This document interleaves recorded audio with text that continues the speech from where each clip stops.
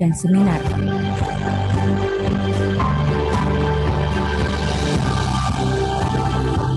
Perpustakaan,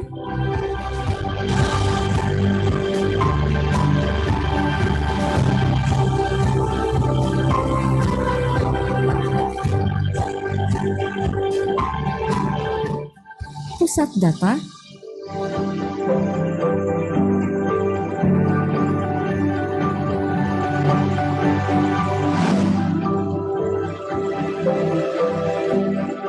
ruang pusat penelitian dan pengembangan yang lengkap dengan berbagai fasilitas kantor.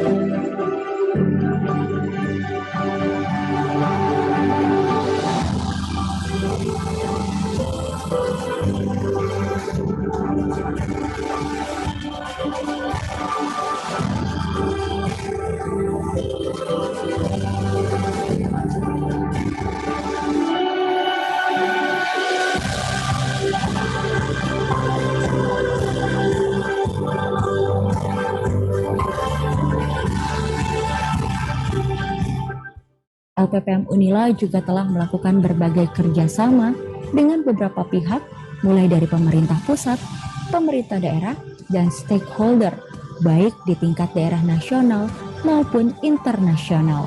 Melalui LP2M, Universitas Lampung diharapkan dapat menaikkan reputasinya di bidang publikasi, karena untuk saat ini publikasi itu menjadi tren dan sangat dibutuhkan oleh para akademisi. Secara pribadi dan sebagai tim pengelola jurnal, saya ingin mengucapkan terima kasih kepada LPPM yang telah mendukung jurnal di tingkat universitas dan juga jurusan, karena telah membantu pendanaan dan juga hal lain yang terkait kemajuan jurnal. Kami mengucapkan terima kasih banyak kepada LPPM karena jurnal kami telah mendapatkan bantuan 2 tahun berturut-turut. Pengabdian dan penelitian sudah memberikan sebuah keselarasan antara penelitian dan pengabdian. Mudah-mudahan LPPM ke depan lebih baik maupun go nasional maupun internasional. Saat ini dosen-dosen luar biasa mendapatkan dukungan yang luar biasa, terutama misalnya saya termasuk pengelola jurnal dan chief editor sebuah jurnal Sinta 2 memperoleh bantuan yang luar biasa dari LP2M. Menjawab beberapa tantangan di industri 4.0, tantangan global dan tantangan kita di era ini, baik nasional atau internasional, akan lebih banyak lagi, sehingga akan meningkatkan ranking Unila klasterisasi nasional dan internasional. Harapan saya ke depan, mudah-mudahan LP2M Universitas Lampung lebih mengajak para mahasiswa di Unila untuk berkolaborasi dalam penelitian dan pengabdian kepada masyarakat yang dilakukan oleh dosen-dosen di lingkungan Universitas Lampung. Harapan kita tentu sangat berharap lebih besar kepada LP2M ini untuk ikut serta mendorong teman-teman dosen ataupun sivitas akademika untuk lebih menghasilkan karya-karya terbaiknya dalam bidang penelitian, aplikasi, paten, bisa langsung dirasakan oleh teman-teman masyarakat. Semoga ke depan LP2M Unila dapat terus mengembangkan jalinan kerjasama kelembagaan yang makin luas, baik lokal, nasional, maupun internasional, yang kondusif dan saling menguntungkan. Hingga saat ini, LPPM Unila terus meningkatkan kualitas dan kuantitas penelitian.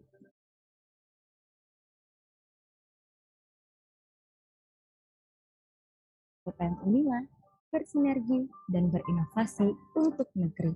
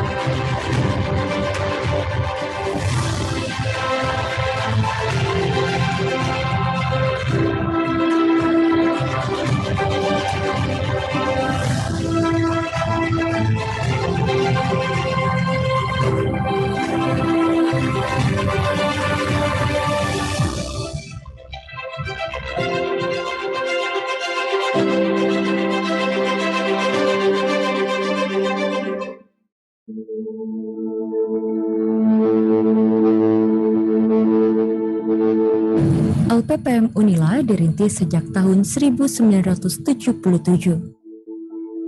Pada mulanya, LPPM ini terdiri dari dua lembaga, yaitu Lemlit, Lembaga Penelitian, dan LPM, Lembaga Pengabdian kepada Masyarakat. Pada tahun 2015, melalui surat keputusan Rektor Universitas Lampung, kedua lembaga ini digabungkan menjadi satu dengan nama LPPM Unila. Dengan semangat penelitian dan pengabdian kepada masyarakat, LPPM Unila memiliki visi menjadi lembaga yang terkenal di tingkat nasional dan internasional untuk penelitian dan penerapan ilmu pengetahuan teknologi dan seni. LPPM adalah lembaga penelitian dan pengabdian kepada masyarakat Universitas Lampung, yang mana dalam melaksanakan tugas kesehariannya yaitu melakukan kegiatan dan mendorong semua kegiatan yang merujuk kepada kedharma hukum ini. LPPM memiliki tanggung jawab dalam menghasilkan produk penelitian, pengabdian, dan serta mengadakan beberapa event seperti seminar nasional dan seminar internasional, serta beberapa publikasi ilmiah, dan membantu juga kegiatan dosen dalam penulisan artikel ilmiah dan pendanaan untuk buku referensi, monograf, dan buku chapter. Saat ini, LPPM memiliki 9 puslit dan 3 sentra. Puslit dan sentra tersebut mensupport visi misi LPPM dan visi misi Universitas Lampung, yaitu menjadi 10 terbesar di tahun 2020.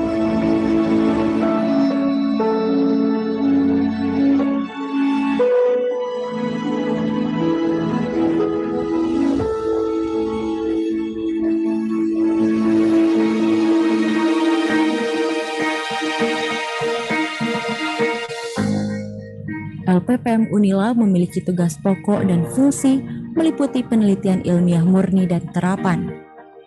Puslit Pesisir Kelautan dan LPPM Unila memiliki fungsi melakukan penelitian pada aspek sosial ekonomi masyarakat pesisir, produksi, pengolahan hasil perikanan, dan lingkungan wilayah pesisir. Selain itu, melakukan diseminasi hasil penelitian sebagai upaya meningkatkan kepedulian dan partisipasi masyarakat dalam pemanfaatan sumber daya pesisir, kelautan, dan perikanan. Puslit ini mempunyai fungsi melakukan kajian-kajian akademik terkait gender, anak, dan perempuan. Bank ini bertujuan untuk membangun wilayah-wilayah perdesaan dengan bekerja sama dengan stakeholder terkait dalam upaya untuk mendukung kampus merdeka. Puslit Budaya Lampung melakukan berbagai penelitian dan pengabdian serta kerjasama dengan berbagai pihak untuk tetap melestarikan dan menjaga seni dan budaya masyarakat Lampung.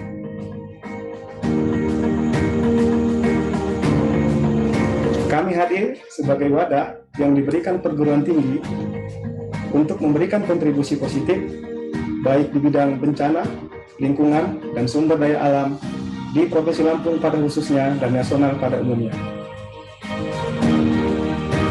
Selain itu, LPPM Unila juga memiliki tugas pokok dan fungsi meliputi kepelaksanaan pengabdian kepada masyarakat. Sentra Inkubator Bisnis dan Inovasi bertugas mengintegrasikan hasil inovasi dari kalangan akademisi, pengusaha maupun masyarakat agar dapat dikembangkan menjadi unit bisnis yang berdaya saing.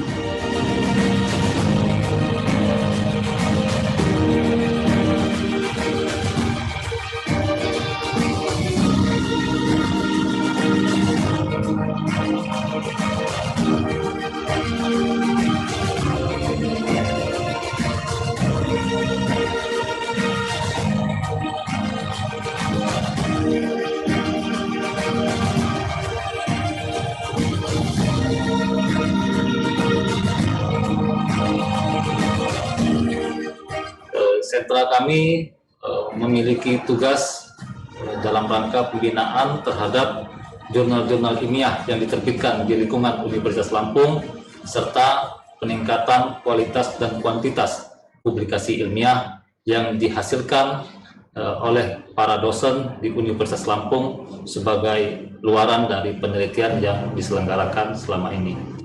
Dengan dukungan sumber daya manusia dari berbagai bidang ilmu di lingkungan Universitas Lampung, LPPM Unila merencanakan, melaksanakan, mengendalikan, dan mengevaluasi penelitian dan pengabdian kepada masyarakat untuk meningkatkan mutu pendidikan dan kesejahteraan masyarakat.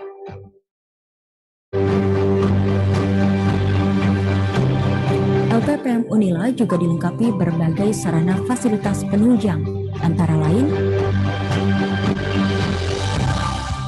ruang kantor,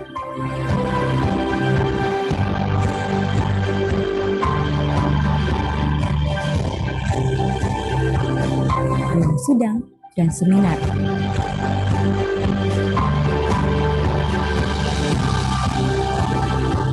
Perpustakaan,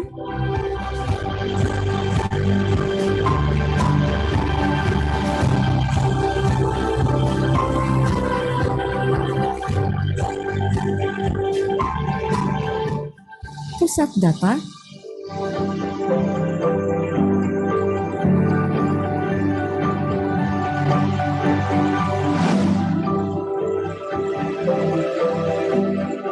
ruang pusat penelitian dan pengembangan yang lengkap dengan berbagai fasilitas kantor.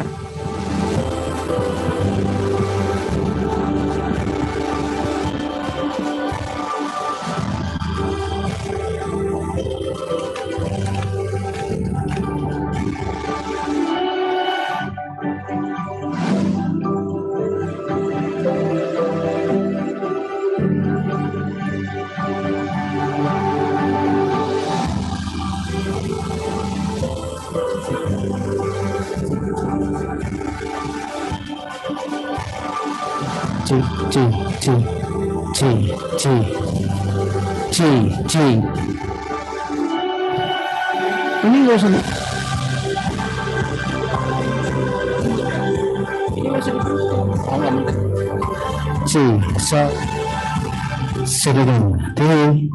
Unila juga melakukan berbagai kerjasama dengan beberapa pihak, mulai dari pemerintah pusat, pemerintah daerah, dan stakeholder, baik di tingkat daerah nasional maupun internasional. Melalui LP2M, Universitas Lampung diharapkan dapat menaikkan reputasinya di bidang publikasi, karena untuk saat ini publikasi itu menjadi tren dan sangat dibutuhkan oleh para akademisi. Secara pribadi, sebagai tim pengawal jurnal, saya ingin mengucapkan terima kasih kepada LPPM yang telah mendukung jurnal di tingkat universitas dan juga jurusan, karena telah membantu pendanaan dan juga hal-hal lain yang terkait kemajuan jurnal. Kami mengucapkan terima kasih banyak kepada LPPM karena jurnal kami telah mendapatkan bantuan 2 tahun berturut-turut. Pengabdian dan penelitian sudah memberikan sebuah keselarasan antara penelitian dan pengabdian. Mudah-mudahan LPPM ke depan lebih baik. Ini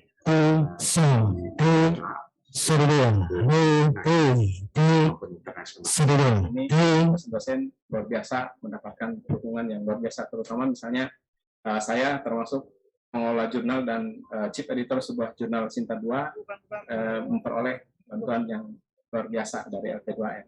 Menjawab beberapa tantangan di Industri 4.0, tantangan global dan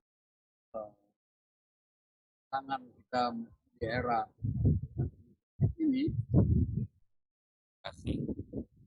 baik nasional atau internasional akan lebih banyak lagi, sehingga akan meningkatkan ranking Unila kelas prestasi nasional dan internasional.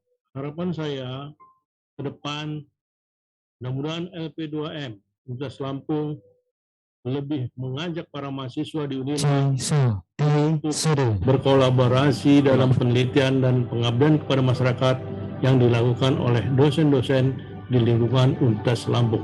Harapan kita tentu sangat berharap lebih besar kepada LP2M ini untuk ikut serta mendorong teman-teman dosen ataupun sivitas akademika untuk lebih menghasilkan karya-karya terbaiknya dalam bidang penelitian, publikasi, paten yang bisa langsung dirasakan oleh kehidupan masyarakat. Semoga ke depan LP2M Unila dapat terus mengembangkan jalinan kerjasama kelembagaan yang makin luas, baik lokal, nasional, maupun internasional, yang kondusif dan saling menguntungkan. Hingga saat ini, LPPM Unila terus meningkatkan kualitas dan kuantitas penelitian.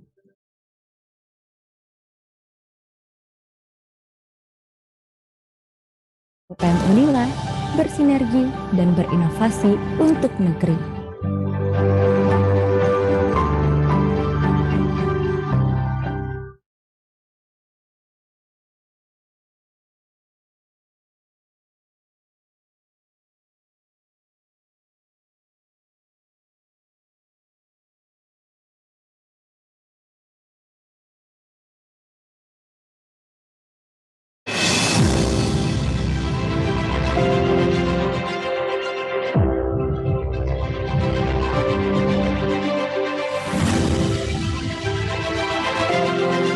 Recording in progress.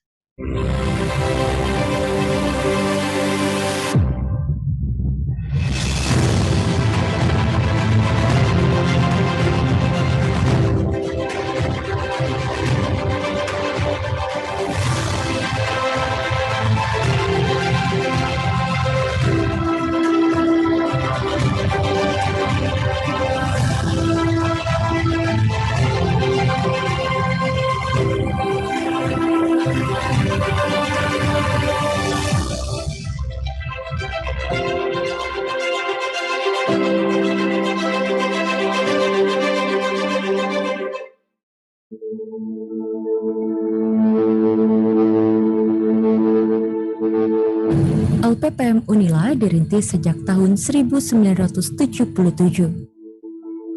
Pada mulanya, LPPM ini terdiri dari dua lembaga, yaitu Lemlit, Lembaga Penelitian, dan LPM, Lembaga Pengabdian kepada Masyarakat. Pada tahun 2015, melalui surat keputusan Rektor Universitas Lampung, kedua lembaga ini digabungkan menjadi satu dengan nama LPPM Unila. Dengan semangat penelitian dan pengabdian kepada masyarakat, LPPM Unila memiliki visi menjadi lembaga yang terkenal di tingkat nasional dan internasional untuk penelitian dan penerapan ilmu pengetahuan, teknologi, dan seni. LPPM adalah lembaga penelitian dan pengabdian kepada masyarakat Universitas Lampung, yang mana dalam melaksanakan tugas kesehariannya yaitu melakukan kegiatan dan mendorong semua kegiatan yang merujuk kepada Dharma ini. LPPM memiliki tanggung jawab dalam menghasilkan produk penelitian, pengabdian, dan serta mengadakan beberapa event seperti seminar nasional dan seminar internasional, serta beberapa publikasi ilmiah, dan membantu juga kegiatan dosen dalam penulisan artikel ilmiah dan pendanaan untuk buku referensi, monograf, dan book chapter.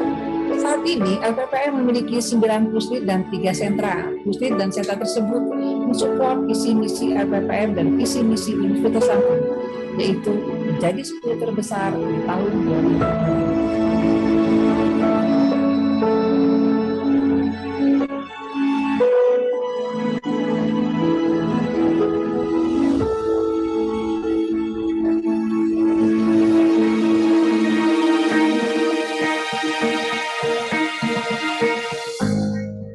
LPPM Unila memiliki tugas pokok dan fungsi meliputi penelitian ilmiah murni dan terapan. Puslit Pesisir Kelautan dan LPPM Unila memiliki fungsi melakukan penelitian pada aspek sosial ekonomi masyarakat pesisir, produksi, pengolahan hasil perikanan, dan lingkungan wilayah pesisir. Selain itu, melakukan diseminasi hasil penelitian sebagai upaya meningkatkan kepedulian dan partisipasi masyarakat dalam pemanfaatan sumber daya pesisir, kelautan, dan perikanan. Puslit ini mempunyai fungsi melakukan kajian-kajian akademik terkait gender, anak, dan perempuan. Puslit Bank ini bertujuan untuk membangun wilayah-wilayah perdesaan dengan bekerja sama dengan stakeholder terkait dalam upaya untuk mendukung kampus merdeka. Pusat Budaya Lampung melakukan berbagai penelitian dan pengabdian serta kerjasama dengan berbagai pihak untuk tetap melestarikan dan menjaga seni dan budaya masyarakat Lampung.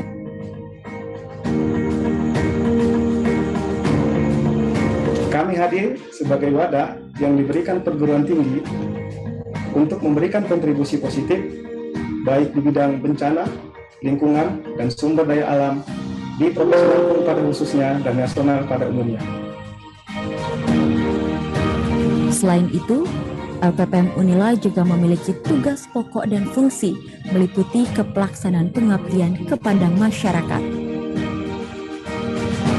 Sentra Inkubator Bisnis dan Inovasi bertugas mengintegrasikan hasil inovasi dari kalangan akademisi, pengusaha maupun masyarakat agar dapat dikembangkan menjadi unit bisnis yang berdaya saing.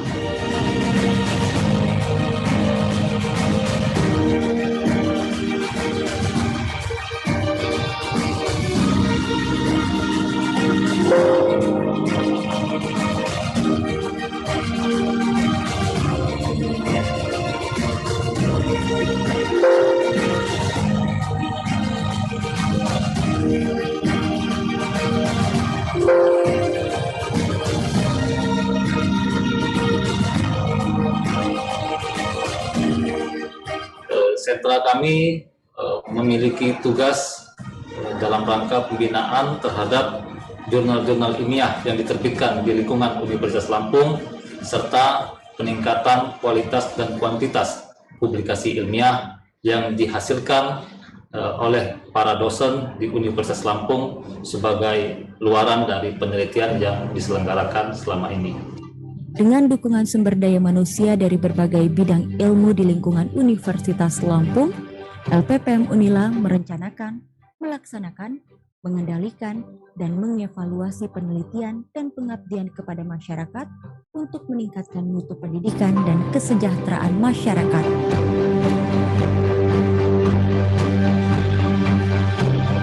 LPPM Unila juga dilengkapi berbagai sarana fasilitas penunjang, antara lain ruang kantor,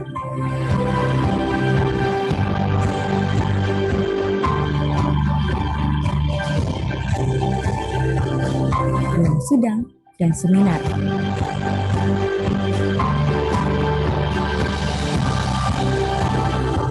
Perpustakaan,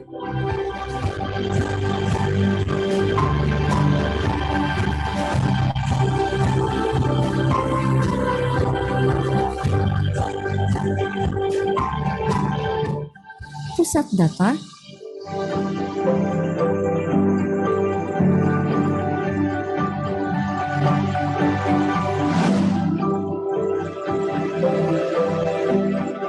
ruang pusat penelitian dan pengembangan yang lengkap dengan berbagai fasilitas kantor.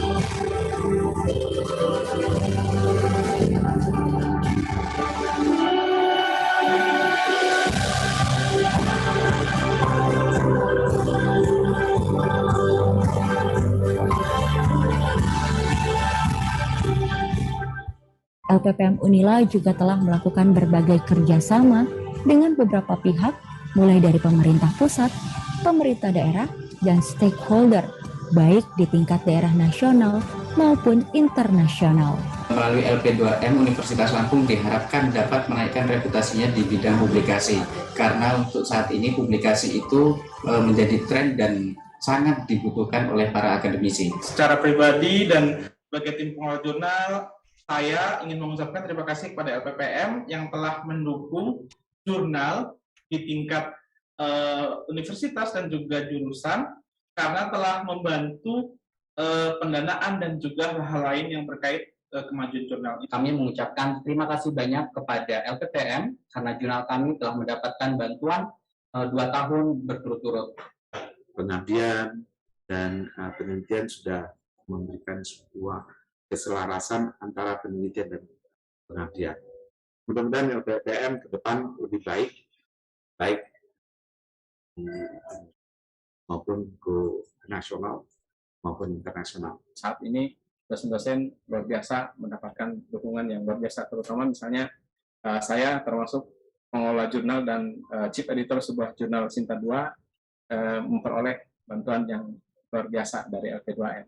Menjawab beberapa tantangan di Universitas 4.0, tantangan global dan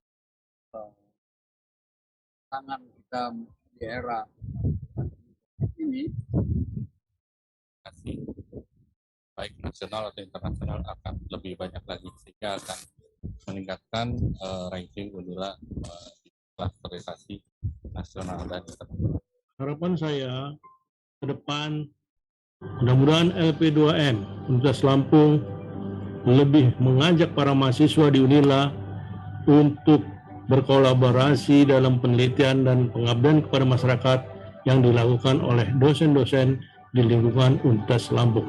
Harapan kita tentu sangat berharap lebih besar kepada LP2M ini untuk ikut serta mendorong teman-teman dosen ataupun sivitas akademika untuk lebih menghasilkan karya-karya terbaiknya dalam bidang penelitian, publikasi, paten yang bisa langsung dirasakan oleh kehidupan masyarakat. Semoga ke depan LP2M Unila mengembangkan jalinan kerjasama kelembagaan yang makin luas, baik lokal, nasional, maupun internasional, yang kondusif dan saling menguntungkan.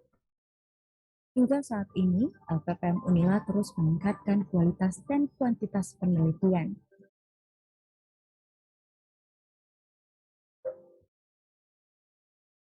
LPPM Unila bersinergi dan berinovasi untuk negeri.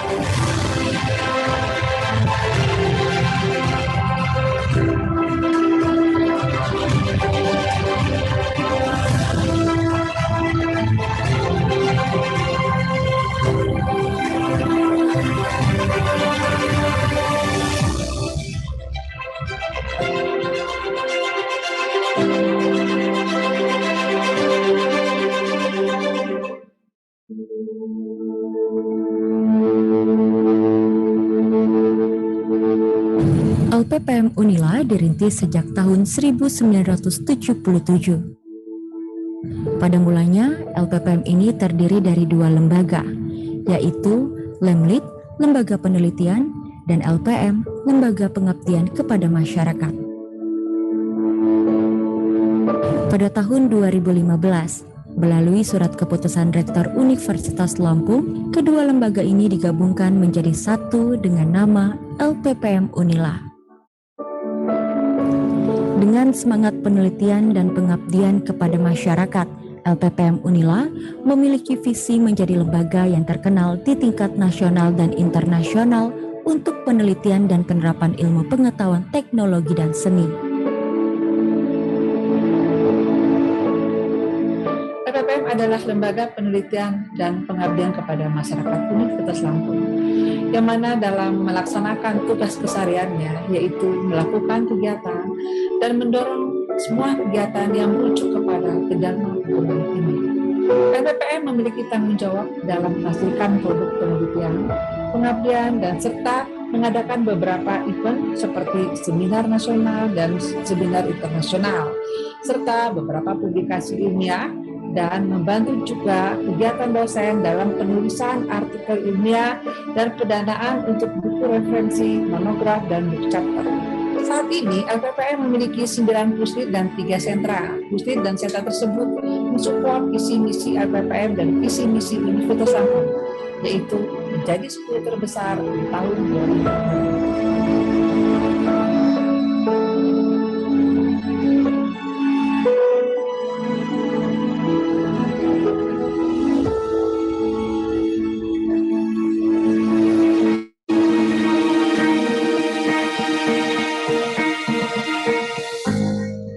LPPM Unila memiliki tugas pokok dan fungsi meliputi penelitian ilmiah murni dan terapan. Puslit Pesisir Kelautan dan LPPM Unila memiliki fungsi melakukan penelitian pada aspek sosial ekonomi masyarakat pesisir, produksi, pengolahan hasil perikanan, dan lingkungan wilayah pesisir.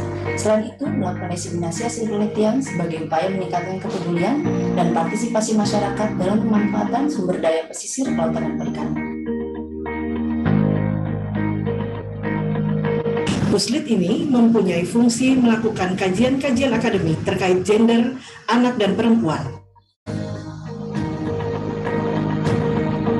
Puslit ini bertujuan untuk membangun wilayah-wilayah perdesaan dengan bekerja sama dengan stakeholder terkait dalam upaya untuk mendukung kampus merdeka.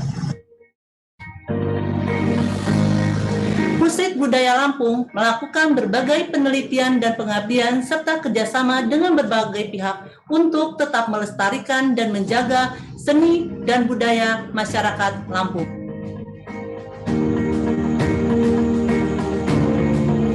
Kami hadir sebagai wadah yang diberikan perguruan tinggi untuk memberikan kontribusi positif baik di bidang bencana, lingkungan, dan sumber daya alam di Provinsi Lampung pada khususnya dan nasional pada umumnya. Selain itu, LPPM Unila juga memiliki tugas pokok dan fungsi meliputi kepelaksanaan pengabdian kepada masyarakat. Sentra Inkubator Bisnis dan Inovasi bertugas mengintegrasikan hasil inovasi dari kalangan akademisi, pengusaha maupun masyarakat agar dapat dikembangkan menjadi unit bisnis yang berdaya saing.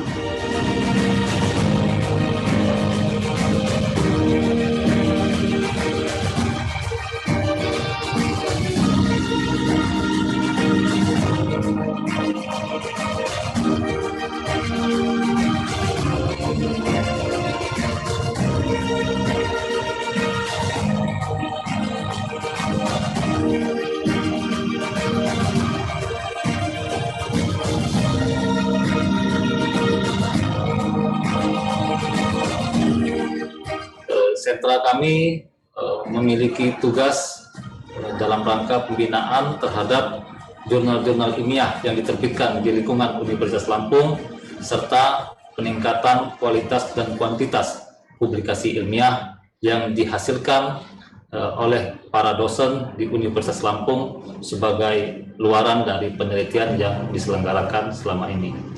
Dengan dukungan sumber daya manusia dari berbagai bidang ilmu di lingkungan Universitas Lampung, LPPM Unila merencanakan, melaksanakan, mengendalikan, dan mengevaluasi penelitian dan pengabdian kepada masyarakat untuk meningkatkan mutu pendidikan dan kesejahteraan masyarakat.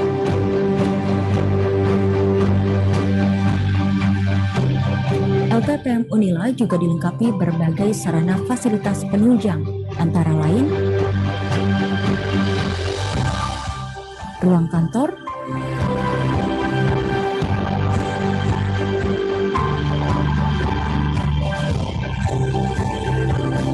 ruang sidang, dan seminar.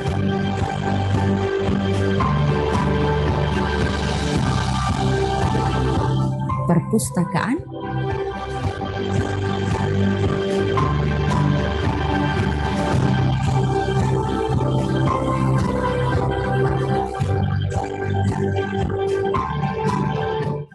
pusat data,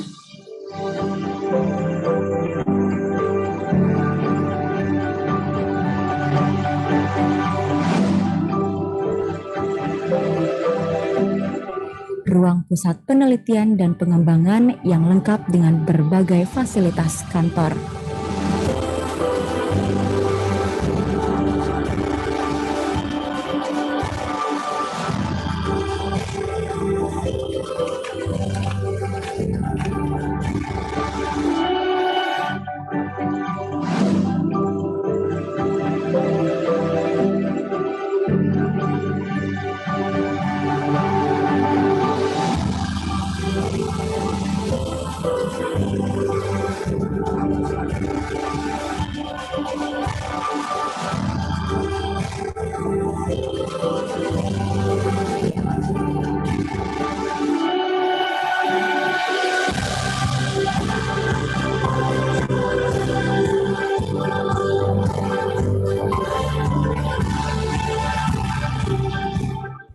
LPPM Unila juga telah melakukan berbagai kerjasama dengan beberapa pihak, mulai dari pemerintah pusat, pemerintah daerah, dan stakeholder, baik di tingkat daerah nasional maupun internasional. Melalui LP2M, Universitas Lampung diharapkan dapat menaikkan reputasinya di bidang publikasi, karena untuk saat ini publikasi itu menjadi tren dan sangat dibutuhkan oleh para akademisi. Secara pribadi dan sebagai tim pengawal jurnal, saya ingin mengucapkan terima kasih kepada LPPM yang telah mendukung jurnal di tingkat universitas dan juga jurusan, karena telah membantu pendanaan dan juga hal lain yang terkait kemajuan jurnal. Kami mengucapkan terima kasih banyak kepada LPPM karena jurnal kami telah mendapatkan bantuan 2 tahun berturut-turut. Pengabdian dan penelitian sudah memberikan sebuah keselarasan antara penelitian dan pengabdian. Mudah-mudahan LPPM ke depan lebih baik maupun go nasional maupun internasional. Saat ini dosen-dosen luar biasa mendapatkan dukungan yang luar biasa, terutama misalnya saya termasuk pengelola jurnal dan chief editor sebuah jurnal Sinta 2 memperoleh bantuan yang luar biasa dari LP2M. Menjawab beberapa tantangan di 4.0, tantangan global dan tantangan kita di era ini,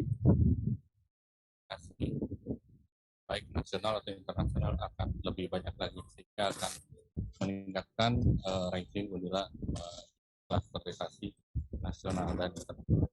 Harapan saya ke depan, mudah-mudahan LP2M Universitas Lampung lebih mengajak para mahasiswa di Unila untuk berkolaborasi dalam penelitian dan pengabdian kepada masyarakat yang dilakukan oleh dosen-dosen di lingkungan Universitas Lampung.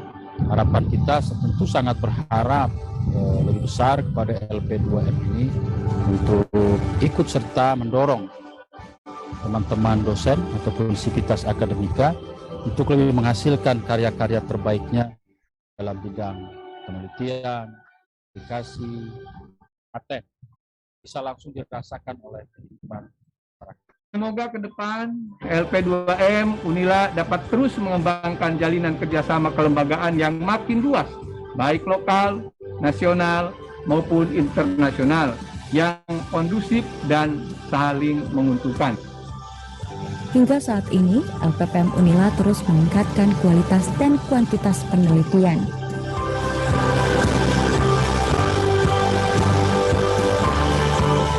LPPM Unila bersinergi dan berinovasi untuk negeri.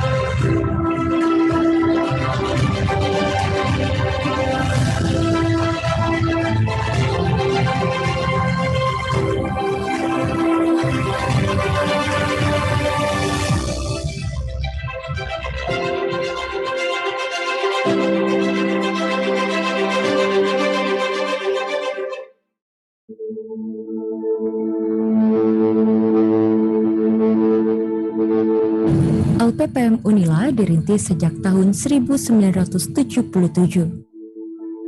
Pada mulanya, LPPM ini terdiri dari dua lembaga, yaitu Lemlit, Lembaga Penelitian, dan LPM, Lembaga Pengabdian kepada Masyarakat.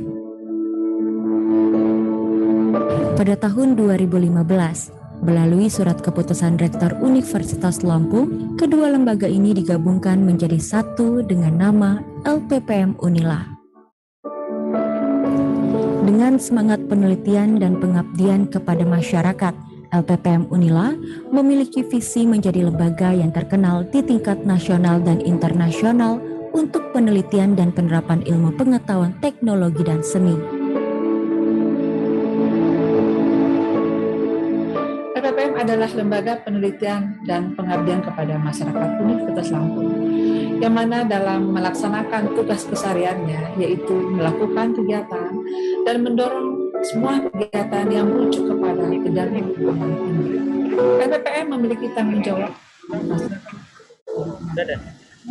dan serta mengadakan beberapa event seperti seminar nasional dan seminar internasional, serta publikasi ilmiah dan membantu juga kegiatan dosen dalam penulisan artikel ilmiah dan pendanaan untuk buku referensi. Saat ini, LPPM memiliki 9 puslit dan 3 sentra. Puslit dan sentra tersebut mensupport visi misi LPPM dan visi misi Universitas Lampung, yaitu menjadi 10 terbesar di tahun 2020.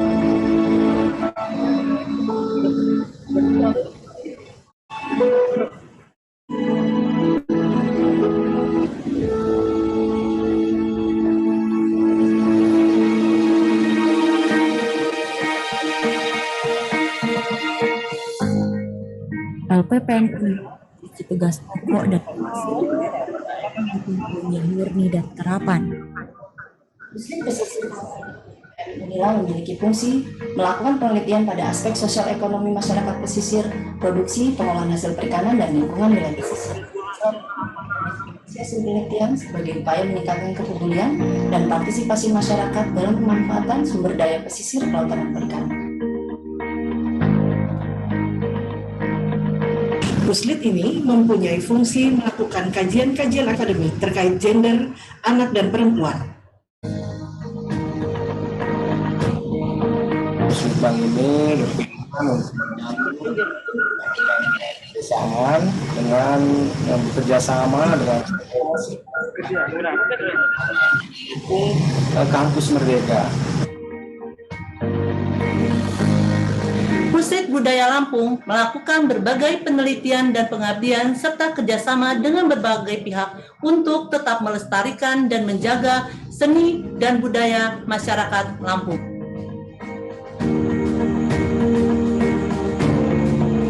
Kami hadir sebagai wadah yang diberikan perguruan tinggi untuk memberikan kontribusi positif baik di bidang bencana, lingkungan, dan sumber daya alam di Provinsi Lampung pada khususnya dan nasional pada umumnya. Selain itu, LPPM Unila juga memiliki tugas pokok dan fungsi meliputi kepelaksanaan pengabdian kepada masyarakat. Sentra Inkubator Bisnis dan Inovasi bertugas mengintegrasikan hasil inovasi dari kalangan akademisi, pengusaha maupun masyarakat agar dapat dikembangkan menjadi unit bisnis yang berdaya saing.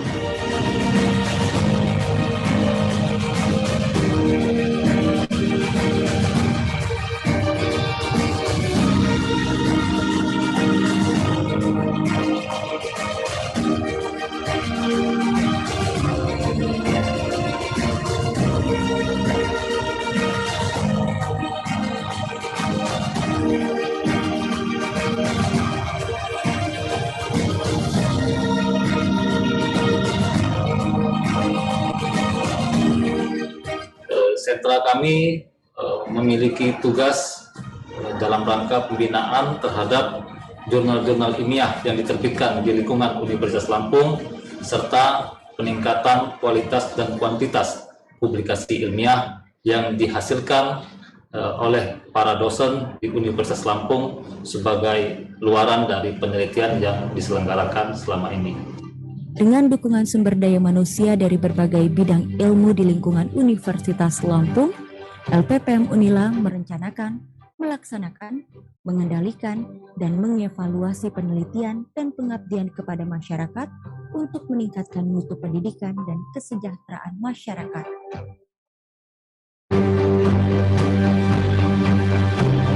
LPPM Unila juga dilengkapi berbagai sarana fasilitas penunjang, antara lain ruang kantor,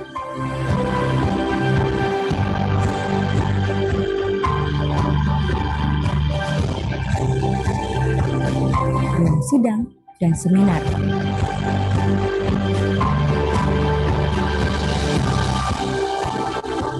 Perpustakaan,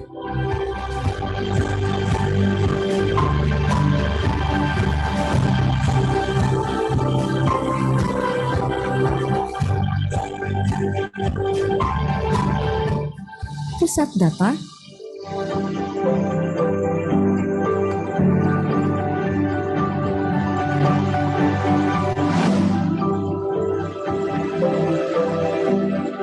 ruang pusat penelitian dan pengembangan yang lengkap dengan berbagai fasilitas kantor.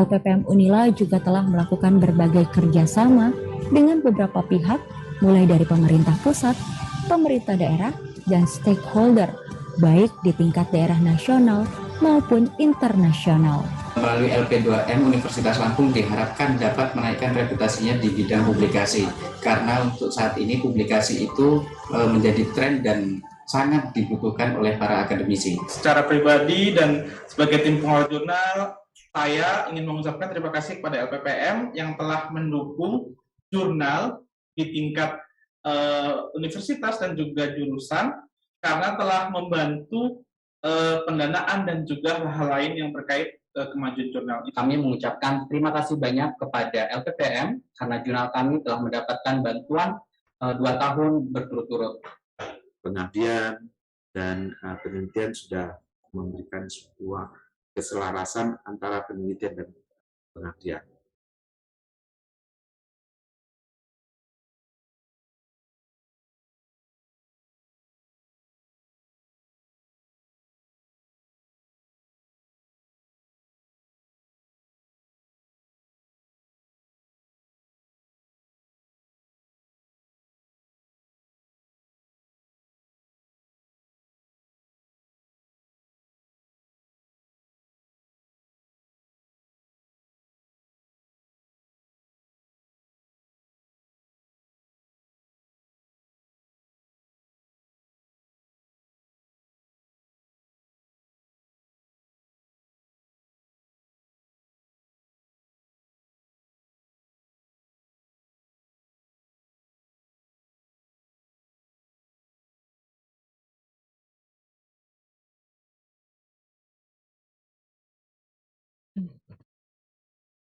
Cek.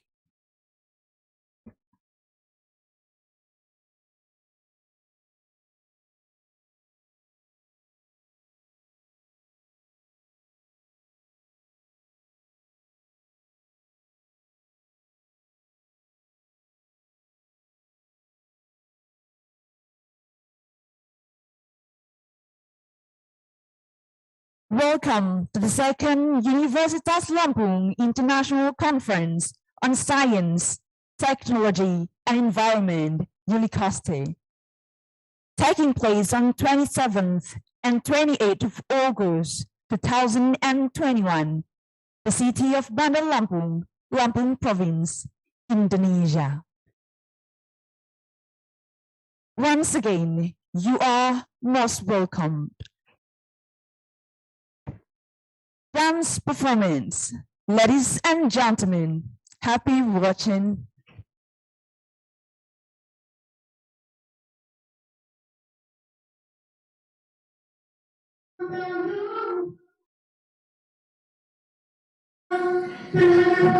The Segrah dance is a traditional dance from Lampung province, which tells us to keep our belief and trust to God.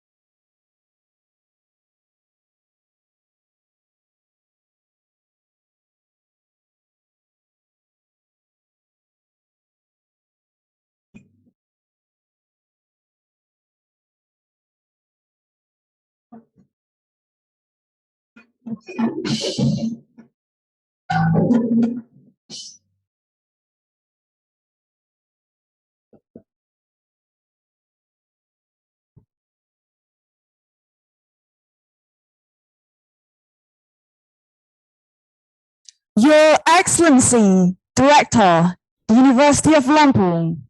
Your Excellency, the Head of Senate. Your Excellency, the Vice Rector for Academic Affairs. Your Excellency, the Vice Rector for Administration and Finance. Your Excellency, the Vice Rector for Students and Alumni Affairs. Your Excellency, the Vice Rector for Planning, Cooperation, Information and Technology. The Honorable Deans of University of Lampung. The Honorable the Director of Postgraduate Program. The Honorable the Head of the Institute of Research and Community Services of the University of Lampung. The Honorable the Head of the Institute for Education and Development Quality Assurance of the University of Lampung, or the representative. The Honorable all committees and participants. Ladies and gentlemen, please be advised that you are stand up for Indonesian anthem.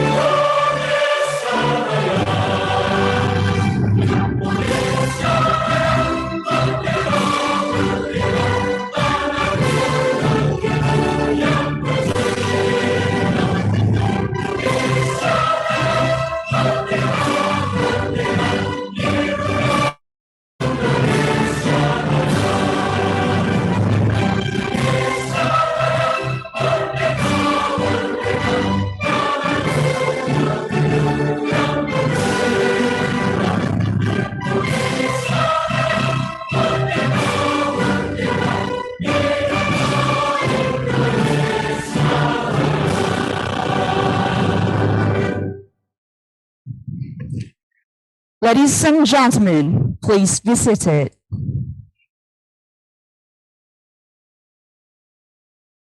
Next agenda, opening speech. The first speech will be delivered by the head, the Institute of Research and Community Services of University of Lampung, to Dr. Engineer Nusmailia Afriani, DEA. Time is yours. Izin Pak Rektor. Please. Assalamualaikum warahmatullahi wabarakatuh. Salam warahmatullahi wabarakatuh. Good morning, ladies and gentlemen. Tabe pun. Honorable Professor Dr. Karomani, MSI, Director of Universitas Lampung, along with all the vices, all Lampung University's deans, and all the keynote speakers today. Professor Peter Charles from Murdoch University, Australia, Professor Dr. Udin Hasanuddin from Universitas Lampung, Muhammad Nur Hisham, PhD from University Technology Mara, Malaysia, Professor Chun Cheng Chang from National Taiwan Normal University, Taiwan. All of the audiences. We, as the head of Institute of Research and Community Service, University of Lampung, and the and of the second Universitas Lampung International Conference in Science, Technology, and Environment 2021 with the theme of Science and Technology for Sustainable Development. I would like to express my gratitude to all of you who have been getting involved in this event.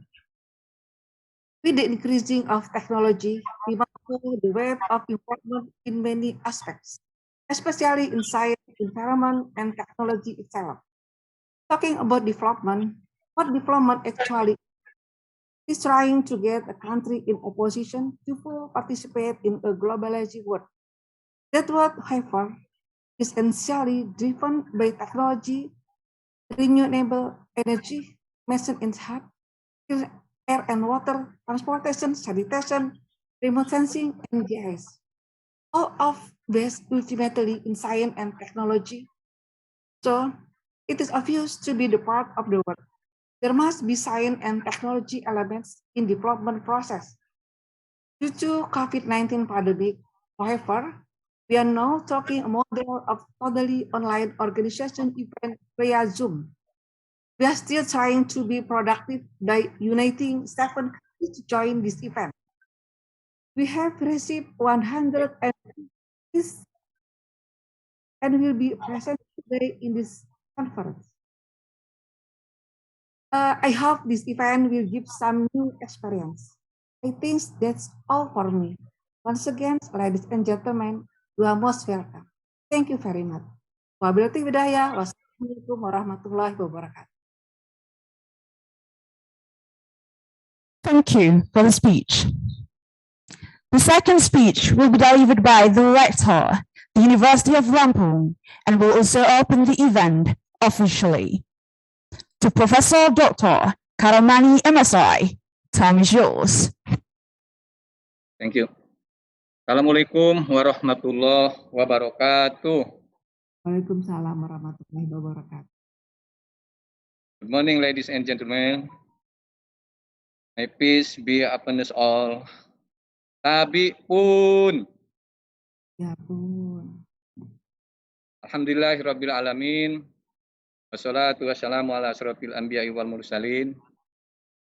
Sayyidina wa maulana wa habibina wa syafi'ina Muhammadin wa ala alihi wa sahbihi ajmain. Wa bishrah li sadri wa yassir li amri wa hlul 'uqdatam min lisani yafqahu qawli. Ladies and gentlemen, excuse me. I want to inform you.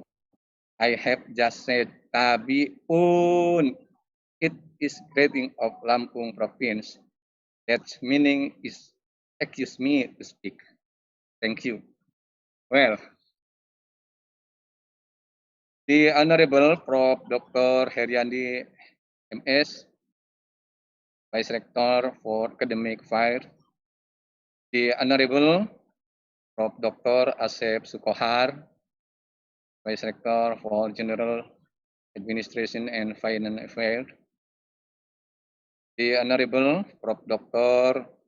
Yulianto, Vice Rector for Student Affairs and Alumni, the Honorable Prof. Suharso, PhD, Vice Rector for Planning, Cooperation, and Information and Communication Technology, distinguished guests, Deans of the Faculty of Medicine, Faculty of Thematic and Natural Sciences, Faculty of Agriculture, Faculty of Engineering, Faculty of Economics and Business, Faculty of Political and Social Sciences, Faculty of Law, and Faculty of Teacher Training Education, University of Lampung.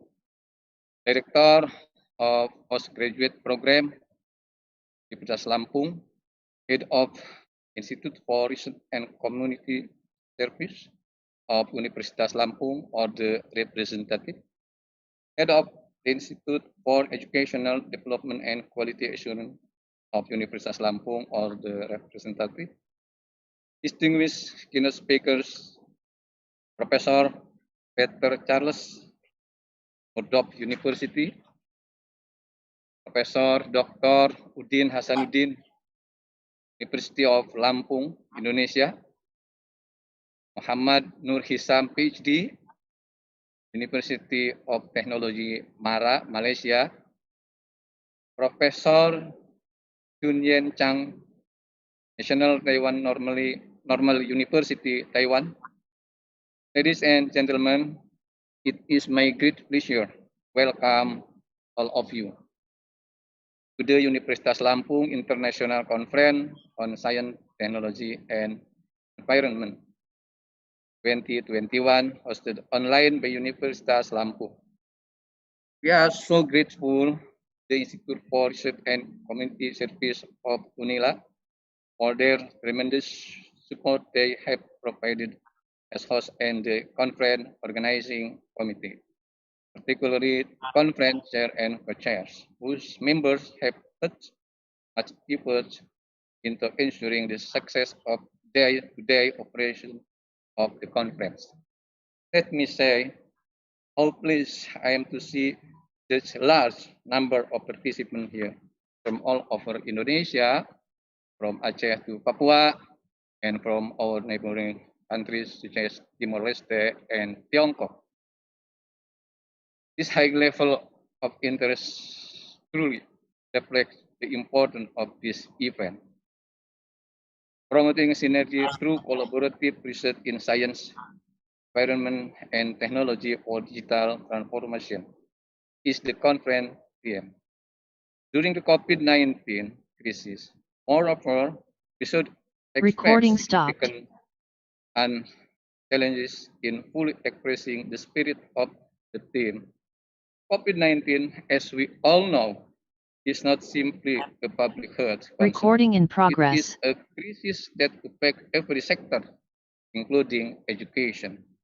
Ladies and gentlemen, as we are all aware of, the world is now moving toward digitalization, where technology reigns supreme. The conference is dedicated to promoting synergy through collaborative research in science and technology for digital transformation. Furthermore, pandemic has forced us to go digital. As a result, today, digital transformation requires synergy with multiple parties through various research and innovation. Ladies and gentlemen, in higher education institutions, in UNILA in particular, we have performed number of digital transformation. For example, improve government on information management system for staff and students, digital teaching and learning experience, and improve this through new networks and international collaboration. Despite the numerous challenges that lie ahead, we continue to work to improve the transformation. Therefore, this international conference is in alignment with the objective of UNILA. And here today, in this online forum, I believe that the transfer of information and knowledge, research finding, and other related issues to support the digital transformation in science and technology is now ongoing. In this scientific meeting, the participants will have the chance to interact with keynote speakers during plenary session and with other researchers or experts during parallel session. Ladies and gentlemen, I believe you will have a stimulating and interesting conference today. Please take this opportunity to interact with each other to the fullest in this online environment and exchange your experience and create ideas for a better future. Finally, by saying Bismillahirrahmanirrahim, I declare this Universitas Lampung International Conference on Science, Technology, and Environment 2021 officially open. I wish you every success with this conference. Thank you. Wassalamualaikum warahmatullahi wabarakatuh.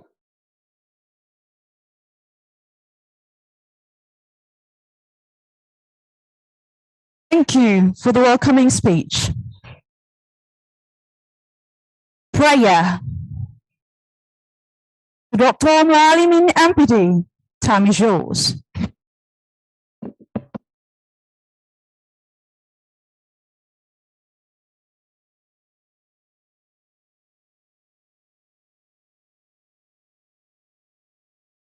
Assalamualaikum warahmatullahi wabarakatuh.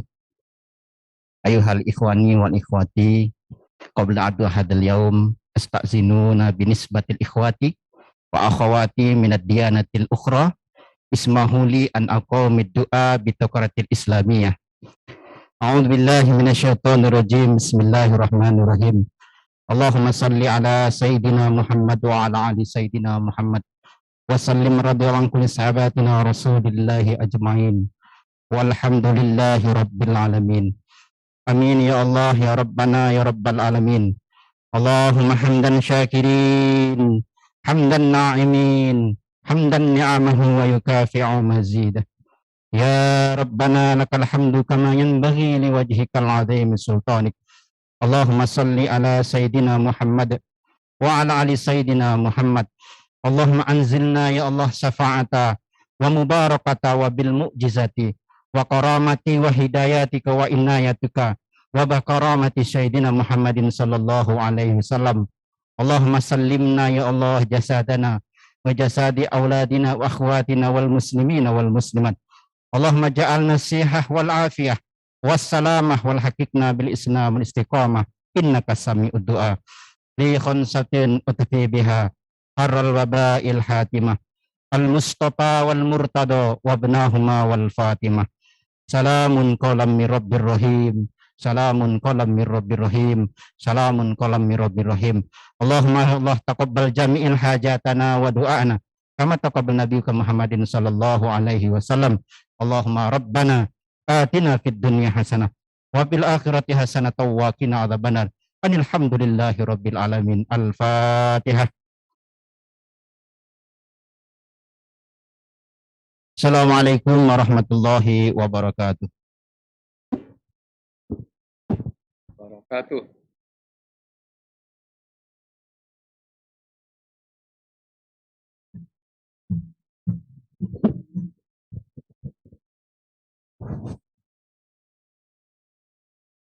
Photo session. Ladies and gentlemen, please turn your camera on.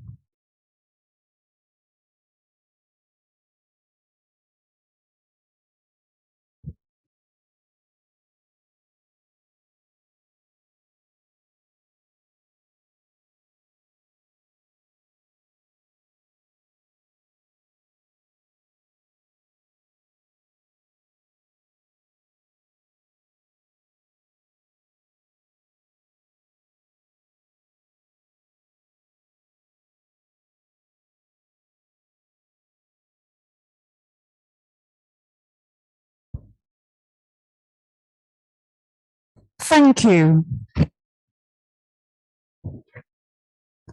Thanks ever so much for your attentions of the opening ceremony. See you on the third Universitas Lampung International Conference on Science, Technology and Environment 2022 next year. Next agenda is presentation. The first presentation will be delivered by Professor Peter Charles and Professor Yun Chong.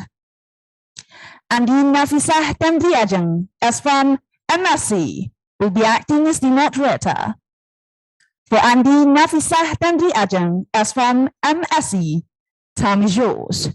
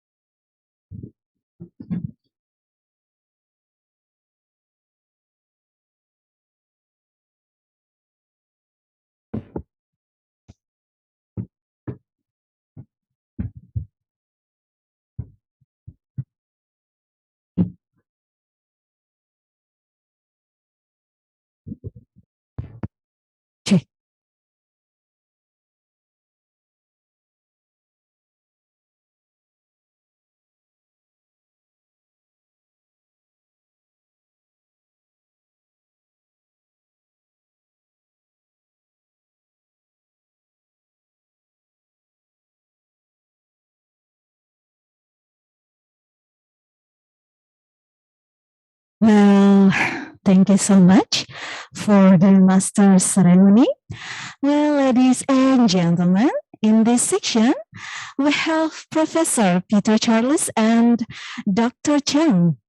Thank you for your attendance and welcome virtually to Universitas Lampung International Conference on Science, Technology and Environment 2021. Okay. Well, ladies and gentlemen, there are two parts of this first section. The first part will be delivered by Professor Peter, and the second part will be delivered by Dr. Chang. Each section has 45 minutes. Well, before moving to the Professor Peter presentation, it will be great opportunity for me to deliver Professor Peter career profile. Well, here we are about the Professor Peter career profile.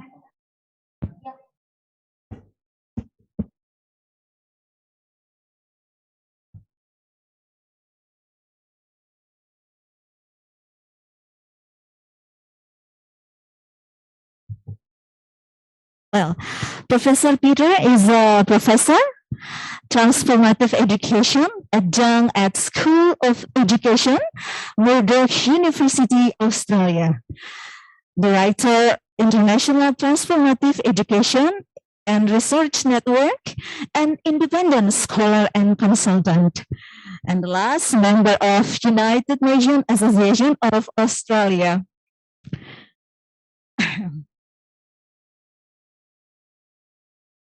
It can be seen that Professor Peter has crucial roles in international organization, especially in transformative education. Well, let's have a look at academic experiences.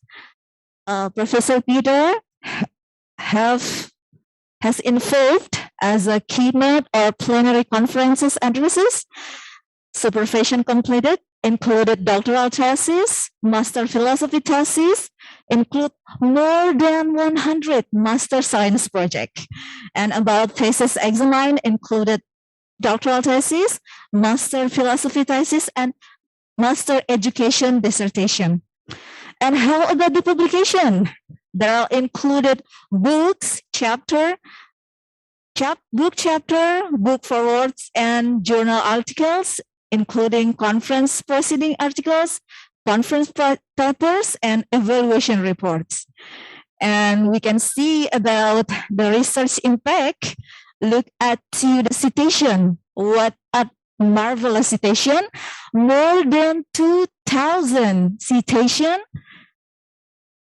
As a scientist or as academic, we already know that citation can depict about the quality of the paper or the quality of the professionality of the professor. And if I were you, ladies and gentlemen, ladies and gentlemen, I will try to set a plan to continue my school, whether in master degree or doctoral degree, to the Murdoch University under Professor Peter Charles supervision, of course. What a marvelous citation. Okay, we'll see about the key publication from 2012 to 2021. It increased very gradually, increased gradually, and we'll see that there are lots of abundant publication. Well, ladies and gentlemen, that's all about Professor Peter career profiles.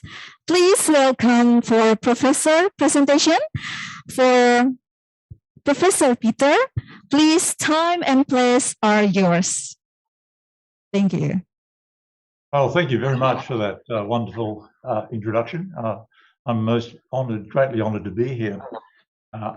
When I say here, I'd rather be there at the University of Lampung, of course. I've been a great friend of Indonesia's since I was a young man. First visited in the early 1970s as a tourist. And in the last decade or so, I've had the great pleasure to make many professional visits to various parts of Indonesia, in Java and in Sumatra. So I'm a little bit sad that I can't be with you today in Lampung. So let's hope that this pandemic is resolved as soon as possible, and then we can all get back together again and enjoy company. I'd like to thank the organising committee for inviting me to this conference to give a talk, and in particular Dr. Rizal Perdana, who's been communicating with me and has been a gracious host. So I'm now going to share my screen. So tell me whether this has come up and you can see it.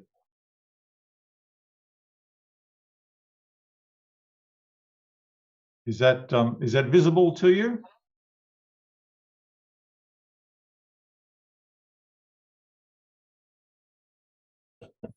Yes, Professor, it's very clear, visible. Okay, thank you very much indeed.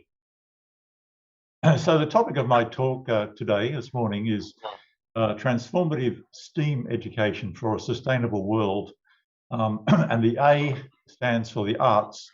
So we've been working over the last many years on integrating curricula and finding new ways of teaching and learning, drawing on transformative learning theory with a particular focus. And the focus is to ensure that our children in schools and our graduates in universities who become professionals, such as teachers, have a commitment to the sustainable development of humanity and of the planet. So that's pretty much the focus of what I'm going to talk to you about this morning. Just before I move on to the talk, let me share with you that I'm the director of the International Transformative Education Research Network, and we have groups, we call them Transformative Education Research Groups, in many countries around the world. And you'll notice there that we have 4 Indonesian universities as members of this group.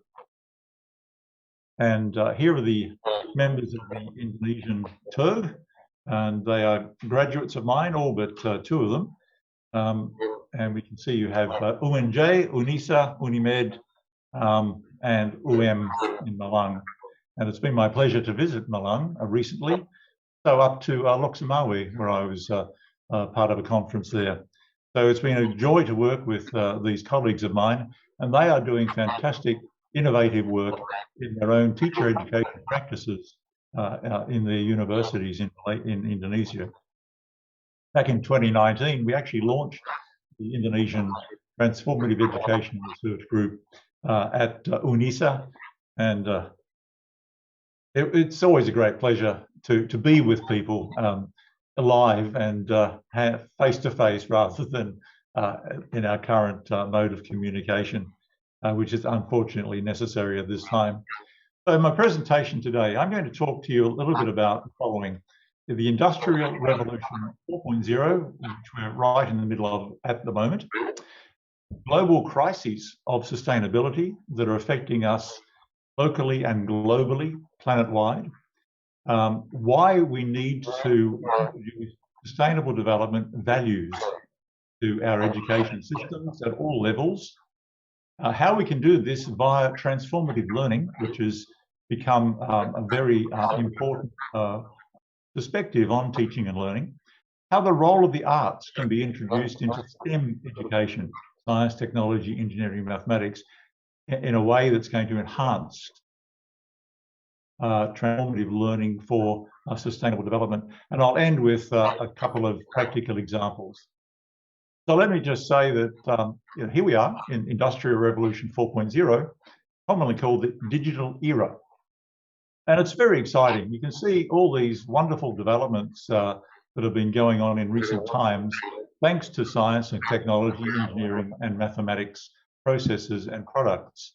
But technology has really transformed our world. Just glancing around here, we've got interplanetary exploration with rovers on the surface of Mars who can actually look through their camera and see their travels.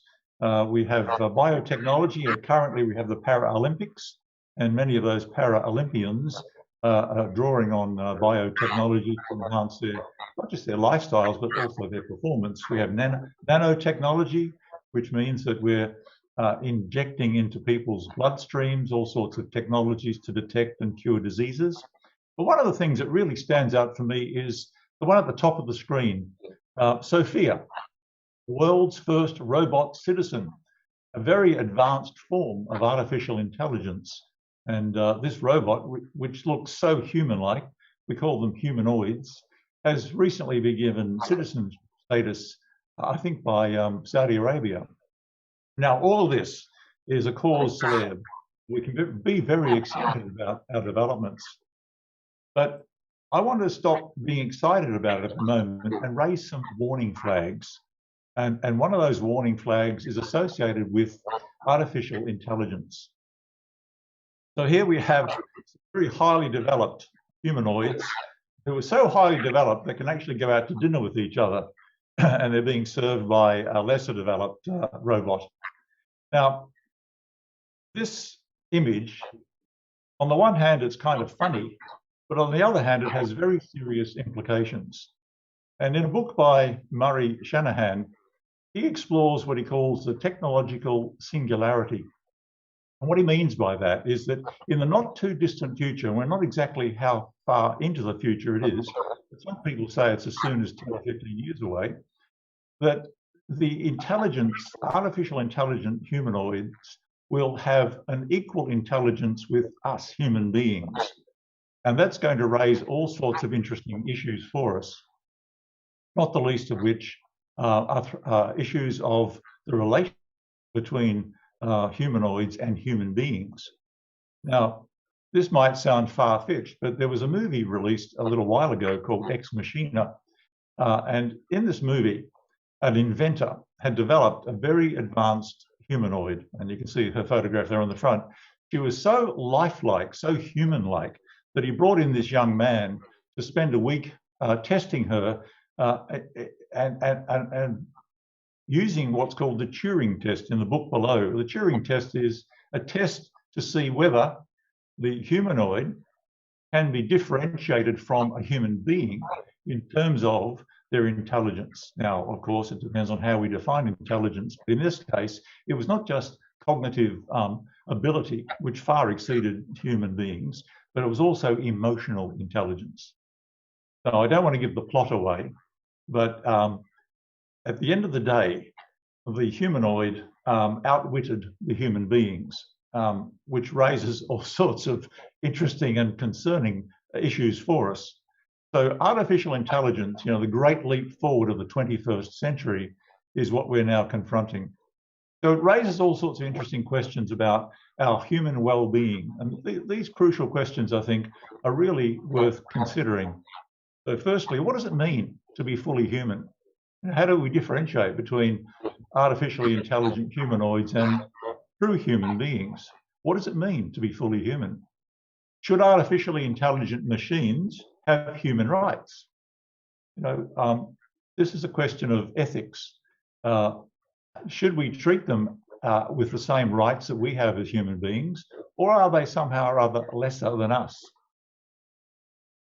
Should we therefore teach ethical design standards for those people in the fields of engineering who are developing these artificially intelligent machines? And furthermore, should we include ethical values in STEM education? Now, the answer to should we teach ethical design standards is something that's been addressed in this book called Ethically Aligned Design, published by the Global Initiative for Ethical Considerations in Artificial Intelligence. And this worldwide group is seeking to develop standards for ethical design of artificially intelligent machines to ensure the future well-being of humanity, so that in our worst nightmares, you know, robotic machines don't actually take over the world and begin to be our new masters. I think this is a really important issue as we move into the 21st century and we can see the rapid developments in technology. Now, this is the 21st century, and I've just raised the issue of ethics, but the issue of ethics has been around for much longer. And let me draw your attention to what we call the Anthropocene. The Anthropocene, anthropo is to do with people. And so this is an era that was identified as starting up in the 18th century when Industrial Revolution 1.0 began. And that was the beginning of the development of steam power. So for steam engines, you had to burn wood, coal, and today, several hundred years later, we're now suffering the consequences of that degree of emission of global heating chemicals into the atmosphere. So Professor Paul Crutzen, he won a Nobel Prize in 1995 for articulating this notion of the Anthropocene. And here's an extract from an article that he wrote with others. The human imprint on the global environment has now become so large and active that it rivals some of the great forces of nature in its impact on the functioning of the Earth system. I think that image on the left is a very good metaphor, visual metaphor, to remind us that the world is now subject to the impact of humanity.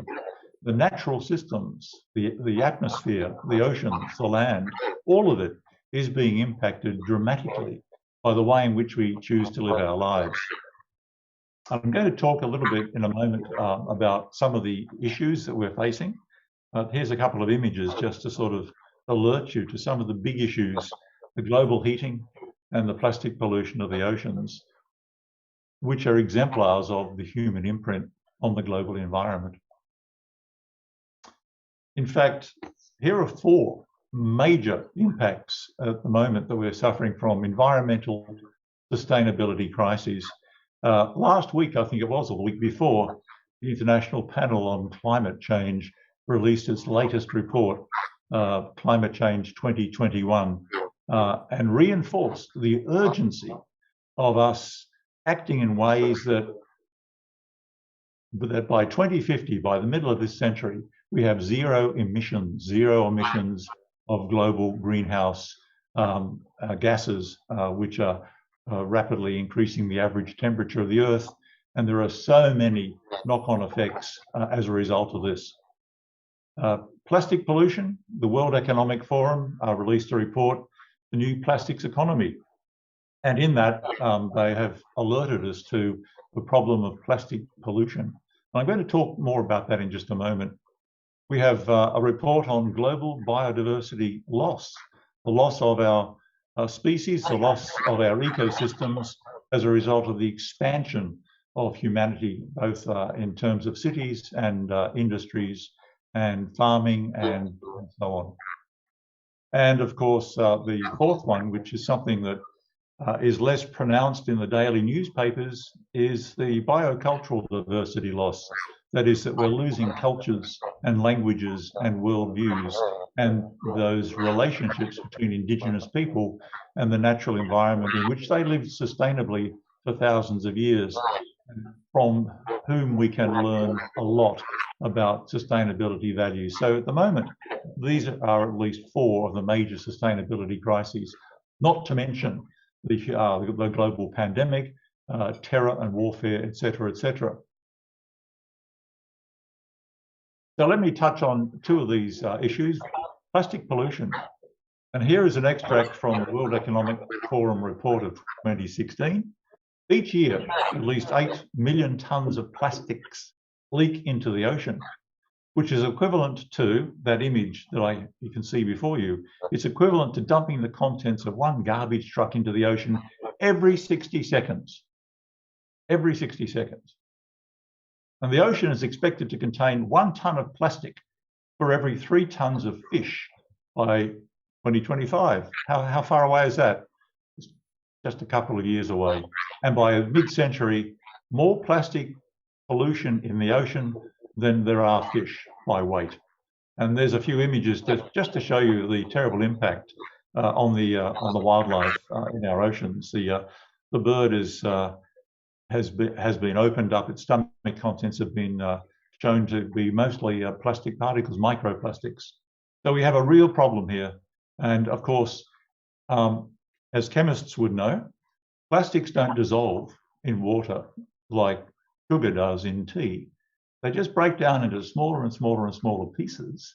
And then those little pieces of plastic get ingested by animals and by fish, and eventually by us. when we consume the fish and the animals of the sea. I think this kind of sums it up quite well. Humanity came from the ocean, and in return, it's not respecting the environment in which we originally came from. Biodiversity loss, the other major sustainability crisis that we're facing. Here's a report from the World Wildlife Fund, Living Planet Report 2020. Until 1970, our ecological footprint was smaller than the Earth's rate of regeneration. In other words, we could consume natural resources and the Earth would be able to regenerate equally well. However, today, to feed and fuel our 21st century lifestyles, we are overusing the Earth's biocapacity by at least 56%. In other words, we need another half a planet to sustain our current lifestyles.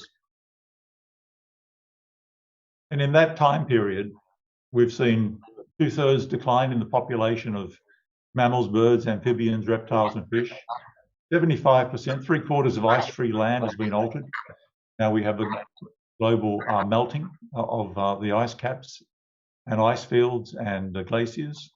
And 85% of our global wetlands have been lost. I know here where I live in Perth in Western Australia, we live on a sandy coastal plain, and there were a lot of wetlands that were supporting natural forests. Many of those have been filled in and built over, and with a resulting loss of ecosystems. So yeah, Australia is certainly part of the problem.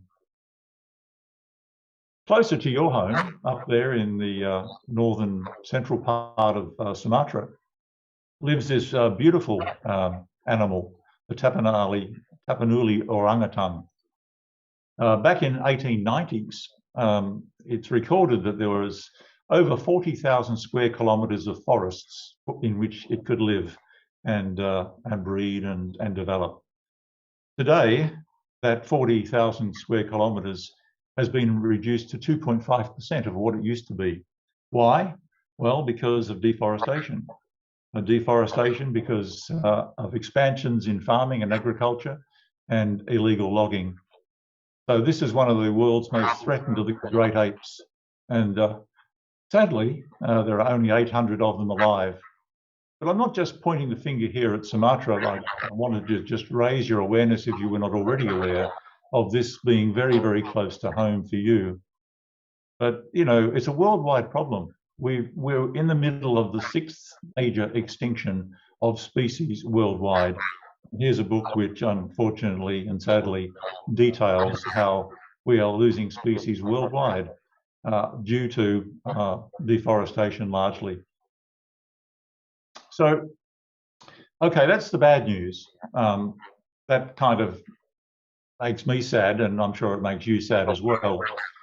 But there is a bright side. We're looking now at the metaphor of the blue sky, some blue sky thinking.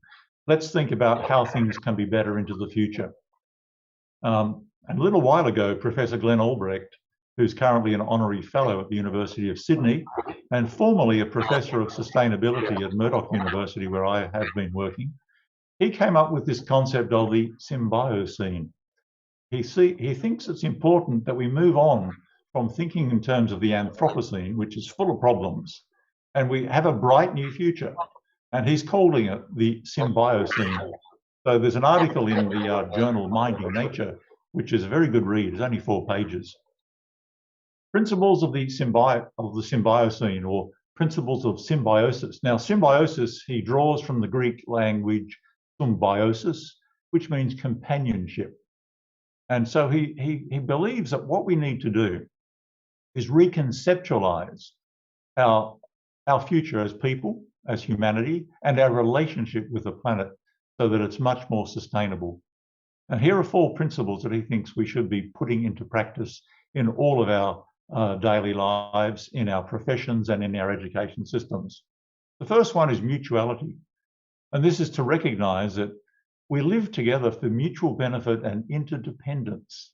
Now, one of the hallmarks of Western democracies these days is an overemphasis on individualism and individual rights. And America is sadly a good example of the extremes of people asserting their individual rights over and above their social responsibility. But in truth, we should be thinking about our mutual benefit of living together and the way in which we are interdependent on each other, not just on each other as people, but in terms of the environment as well. So this brings in the notion of ecology, that there is an interconnectedness of life and all living things. Now, by living things, he means not just humanity, not just human beings, but all life forms. There is an interconnectedness. It's a worldwide web. And this brings in again the notion of ethics. And Professor Glenn Albrecht is arguing that we need to observe natural justice. And in nature, for example, in ecosystems, what wins out is cooperation rather than conflict. Yes, there is a degree of conflict, but overriding conflict, there is cooperation so that we have homeostasis in ecosystems. In order for ecosystems to flourish and to regenerate, there needs to be cooperation. And interesting research has gone on recently into the underground mycorrhizal relationships between plants that enable them to support each other. So he wants to extend that to humanity for us to take on an ethics of natural justice. Biophilia. Philia is the love of, and bio, of course, is biology. So the love of life and lifelike forms. If we're going to take sustainability seriously, if we're going to be committed to ensuring that the planet has a future, then it's not enough just to know that that should be the case, but it's also a matter of trying to engage our students to develop their love of the natural world. And in putting this little slide together, I thought, I've been in love with the natural world for quite a long time now. I'm having a love affair with it. My wife says that's okay. And I'll put the next slide together just to show you the aesthetics, the beauty of the natural world. Oh, and by the way, before I move on to that, Professor Glenn Albrecht has given a TED talk, and there's a link there to that talk. So here's a little indication of the love of my life.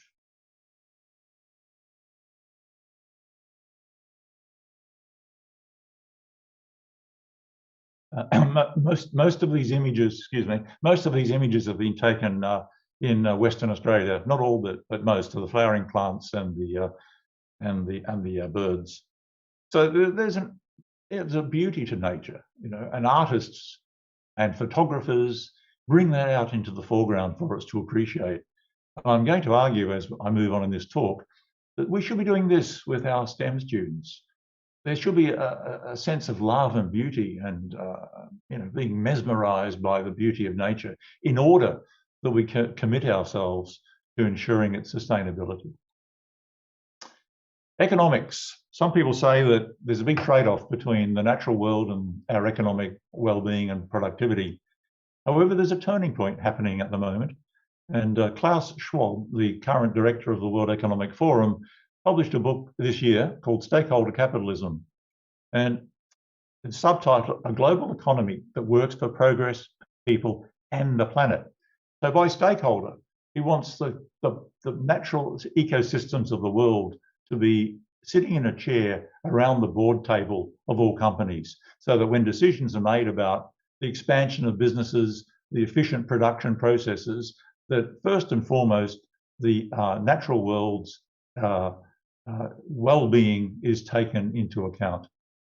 A couple of extracts from his book.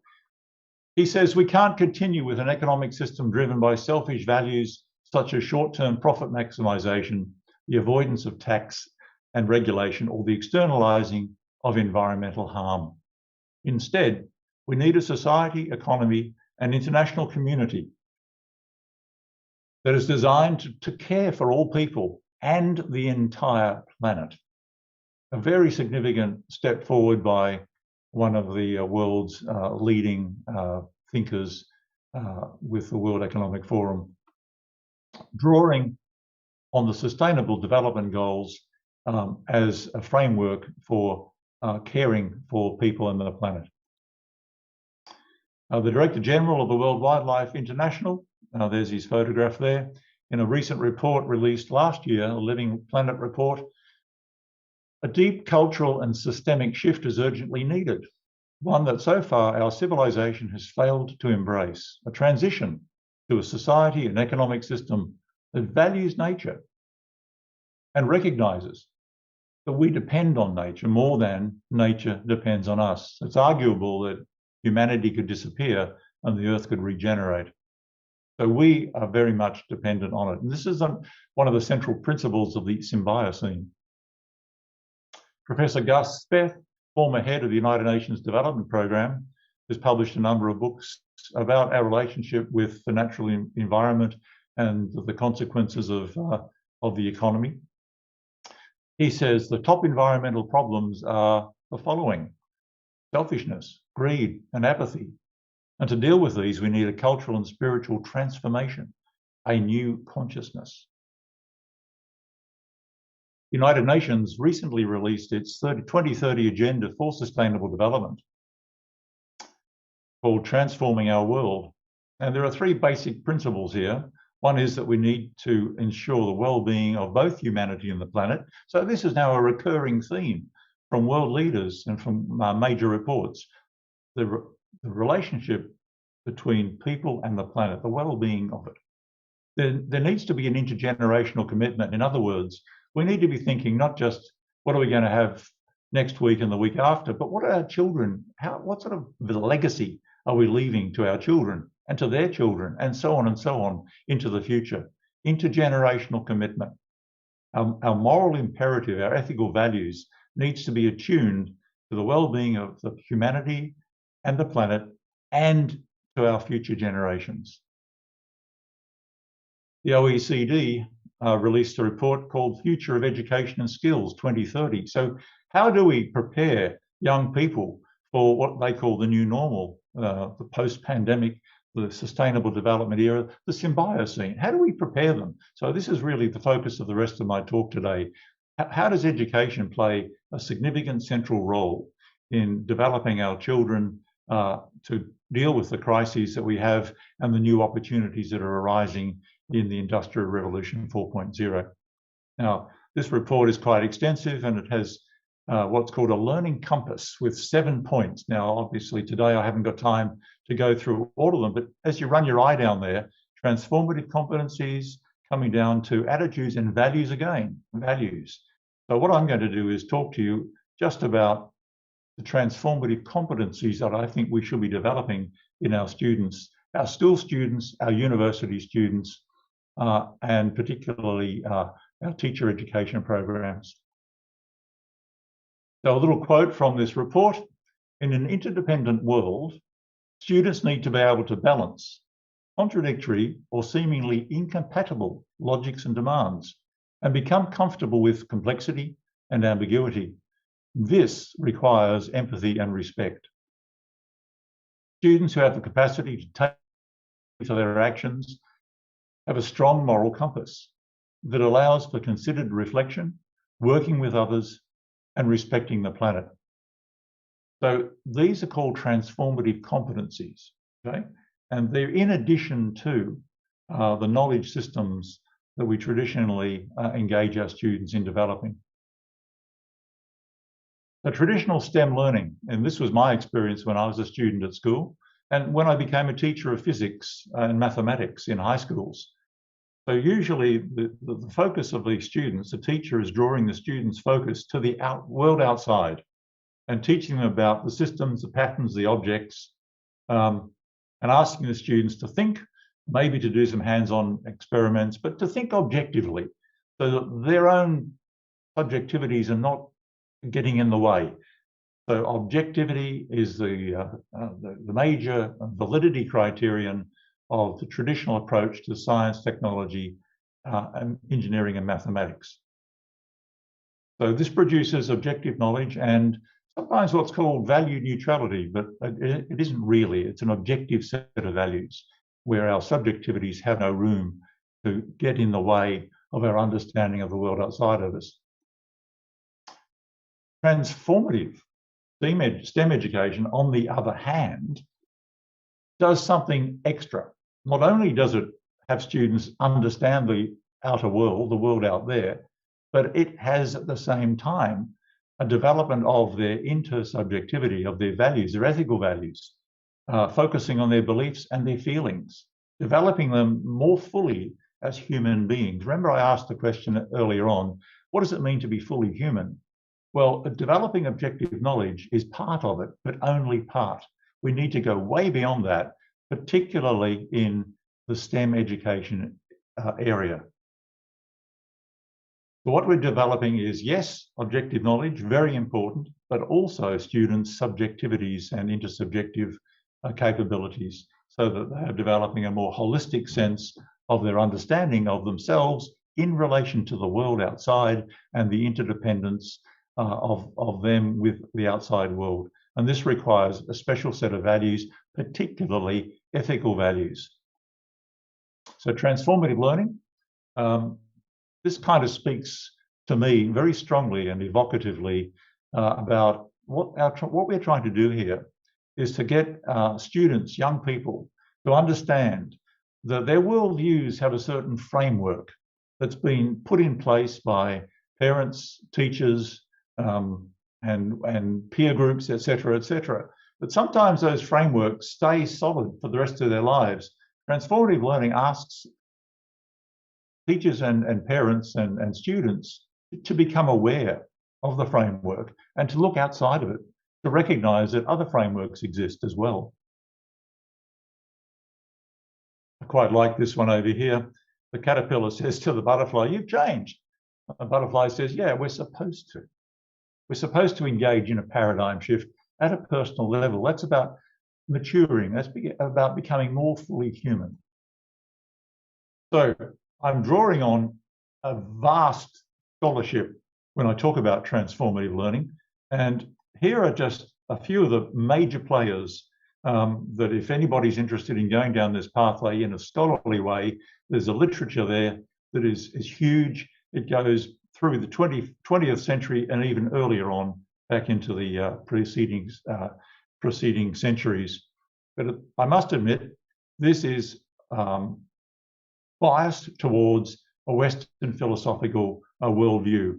And from working with scholars in Nepal and in Indonesia and in the Middle East, I am aware that there are alternative worldviews and philosophies that can also provide just as strong a perspective on transformative learning. So these transformative learning capabilities I mentioned a moment ago, there are 5 of them. The first is to develop students' self-awareness, that is, understand about the implicit, invisible values and beliefs that they hold that shape their worldviews, their social relationships, and their sense of self and their sense of responsibility towards the world outside of themselves. Secondly, and this applies to so many people living in towns and cities who are divorced from the natural world, we need to re-engage students with a sense of connectedness with each other and with the natural world. This is, again, the notion of interdependence and mutuality. We need them to understand the problems that are getting in the way of living a good life. Social critique, I mentioned these major global crises before. We need students to understand why these global crises exist. Whose interests are being served by them and whose interests are not being served by them.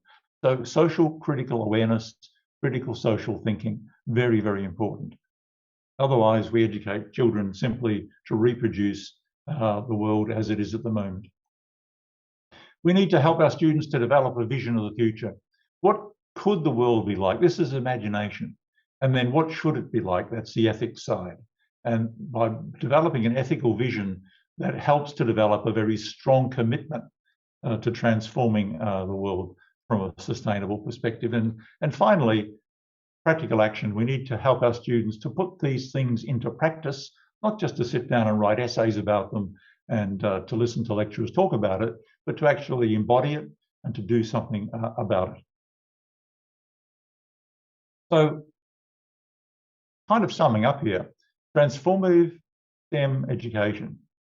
On the one hand, we've got the existing disciplinary knowledge, skills and values of objectivity. On the other hand, we want to introduce transformative capabilities such as those that I've listed there. So what we now have is a challenge about working at the intersection. What type of teaching and learning and curricular and assessment systems will support an education system that's focused on the intersection between these two sets? And here, I think, is where the arts have a very influential role to play in the world of STEM educators. And by the arts, I'm referring particularly to the literary arts of narrative and stories, the visual arts of images, painting and sculpture, you could include photography there, and the performing arts of role play and drama. Now, to STEM educators, this might not mean a lot, although I think in a culture, such a rich culture as Indonesia, these kind of arts are always at the forefront of people's lives. So what they do, the arts do the following. They enhance our creativity. They enhance our sense of aesthetics. And that's what I was saying earlier. I'm having a love affair with the natural world. It's beautiful. There's a spiritual connection with it. So the arts can help develop students' sense of aesthetics. Ethics, central to today's presentation, central to my argument, that we must help students to develop a strong sense of ethical values that are not just about selfishness and self-centeredness, but also about a geopolitical and global perspective. How can we help to ensure that there is a sustainable future? We need to help them to understand about eco-justice just as much as social justice. And rhetoric, this is about communication. This is about expressing yourself. This is about persuading others. So we need to give students an opportunity. And again, I'll reinforce this, STEM students studying science, technology, engineering, and mathematics. These types of creativity, aesthetics, ethics, and rhetoric are so important to developing students who become much more fully human. We're currently putting together a book with contributions from scholars in many countries, including Indonesia. Some of those whose pictures I showed earlier on, who are members of the Transformative Education Research Group in Indonesia. These are practical examples of how STEM educators can reach out to aspects of the arts and bring them into their teaching practice. So mostly these are teacher educators preparing new teachers to go out into schools and to engage their students in transformative learning. We're covering from elementary, secondary, pre-service, right up to postgraduate studies.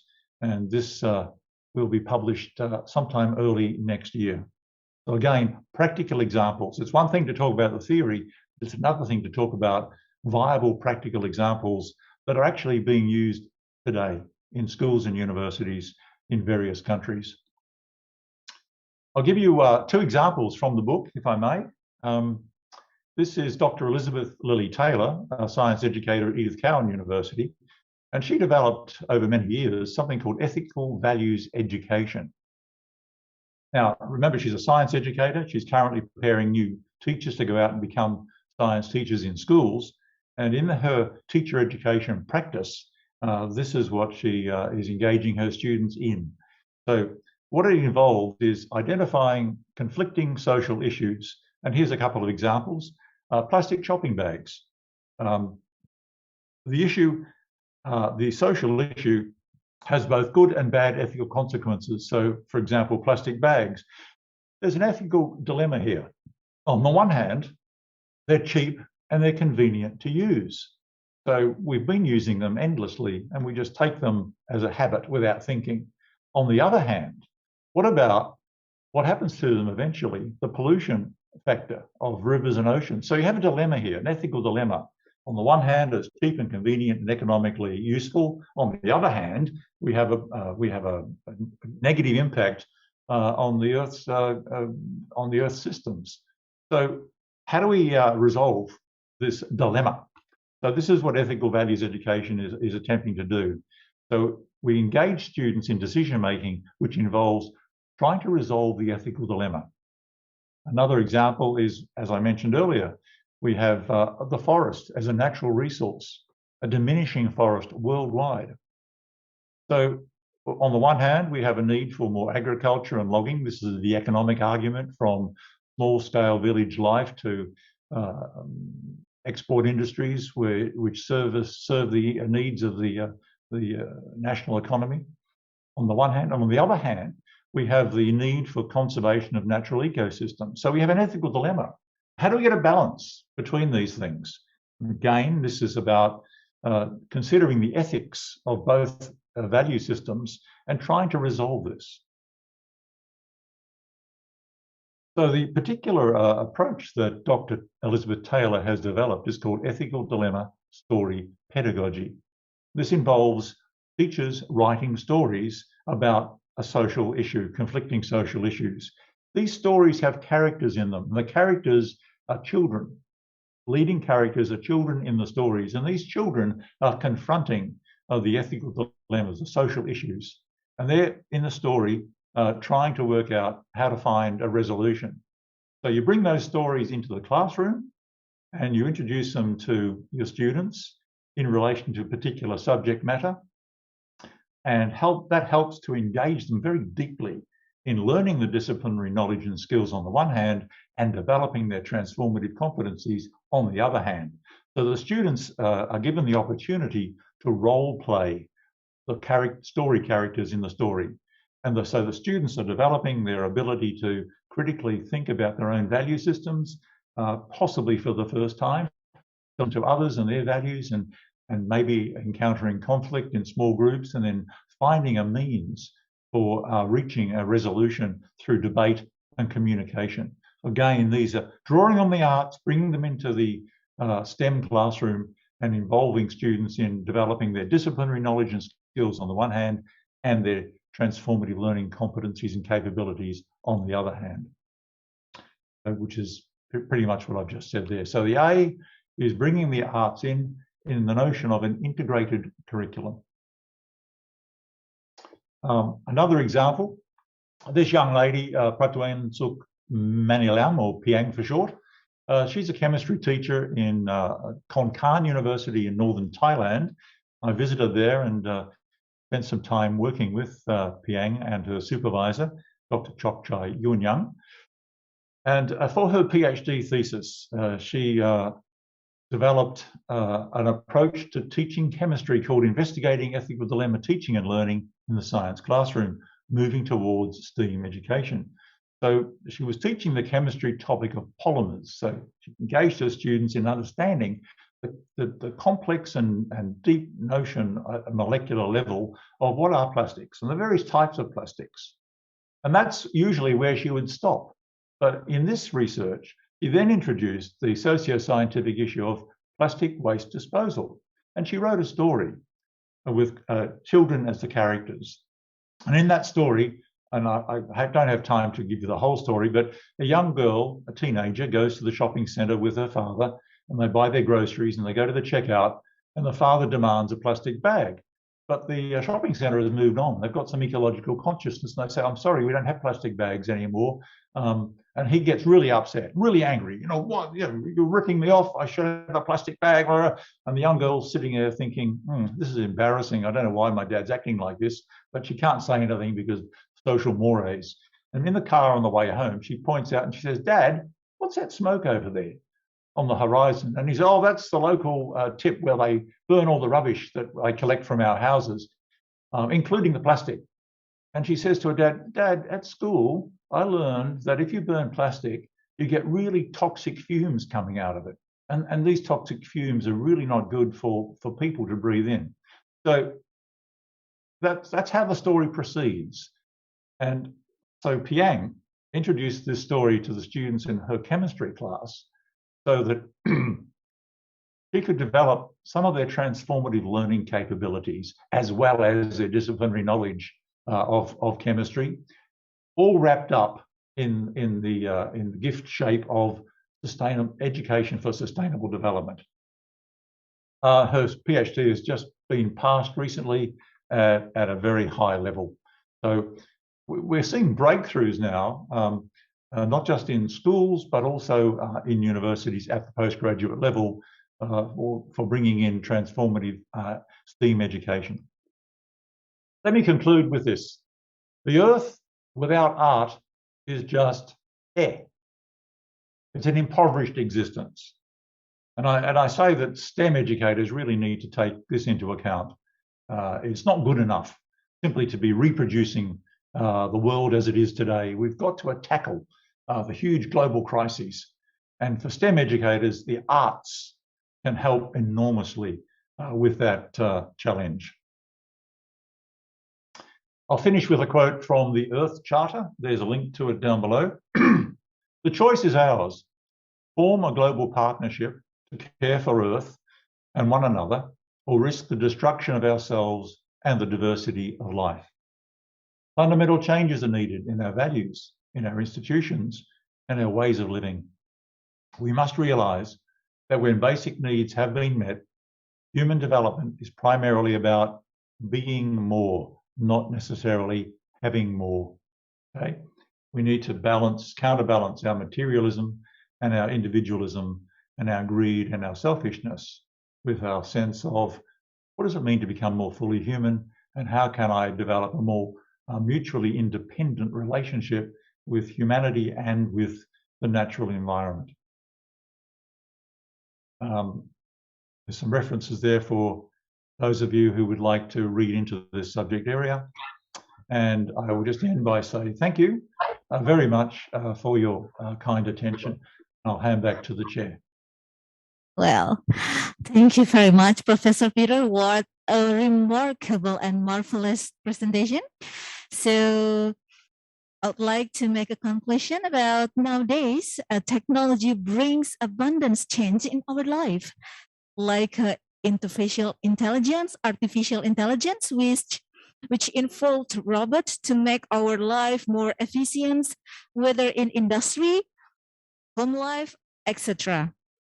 But we as humans who wants to expand the technology must consider about nature, which can impact to pollution, climate change, and biodiversity loss.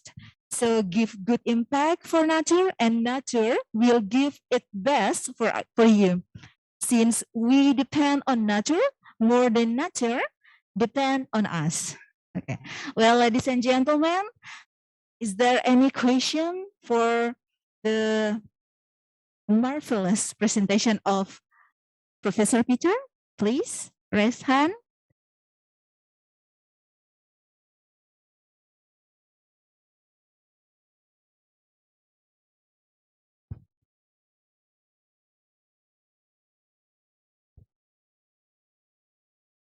Or maybe, ladies and gentlemen, you might write your question on the chat.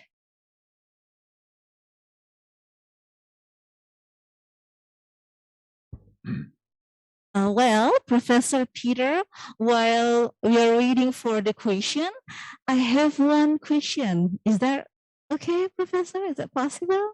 Absolutely, yes, please. Oh, thank you. Professor Peter, I am a scientist of pharmacy, so it means that when we want to expand technology in medicine, so we have to include or involve any people from other sphere, especially from environment, to make a good consideration related to our invention. Is it must be, Professor? Okay, thank you for your question. You're in pharmacy. You're learning. Yeah, I'm a pharmacy. And you're learning to develop pharmaceutical drugs and so on to help people with illness and so on. Yep. Okay. And I guess you're learning a lot about chemistry and biochemistry in your program. But you're in a profession that has a very distinctive social impact. And we do know that the development of drugs can be a risky business, and we really need to undertake trials, and we really need to look for side effects. Yeah. So that's one thing. And there's, I've recently become aware of one of the ways in which drug trials take place, and that is to have two groups, a control group and a treatment group, and the control group is what we call the placebo, which might be a sugar pill, has no pharmaceutical properties whatsoever, and the other group takes the treatment, the pharmaceutical. Of course, people in both groups don't know what they're taking. Okay. Now, there was some controversy just recently in relation to the way in which vaccines are being administered to children for the pandemic. And some of these vaccines have recognizable injurious, harmful side effects. Yep. For example, AstraZeneca has been associated with blood clots in a small proportion of people who take them. Pfizer has been associated with heart inflammation for some people. And there's a lot of concern about exactly why this is happening. So I was reading an article recently about when we start to vaccinate children, and that we're talking about from 0 to 12 years old, which has not yet happened, but it's likely to be happening sometime soon. So the question is this: what are the ethical considerations of creating a control group in treatment in the current situation where we need to have maximum vaccination of our population? Should we be developing these drugs and trialing them using the standard process of control group, treatment group, and therefore putting it enhanced risk the lives of children in the control group? Or should we forego that particular method of trialing the drug in order to hope, that the risk of side effects would be much less than the possible risk of contracting the virus itself? Now, there are ethical issues involved in this process of decision making. Okay, so I would like in pharmacy education, people like yourself, be engaged actively and formally in that kind of discussion in your classrooms, where you're learning about, the efficacy of certain drugs and the trialing of new drugs. I think we really need to explore deeply the ethical issues associated with this. So does that answer your question? Yeah, it's very clear. Thank you so much, Professor. Yeah. Well, ladies and gentlemen, is there any question? If you have a question, please raise hand or write it on the chat box, please.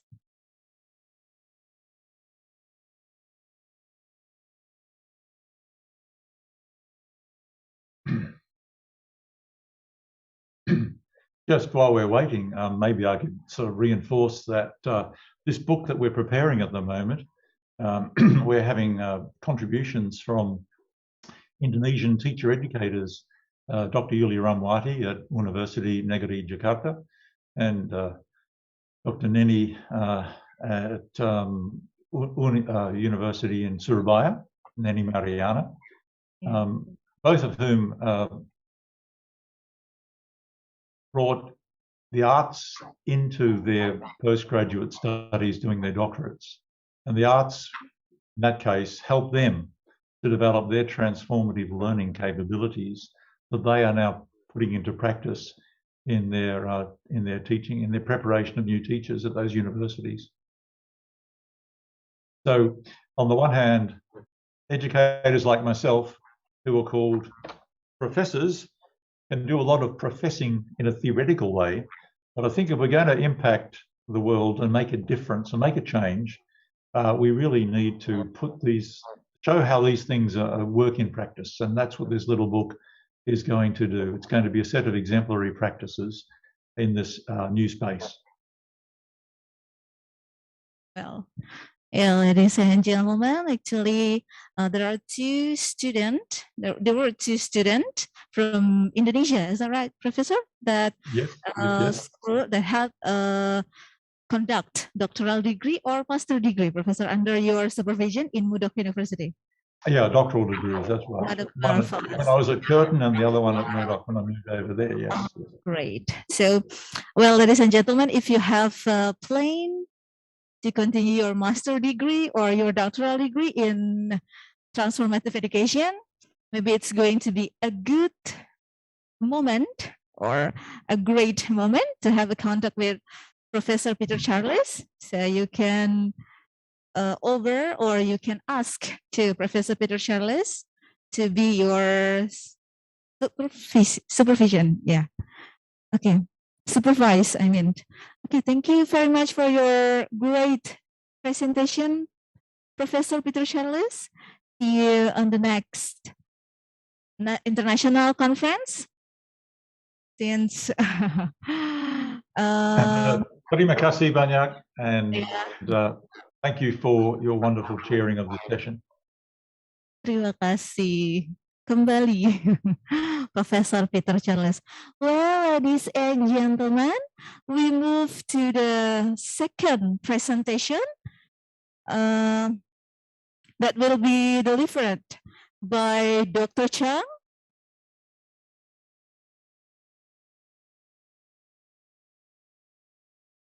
Yeah.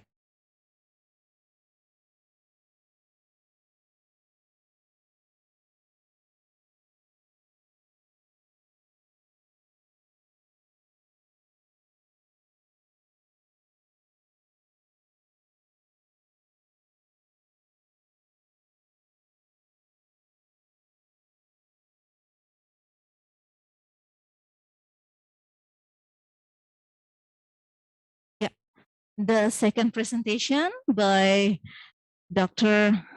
Chang, but before Dr. Chang's presentation, it will be great for me to deliver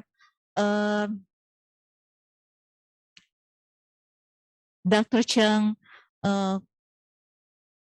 career profile. Okay, well, Dr. Chang is a science education scholar in Taiwan. Currently, he serves as a National Taiwan Normal University chair professor, director of Science Education Center, professor of the Graduate Institute of National Education and Department of Art Sciences. Over the past few years, he has been a visiting professor at the Education University of Hong Kong and the Paris University. His major is interest science and science communication.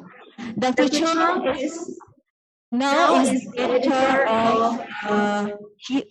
editor-in-chief of the USA Journal of Mathematics, Science and Technology Education and Educational Innovation and Emerging Technology. Dr. Chang is also the editorial board of the 3 social science citation indexed journal, such as Studies in Science Education, Learning Media Technology, and Journal of Science Education and Technology. In February 2013, Dr. Chang's catechol O methyltransferase study was privileged with a report by New York Times Sunday magazines, as well as in the news features on Association of Psychological Sciences in Psychological Science website.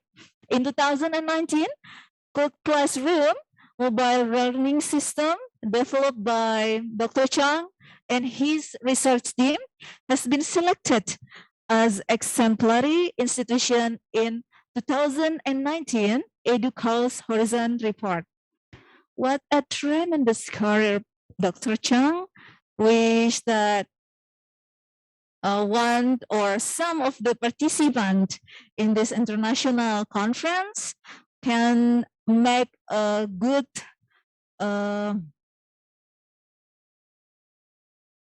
collaboration with you. Absolutely. Okay, well, Dr. Chang, welcome for presentation. Time and place are yours. All right. Thank you so much for the nice introduction, and thank you so much for inviting me into this conference. It is my greatest pleasure and privilege to be able to give this keynote. So I would like to share my screen.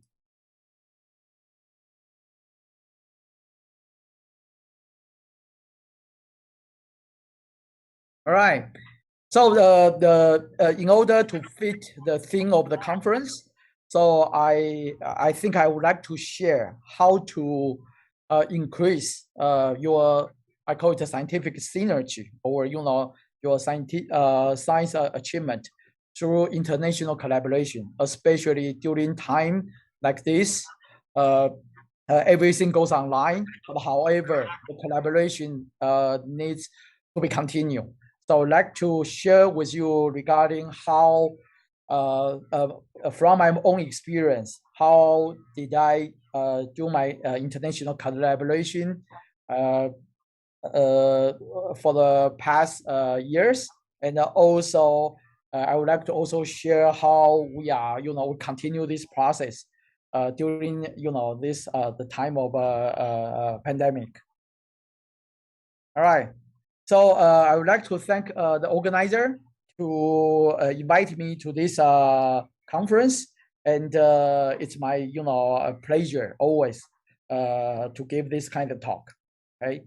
So first of all, in terms of international collaboration, there are actually already several, actually many articles already address that issue. For example, this is from U.S. National Science Board. Science and engineer indicators. As you can see from this paper published in Scientometrics. So the international co-author publications has grew from 13.2% to almost 20% over the period. So which means like international collaboration is right now really an important phenomenon all over the world for the past 20 years. So as you can see from here, this table, you can see like, this is the rank of the international collaboration from the USA to, of course, this paper doesn't list all the country, but you can see Taiwan on this list. Of course, it's, it's climbing, but we are still working on our work. Okay. So I forgot to mention from the last slide. So you can see like international collaboration from 2000 to 2013. The highest percentage in international collaboration is actually in astronomy. I think it makes sense, and geoscience, because I would say astronomy, it really requires a lot of people's effort, and also in geosciences. But however, the lowest percentage is in engineer and the social sciences. So maybe this is because those two fields are more localized, okay? Localized is significant. But however, because of the international endeavor, I think right now it's getting more and more important. For example, in this paper published in PLOS Computational Biology, so they are talking about how to establish international research collaboration. So if you are interested, I think this is a good paper to read. If you are interested in, this is open access paper.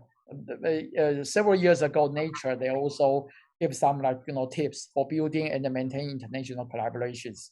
So my experience actually align, some of them are aligning with this, all these journals, but I also have my own experiences I would like to share today. So because we are in the Asia country, and we have our own culture and context. So maybe my sharing will also be helpful for you. So before I move on to my talk, I would like to share some interesting paragraph regarding teaching and research. Okay. So this is from a very famous author, Bernard Shaw. Those who can do, okay, those who can do, those who can teach, okay, those who can teach teachers, those who can teach teachers do research. those who can do research, teach research. Seems like teach is always on the top. So those who can teach research, write research papers. But because we are in an academic, world, so you will feel like it's kind of funny, like teaching is always on the top, okay? But however, teaching is not that easy. Everybody knows that. Those who can write research papers, teach how to write research papers. Those who can teach how to write research papers, review research papers. Those who can review research papers become journal editors, okay? Although it is a joke, but however, as you can see, like teaching is always interesting. So the overview of my talk today, I would like to share my personal story in this endeavor in terms of international collaboration. So I would like to, first of all, I want to share how to get it started. Then secondly, I would like to share how to make it work in terms of international collaboration, to maintain international collaboration. And of course, if it doesn't work, how to take it easy, okay? Finally, I have some reflection on this, okay, for the next maybe 30 minutes. So I think the most important theme in terms of international collaborations, it's kind of a yuan. Yuan means a destiny. Sometimes you don't push for it. You actually just follow follow the lead. Okay. So, but the most important thing, in my opinion, is like if you want to have some international collaboration, collaborative research, you need to have I call it a 5S, networking, connection. So the first one, of course, in my from experience, is yourself. Okay, because yourself, you do some research, you publish papers, people read it, so you yourself will attract people who is interested in your work and want to collaborate with you. But however, there are also many different connections. So in my experience, I include my son. I will address that a little bit later. Then my seniors, they also help me a lot along this journey. And actually, my students, your students are also a very important asset. So I will also give you some examples on that. Then finally, I would like to call it a shadow. Actually, my best friends, they also introduce me to all this different journey. So first of all, I would like to introduce a story. There's two papers we published in Computers in Education, although it's almost 10 years ago. So one is published in Computers Education. The other is actually published in Public Understanding of Science. Both of them are actually top-notch journals. So as you can see, there's my co-author, a Swedish name, Rundgren. So those two couple, they are actually the reason we did this research together is Shuni Ragan. She's originally from Taiwan, but she married CJ. Okay, so then CJ after he got his PhD degree, he came to my lab. He said, Dr. Chen, can I become your postdoc? Then maybe we can do some research together. So this is how I started, because maybe my personal charisma, I attract some people, they want to work with me. So it turns out that it's a very good research. We actually try to explore how to define scientific literacy in different perspectives. So and some country, they also adopt this kind of idea in terms of we call it scientific literacy. But however, what kind of scientific literacy students really need? So I call it slim. The slim means like we try to slim down the science curriculum. The reason is students learning too many scientific concepts in a classroom from K to 12. Too many for them. But however, what they really need from the research is actually they need to equip with a scientific literacy, really important to their daily life. So actually, media represents some of daily life things. So this kind of thing actually also lead to some education reform in Taiwan. So in Taiwan, the latest education reform also try to incorporate some of the SLIM idea into the curriculum. Okay, so I'm not going to go into too detail in this research because the major topic of my talk will be how to cultivate international collaboration. So I will, go through the research itself very quickly. So this is kind of like, try to have a new and a more comprehensive perspective of scientific literacy, as I've mentioned. Okay, so with the research method, I will go through very quickly. So we try to identify some key science terms from textbook, then we try to search the database, okay, to see what are the most frequently occur terms from news media.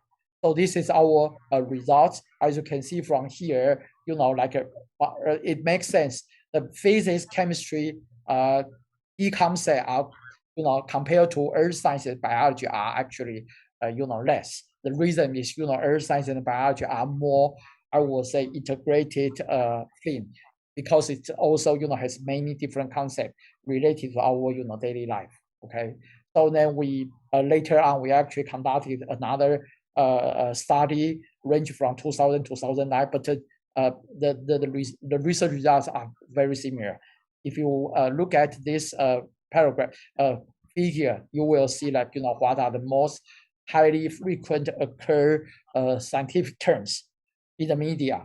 So what I was proposing to Ministry of Education in Taiwan is like, maybe those key terms are very important for non-science track students. So if they can do some like project-based learning with all these scientific terms, I think those are more important for their future daily life. Okay, so this is our other research I have done with an international person, because of my my research was published in international journals, and the people read it, and they feel like they can do some collaborative work with me. So this is how it works. Okay, for the myself. Okay, so I'd like to turn to move to the second S. So maybe you feel like it's interesting, like why you have connection through your son. So this is I would like to introduce a little bit. My son, he's a more artistic person, so he actually went to Paris to study fashion design. These are his work later on. But when he went to Paris in 2013 to study fashion design, so at that time I was thinking to myself, hey, maybe I should, because in order to visit him a lot, I probably need to have some connection in France. So I joined a project. It's a European Union. At that time, there's a European Union project. So there's a professor from Paris 8 University. His name is Charles teaches on the left-hand side of the paper. So it's he's from Paris 8 University.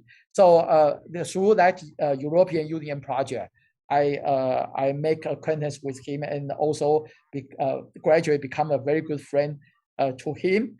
So yeah, the reason is because of course a more personal reason. I want I want my son have some people local people in Paris.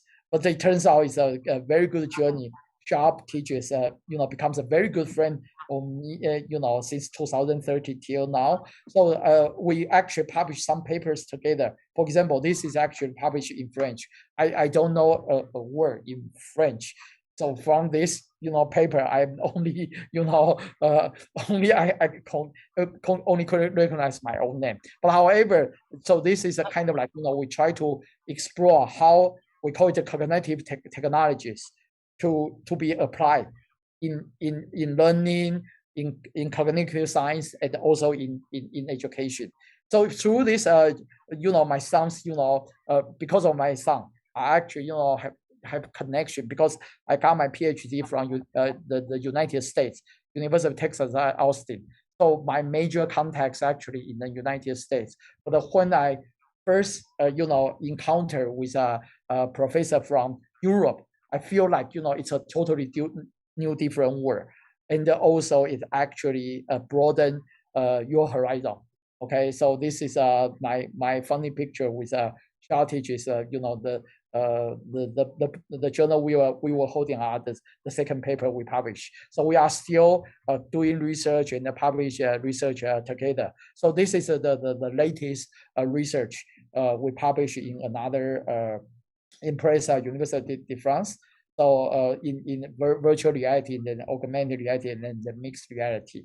So so through this connection, and I actually increase my international collaborations, and of course you have some like seniors who could really help you through their own connection. So I want to introduce one of my major connection in Korea as through Dr. Chen Jong Kim. He is a previous dean of College of Education. He is actually we had the same advisor at the University of Texas also, but we never know each other. But we actually know each other because he graduated before I went to pursue my PhD degree. But however, we know each other through our common advisor. So later on, of course, we become a very good friend. So this is the birthday celebration when I turned 50 and he turned 60.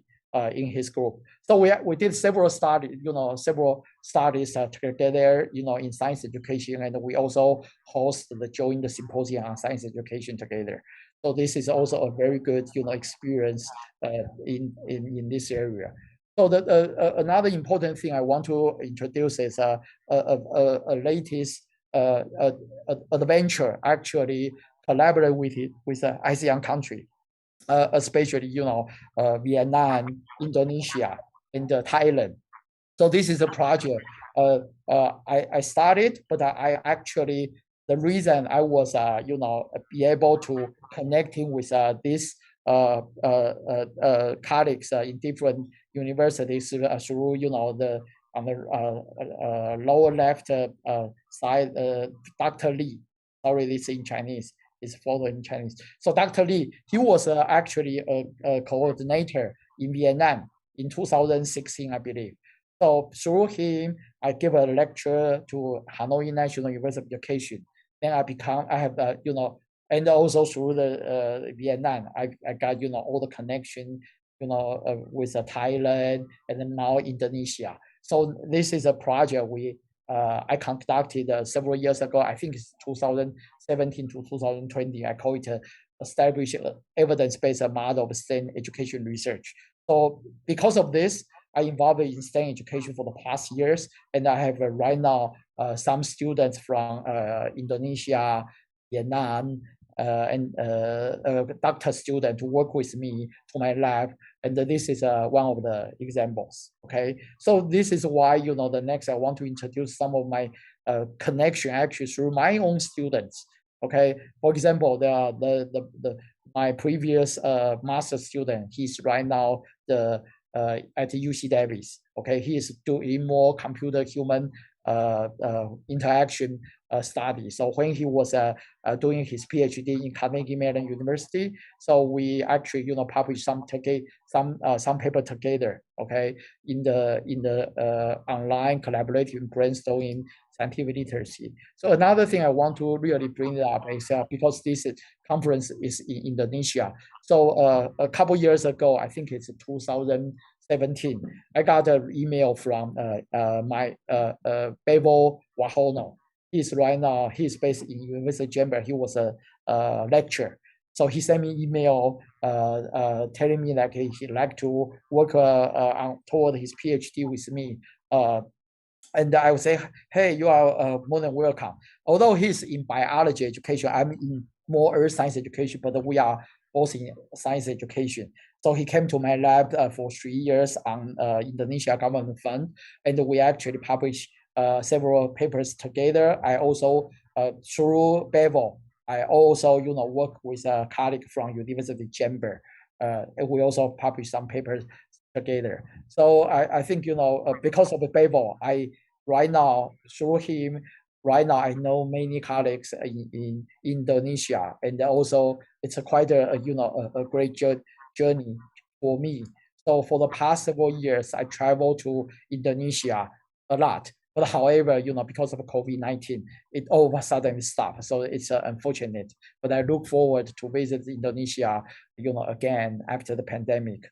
So one thing I want to especially mention regarding Bevo's work is last year we published a paper in International Journal of STEM Education. So this is actually part of his doctoral study, because in my Graduate Institute of Science Education, we ask students in order to be PhD candidate, they need to do some position paper or review paper for his doctor's candidate.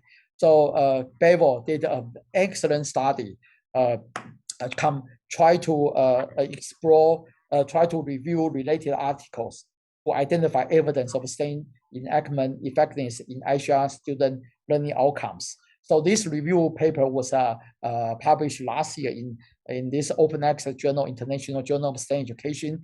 And lucky for us, this journal actually just ranked 6. So in 2019, impact factor is only 1.85, but last year it actually ranked 16 among 200 something journal in SACI educational research. So it's right now in Q1 actually 16.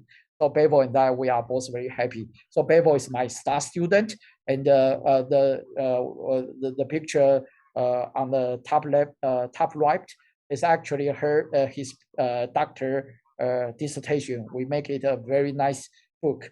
So he actually published more than 4 papers during his study in 3 years with me. So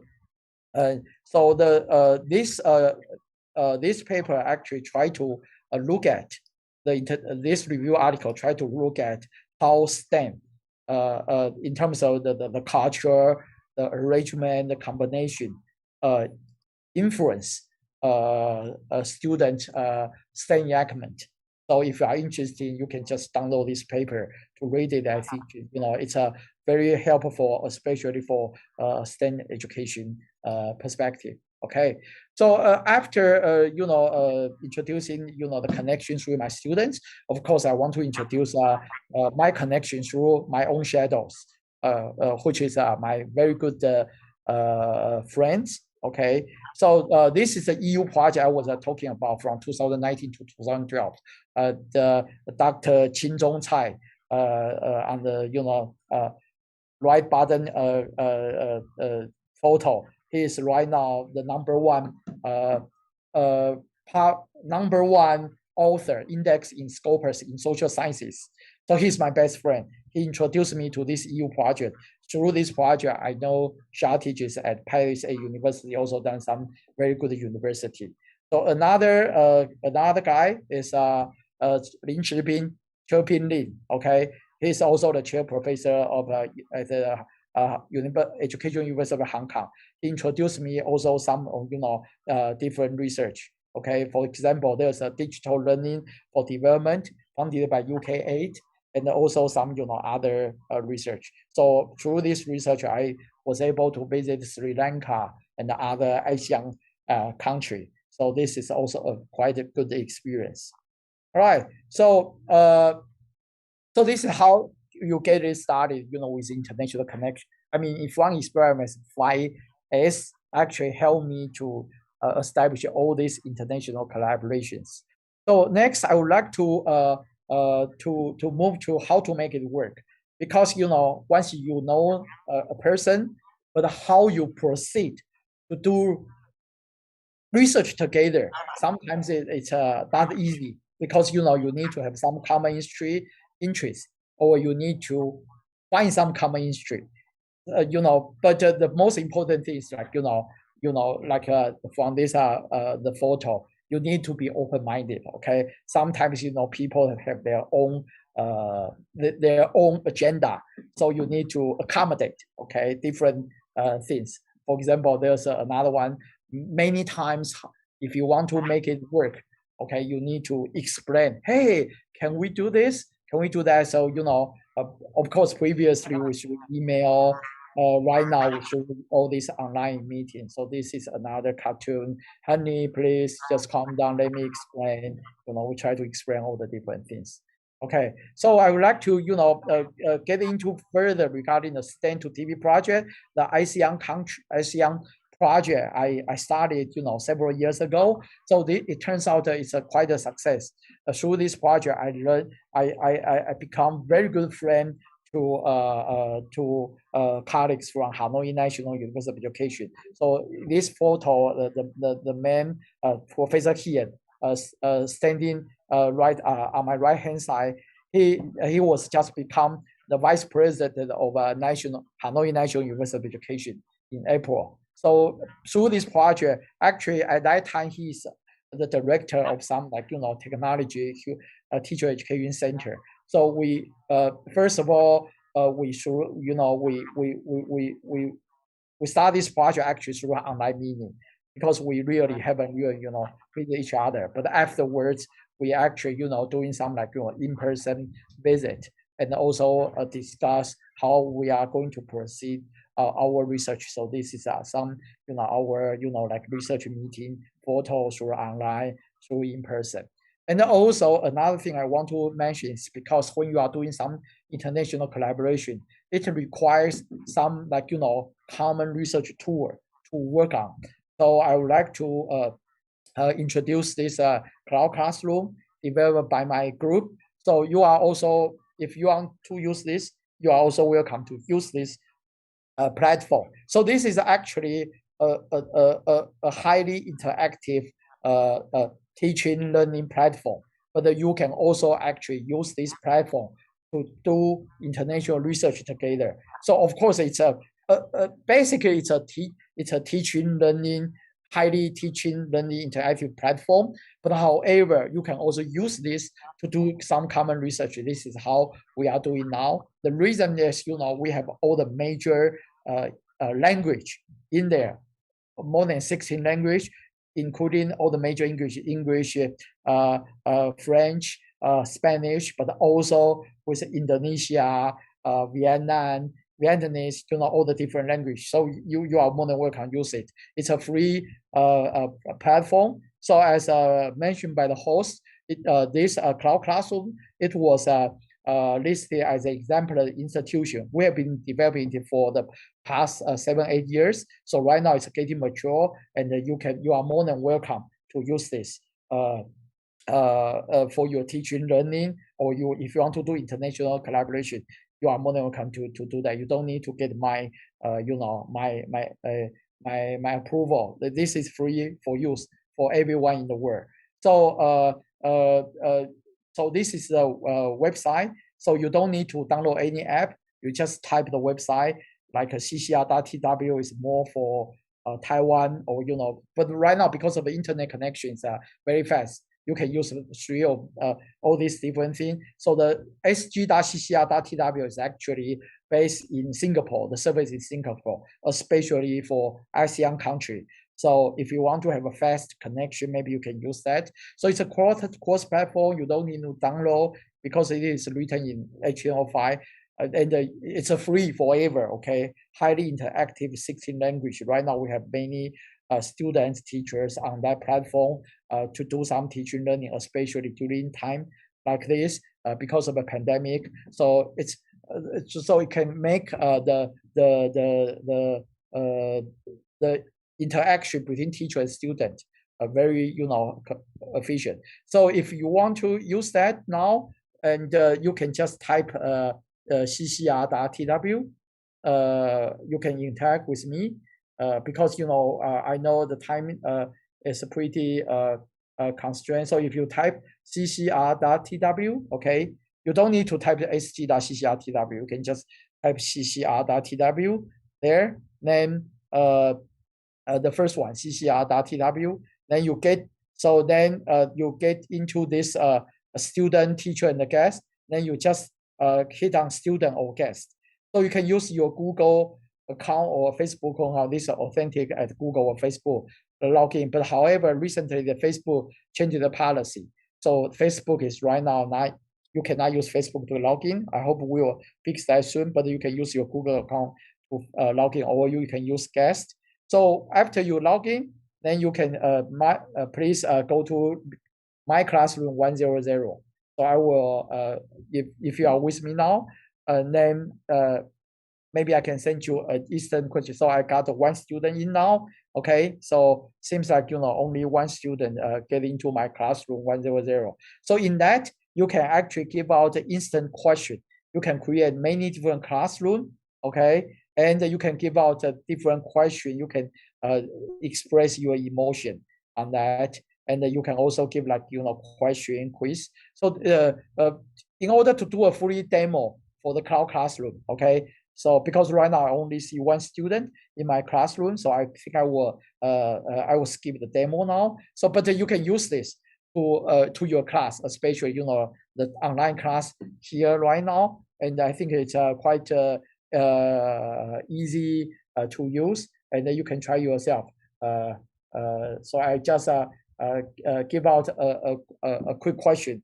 I just give out a question in a cloud class, so you can answer it if you are in my classroom. Okay, so you can try that by yourself. The most important thing is this is a very powerful online platform. You can do teaching, learning, and also doing some collaborative research over there. Okay, then so I do see one person. Okay, answer it. So last year we added a gaming function in there. Okay, so it is also a very useful, especially many students like it. Okay, so this is a basic cloud classroom statistics. Okay, so there are actually many class, all over the world they are using it, because I believe this is although there are many similar like Kahoot, many similar software over there. But however, I think this is a unique, especially we have 16 different language, and it's free to use. Okay, all right. So because of the cloud classroom, very recently last year we started this project actually this year with United Kingdom, with University College London, and also with Strasbourg University in France. Okay, so because of through this, the cloud classroom, for example, with Macedonia. Okay, so we have all this, because you have all these different language. So that kind of that platform attract many different country in the world try to also use this for their the project. For example, very recently we with Estonia Professor Marcus, we tried to submit a proposal to Horizon 2020 for the EU project. Okay. So this is the process. Okay, so this was before the pandemic. I was in Estonia to introduce a cloud classroom, and this is a project with Professor Tong de Jong from University of Twente in Netherlands. Okay, so we also have some collaborations. I also sent one of my doctor student to there. Another collaboration is actually from South America. Very recently, last year, Dr. Jose Molina was came to my lab and also work on the cloud classroom, using the cloud classroom with me. And this is also from last year with a Japanese professor Yoshi Okada from Kyushu University. So we also use cloud classroom to work together. Okay, so these are the recent project we were using. The major text we collaborate, like they use our cloud classroom. We also use their resources. So we try to conduct comparison research together. So for this UCL project and the Kyushu project. So like we share our research resources, and we can conduct research together. Okay, so this is how you make it work. You identify someone, then you share your research resources, and through those resources you work together to make it happen. Okay, to publish things together. So this is a good sign. But however, of course, there are some things like it doesn't work. Okay, so for example, this is a proposal we submit to French Research Council and also Taiwanese Ministry of Science and Technology. We thought, we are doing some smart clothes and the smart classroom together. So then we submit a proposal, fail again and again from 2015 to 2019. But right now we are still working on that, although we didn't get any funding, but we still, how to take it easy. We just, do our job, regardless, we have funding or not. So I think this is a good idea, but we are still working on that. Okay, so we right now we are still submitting the proposal. So sometimes when the proposal didn't work, that's okay. We just do some small thing without any funding, but because this is our research interest. I know my talk should be end like in several minutes because I think it's scheduled to 11:30. So I'd like to do some final reflection on how to do these international collaborations. Okay, especially during the pandemic. I think for the past 1.5 years, every research meeting is conducted online. So we also have our how to discuss doing research online. We have that kind of experience through all the different conference tours. Okay, so this is the 10 simple rules for the international research. I think this some of them apply to me, some of them don't apply. Okay, so there are 10 different rules. So I think if you read it, I think this rule can guide you to to do international collaborations. I think it is also quite 10 simple rules. Okay, so for example, consider practical approach to establish the research the relationship, discuss dissemination policy as well as intellectual property at early stage. I think these are all very important. Also, always try to identify the potential funding opportunity on both sides. Okay, so but my personal experience in this international collaboration, the most important thing for me is try to research will be passed. Okay, everything will be passed. But in my opinion, the most important thing for me is actually making friends, making good friends with all these different, research, people in different research area. So when you want to do some international research, because it's international collaboration, you and your collaborators, usually you complement to each other. So you only need equipped with some knowledge, just enough, which means that, deep knowledge, as long as your collaborator, they have deep knowledge, is fine enough because you try to complement each other. Okay, so of course you need to have very good communication skills. Okay, in order to make it work. Okay, but the most important thing, in my opinion, in Chinese, is called yuan.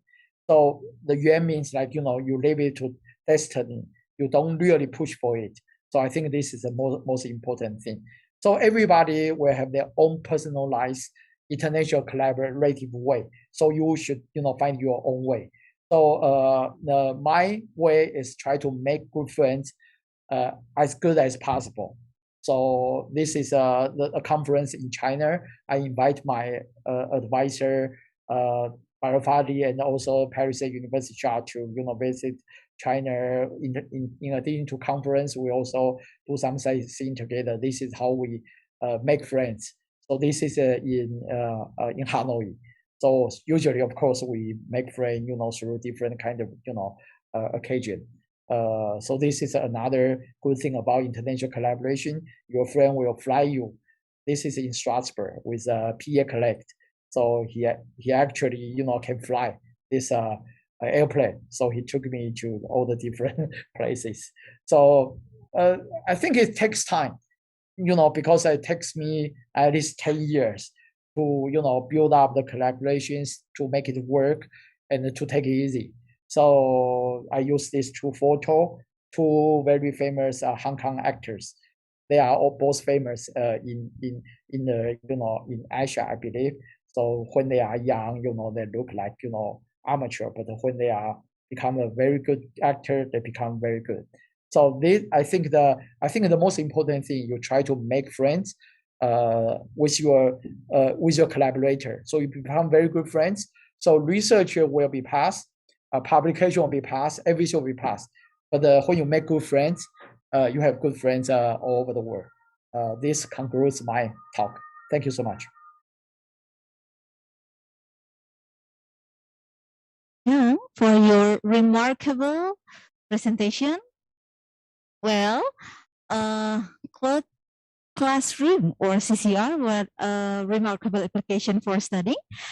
To make a great masterpiece, you have to make a good connection by involving important people that have important roles, and every subject science in the world has deep connection each other, and there are many point of view of every subject scientist to see one problem in one time. And the last, so it must be great for ladies and gentlemen to have collaboration with Dr. Chang, just like Asian or international collaboration in STEM, science, technology, engineering, and mathematics. Thank you so much, Dr. Chang. Well, we have 2 questions from the participants for you, Dr. Chang.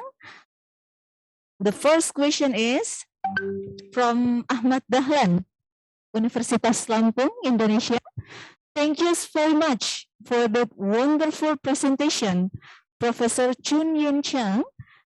The question, do other professors or staffs in Taiwan Normal University collaborate research to many people in other country as well for other area of study?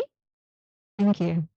Oh, yes. Thank you so much for a good question. I think right now it's as I mentioned in my first several slides, the international collaboration. Taiwan is also, I think, in the top 20 or 30 country, which means like many professors, they also collaborate with different people all over the world.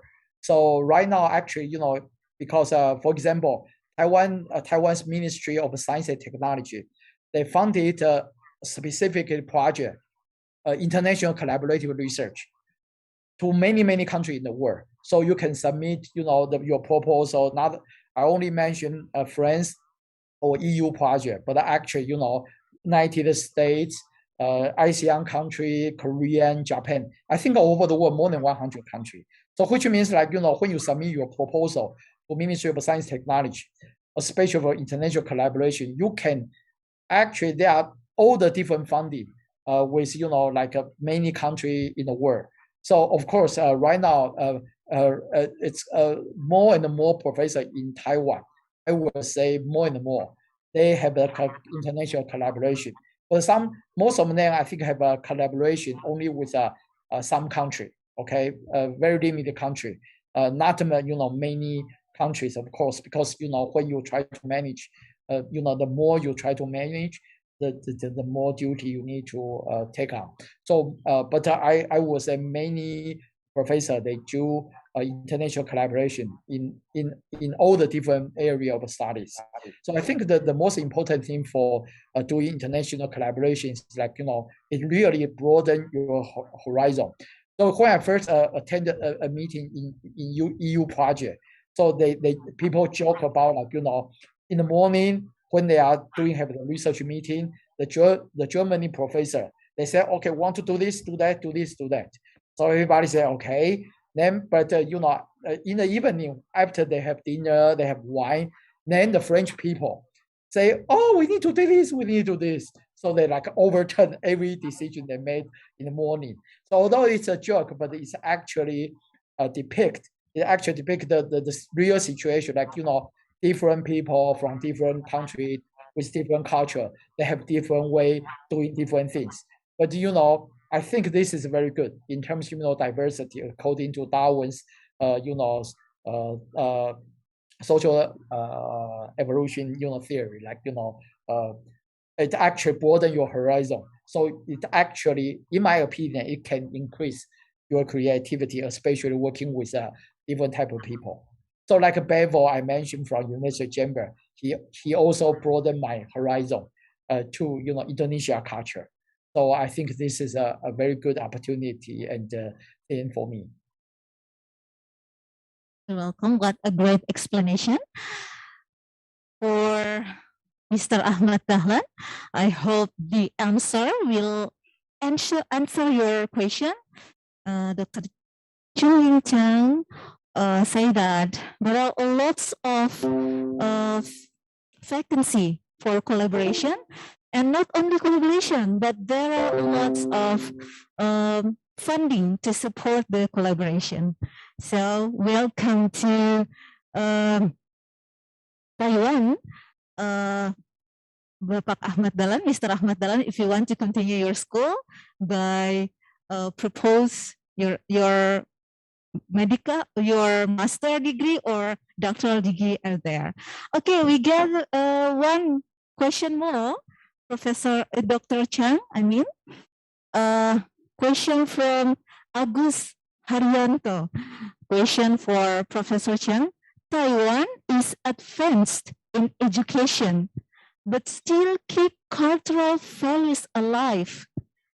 How you manage or combine Western style and local cultural values in education? Thank you.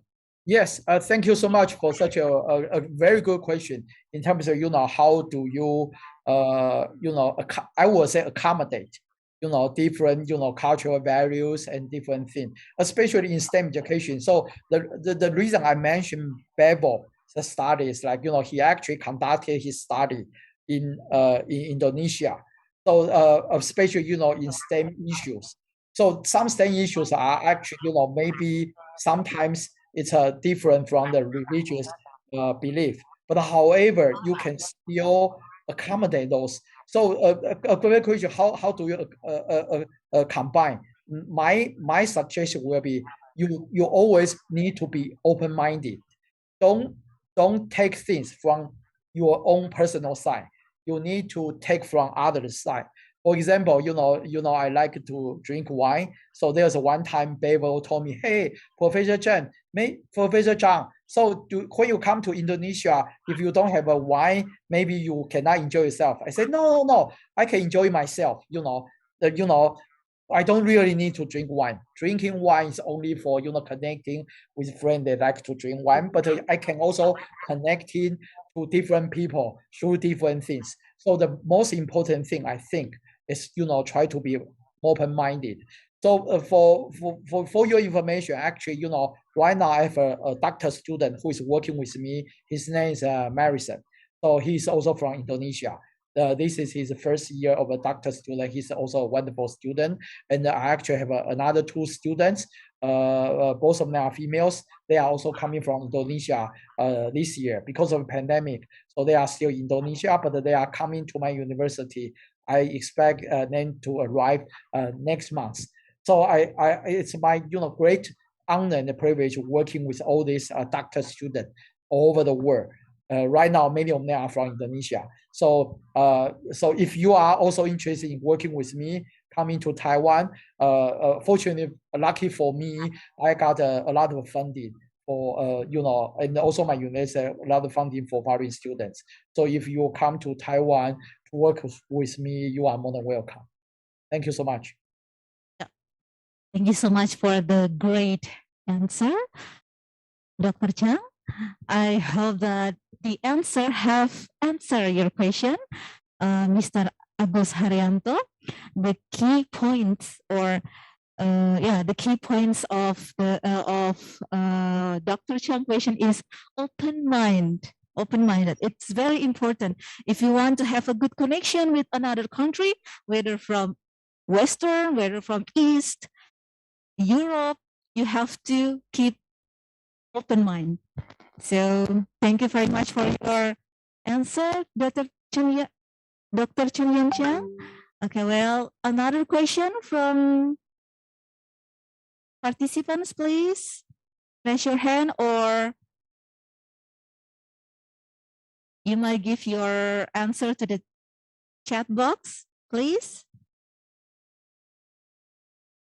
Well, ladies and gentlemen, thank you so much for your remarkable presentation, Dr. Chun Yin Cheng. I wish that we can meet again in the next international conference. Well, ladies and gentlemen, that's all. I think that's all about the first section for this international conference. We will move to the break session from until 1 o'clock. Well, 1 o'clock, is that right? 1 o'clock. So 1 o'clock, you might back to this room again. Thank you so much. Thank you so much. You guys are great. Very good audience. Thank you so much. Thank you, Dr. Chang.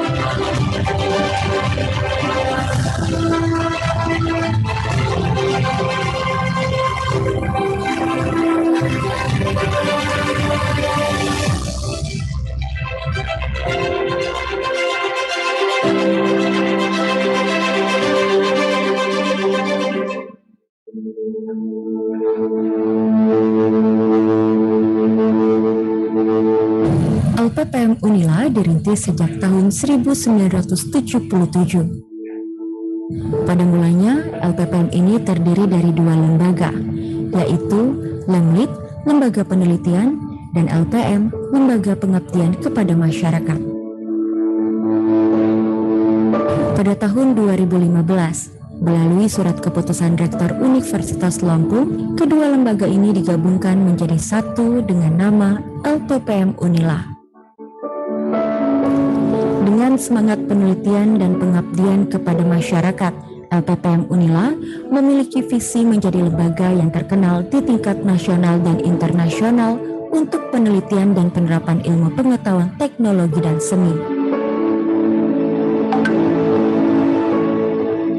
LPPM adalah lembaga penelitian dan pengabdian kepada masyarakat Universitas Lampung, yang mana dalam melaksanakan tugas kesehariannya yaitu melakukan kegiatan dan mendorong semua kegiatan yang merujuk kepada Dharma perubahan tinggi.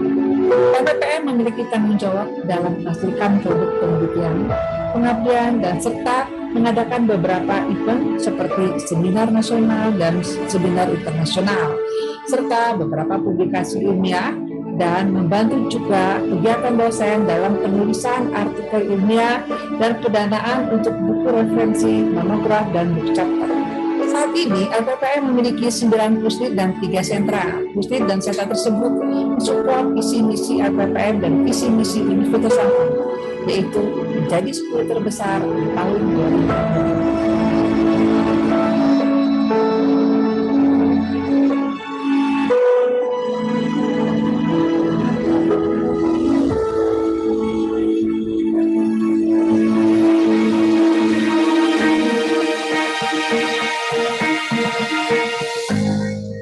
LPPM Unila memiliki tugas pokok dan fungsi meliputi penelitian ilmiah murni dan terapan.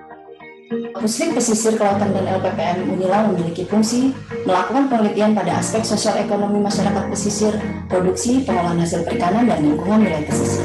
Selain itu, melakukan diseminasi hasil penelitian sebagai upaya meningkatkan kepedulian dan partisipasi masyarakat dalam pemanfaatan sumber daya pesisir, kelautan, dan perikanan.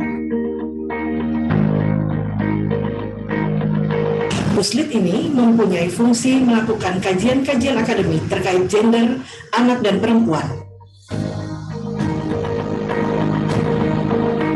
Bank ini bertujuan untuk membangun wilayah-wilayah perdesaan dengan bekerjasama dengan stakeholder terkait dalam upaya untuk mendukung kampus merdeka. Pusat Budaya Lampung melakukan berbagai penelitian dan pengabdian serta kerjasama dengan berbagai pihak untuk tetap melestarikan dan menjaga seni dan budaya masyarakat Lampung.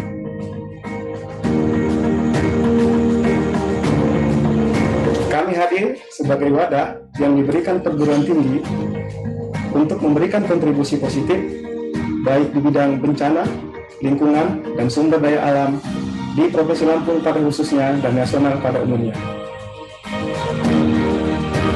Selain itu, LPPM Unila juga memiliki tugas pokok dan fungsi meliputi kepelaksanaan pengabdian kepada masyarakat. Sentra Inkubator Bisnis dan Inovasi bertugas mengintegrasikan hasil inovasi dari kalangan akademisi, pengusaha maupun masyarakat agar dapat dikembangkan menjadi unit bisnis yang berdaya saing.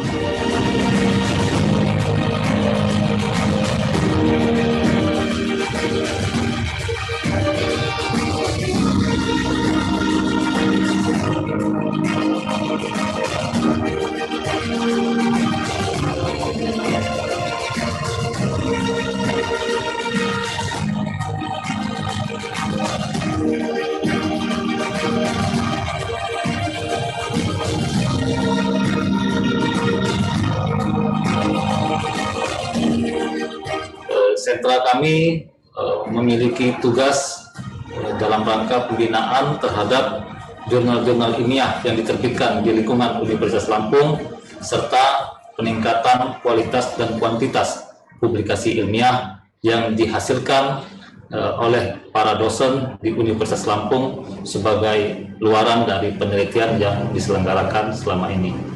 Dengan dukungan sumber daya manusia dari berbagai bidang ilmu di lingkungan Universitas Lampung, LPPM Unila merencanakan, melaksanakan, mengendalikan, dan mengevaluasi penelitian dan pengabdian kepada masyarakat untuk meningkatkan mutu pendidikan dan kesejahteraan masyarakat.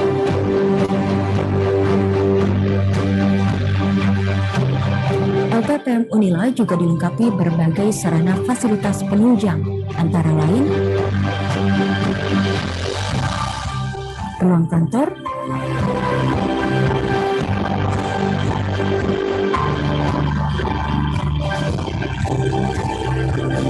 ruang sidang, dan seminar.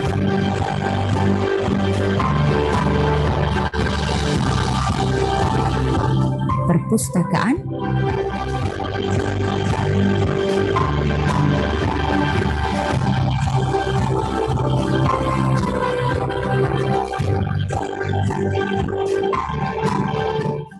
pusat data,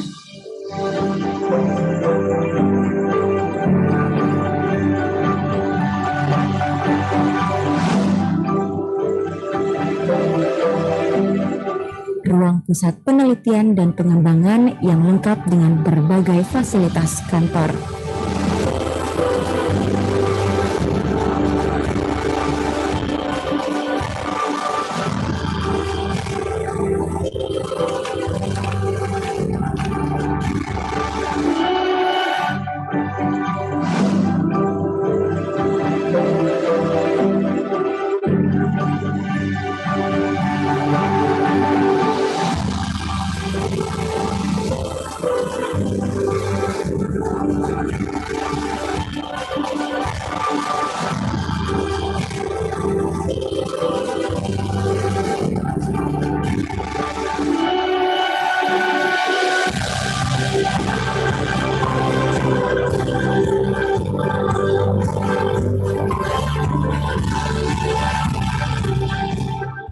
LPPM Unila juga telah melakukan berbagai kerjasama dengan beberapa pihak, mulai dari pemerintah pusat, pemerintah daerah, dan stakeholder, baik di tingkat daerah nasional maupun internasional. Melalui LP2M, Universitas Lampung diharapkan dapat menaikkan reputasinya di bidang publikasi, karena untuk saat ini publikasi itu menjadi tren dan sangat dibutuhkan oleh para akademisi. Secara pribadi dan sebagai tim pengawal jurnal, saya ingin mengucapkan terima kasih kepada LPPM yang telah mendukung jurnal di tingkat universitas dan juga jurusan, karena telah membantu pendanaan dan juga hal lain yang terkait kemajuan jurnal. Kami mengucapkan terima kasih banyak kepada LPPM karena jurnal kami telah mendapatkan bantuan 2 tahun berturut-turut.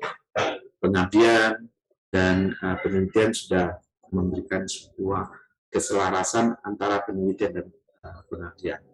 Mudah-mudahan LPPM ke depan lebih baik maupun ke nasional maupun internasional. Saat ini dosen-dosen luar biasa mendapatkan dukungan yang luar biasa, terutama misalnya saya termasuk pengelola jurnal dan chief editor sebuah jurnal Sinta 2 memperoleh bantuan yang luar biasa dari LP2M. Menjawab beberapa tantangan ke depan di 4.0, tantangan global dan tantangan kita di era ini nasional atau internasional akan lebih banyak lagi, sehingga akan meningkatkan ranking Unila di kelas prestasi nasional dan internasional. Harapan saya ke depan mudah-mudahan LP2M Universitas Lampung lebih mengajak para mahasiswa di Unila untuk berkolaborasi dalam penelitian dan pengabdian kepada masyarakat yang dilakukan oleh dosen-dosen di lingkungan Universitas Lampung. Harapan kita tentu sangat berharap lebih besar kepada LP2M ini untuk ikut serta mendorong teman-teman dosen ataupun sivitas akademika untuk lebih menghasilkan karya-karya terbaiknya dalam bidang penelitian, publikasi, paten yang bisa langsung dirasakan oleh teman. Semoga ke depan LP2M Unila dapat terus mengembangkan jalinan kerjasama kelembagaan yang makin luas, baik lokal, nasional, maupun internasional, yang kondusif dan saling menguntungkan. Hingga saat ini, LPPM Unila terus meningkatkan kualitas dan kuantitas penelitian.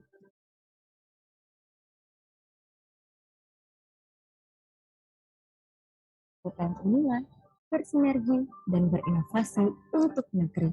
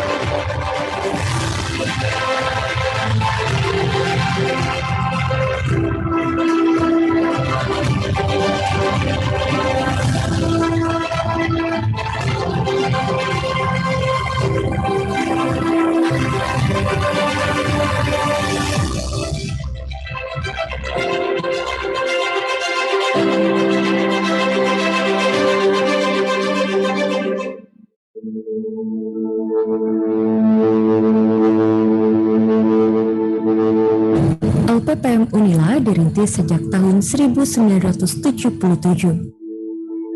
Pada mulanya, LPPM ini terdiri dari dua lembaga, yaitu Lemlit, Lembaga Penelitian, dan LPM, Lembaga Pengabdian kepada Masyarakat. Pada tahun 2015, melalui surat keputusan Rektor Universitas Lampung, kedua lembaga ini digabungkan menjadi satu dengan nama LPPM Unila. Dengan semangat penelitian dan pengabdian kepada masyarakat, LPPM Unila memiliki visi menjadi lembaga yang terkenal di tingkat nasional dan internasional untuk penelitian dan penerapan ilmu pengetahuan, teknologi, dan seni. LPPM adalah lembaga penelitian dan pengabdian kepada masyarakat Universitas Lampung, yang mana dalam melaksanakan tugas kesehariannya yaitu melakukan kegiatan dan mendorong semua kegiatan yang merujuk kepada kedalaman perubahan ini.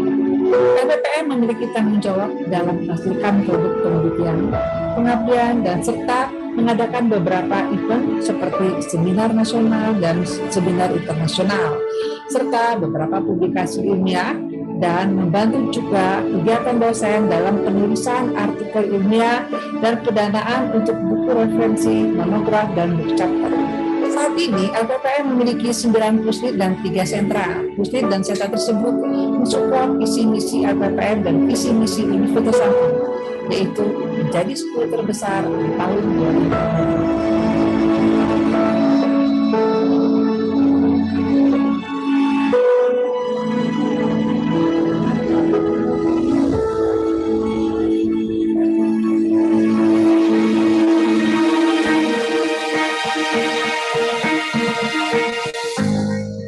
LPPM Unila memiliki tugas pokok dan fungsi meliputi penelitian ilmiah murni dan terapan.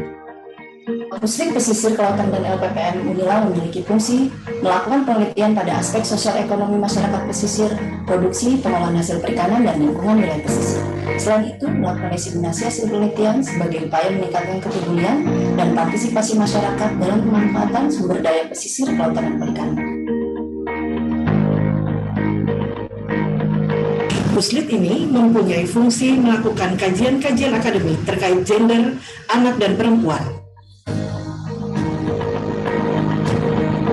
Puslit Bank ini bertujuan untuk membangun wilayah-wilayah perdesaan dengan bekerja sama dengan stakeholder terkait dalam upaya untuk mendukung kampus merdeka. Pusat Budaya Lampung melakukan berbagai penelitian dan pengabdian serta kerjasama dengan berbagai pihak untuk tetap melestarikan dan menjaga seni dan budaya masyarakat Lampung.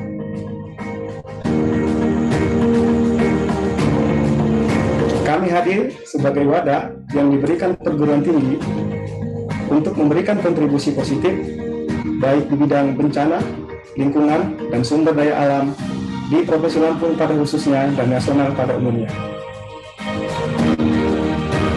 Selain itu, LPPM Unila juga memiliki tugas pokok dan fungsi meliputi kepelaksanaan pengabdian kepada masyarakat. Sentra Inkubator Bisnis dan Inovasi bertugas mengintegrasikan hasil inovasi dari kalangan akademisi, pengusaha maupun masyarakat agar dapat dikembangkan menjadi unit bisnis yang berdaya saing.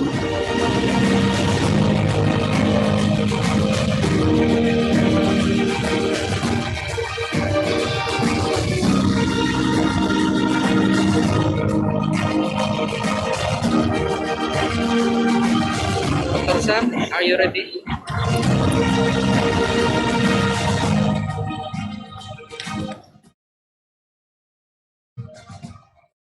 Dr. Sam?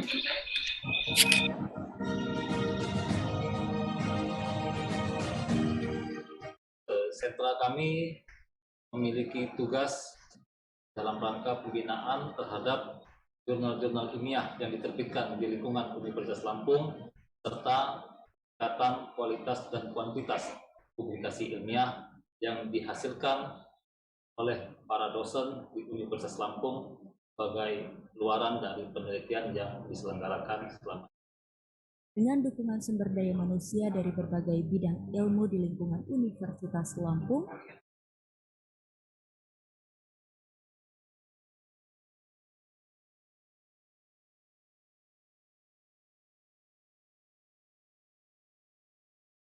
Hello?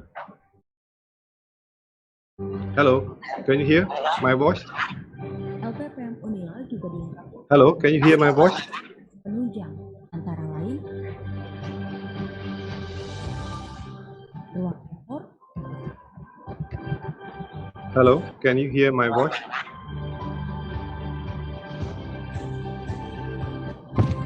Hello? seminar, Hello? Yes, Dr. Sam. Yeah, can you hear my voice clearly? Ready. perpustakaan, Can you start your video?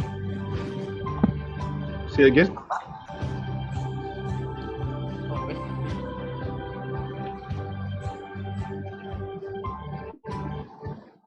pusat data,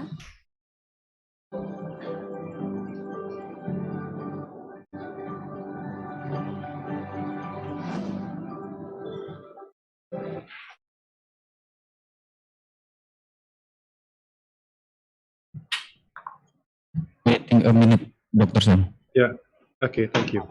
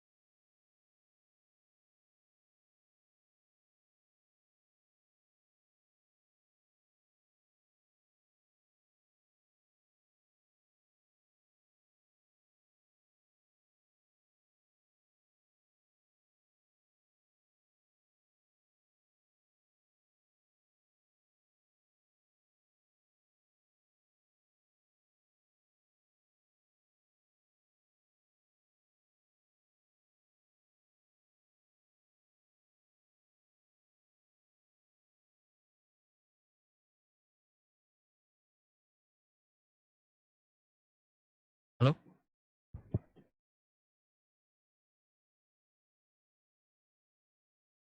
Bismillahirrahmanirrahim. Assalamualaikum warahmatullahi wabarakatuh. Good afternoon. Peace be upon you all.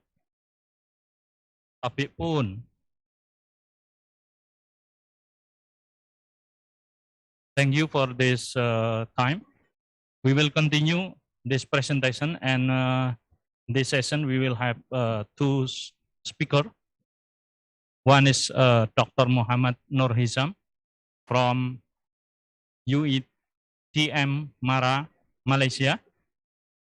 And then the second, Professor Udin Hasanuddin from University of Lampung. Dr. Muhammad Nur Hizam is going to present about research in science. And first of all, I'm going to introduce Dr. Muhammad. Dr. Muhammad Nur Hizam Abdul Rani graduated from the United Kingdom with a bachelor in mechanical engineering and a PhD in structural vibrations. He worked as a mechanical engineer for international corporation before joining a lecturer at the University Technology Mara, Malaysia.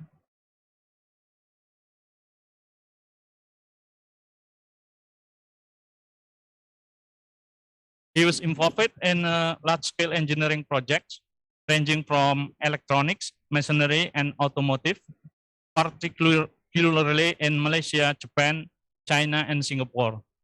He was instrumental in addressing various important structural vibration issues in groundbreaking projects in electronics and automotive industries.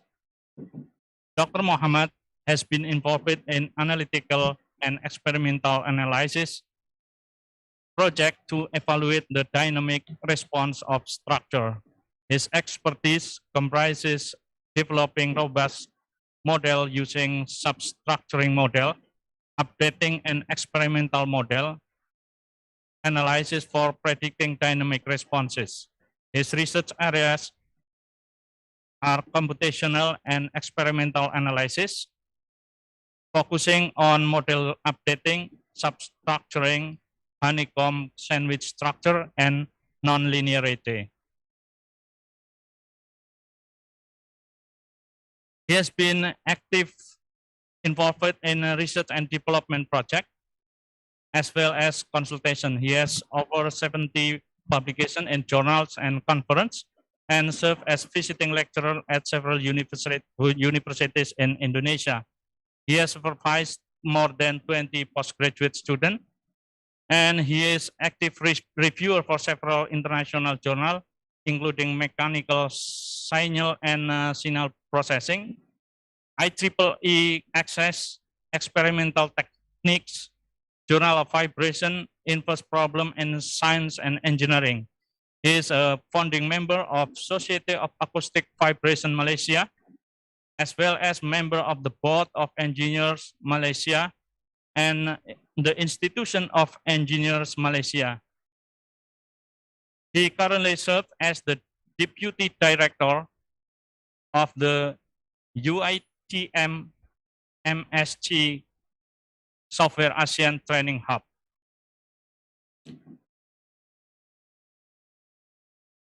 So, Dr. Muhammad, Assalamualaikum. Waalaikumsalam. Can you hear my voice clearly? Okay, so are you ready for your presentation? Yeah, thank you very much. Okay, we will have around actually 45 minutes, but we will save like for 5-10 minutes to discussion. So please, room and time is for you. Thank you very much. Can I share my slide now? Yes, it's clear.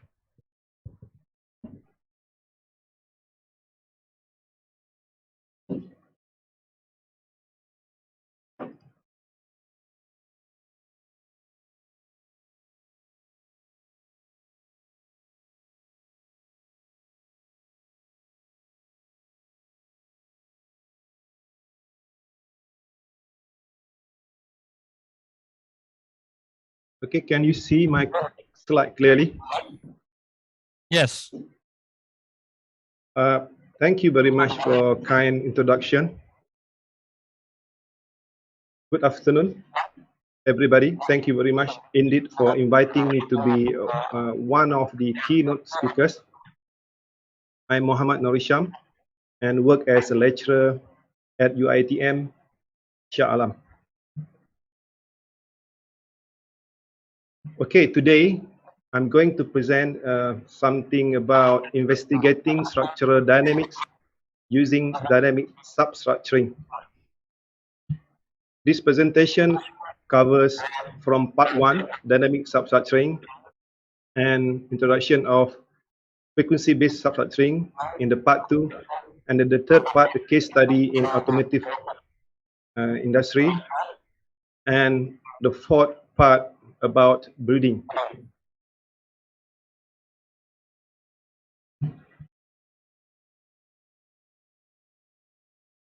Okay, let me introduce about what is actually dynamic substructuring. The concept is like this. You have a full structure, and then in order to reduce computational time, you need to split the whole structure, or we call it assemble structure, into a few components, something like here. Okay, usually in structure vibration, researchers or engineers try to solve the eigen solution equation. As you can see here, K minus omega squared M, and then you multiply by phi equal to 0. The problem here, the bigger the size of your finite element model, and then you will end up with a large size of K and also M. That is the main issue in structural vibration. Okay, usually finite element method is widely used in predicting the dynamic behavior of structure. But finite element model of a large complex structure, usually, which is common in modern structure this day, consists of over 10 or million degree of freedom. And then can you all imagine the time taken to complete the dynamic analysis of the FE model? And let's do the math. Saying we have this type of model, this phase shutter consists of 10 million degree of freedom. And then 1 degree of freedom required more or less a half second. And then the FE model has 10 million degree of freedom. Then engineers have to wait for about 1 month to see the result and to move to decide in the next step. Usually, in this case, some modification are made to certain substructure. For example, let's say you want to just modify in this structure. And then you don't need to rerun the whole model. And then why not we use substructuring model just to analyze this substructure, which by the end of the day, we have a reduced degree of freedom instead of we run the whole substructure. Substructure dynamic, actually, in conclusion, we try to split a large complex structure into component or substructure. And then the substructure can be analyzed either by engineers or group or some vendor that a company appointed already. And then maybe the chief engineer or from the main company can assemble all the results that been run by other group, assemble them together, and then use substructuring, and then try to solve the eigen solution equation. There is something sort of dynamic substructuring. Okay, the advantages of substructuring actually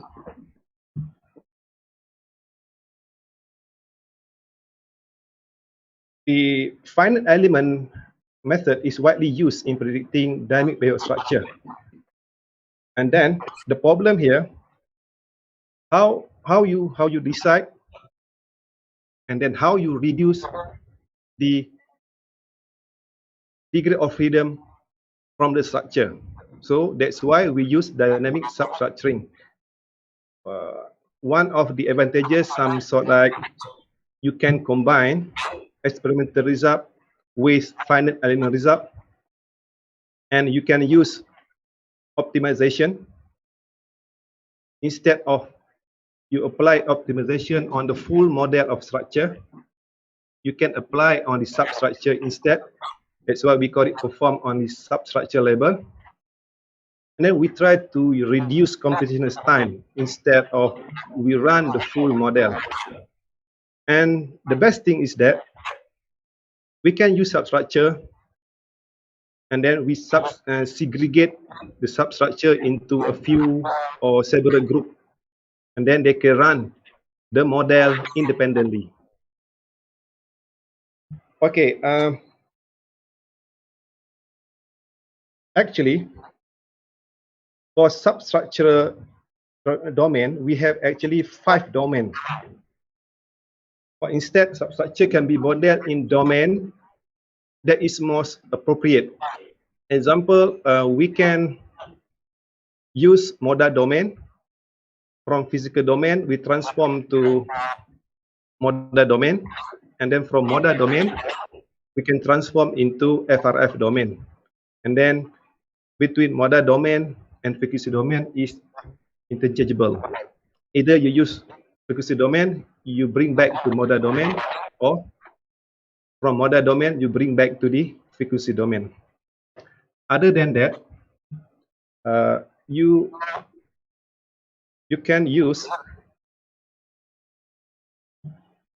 from physical domain, you can transform into state space domain or time domain.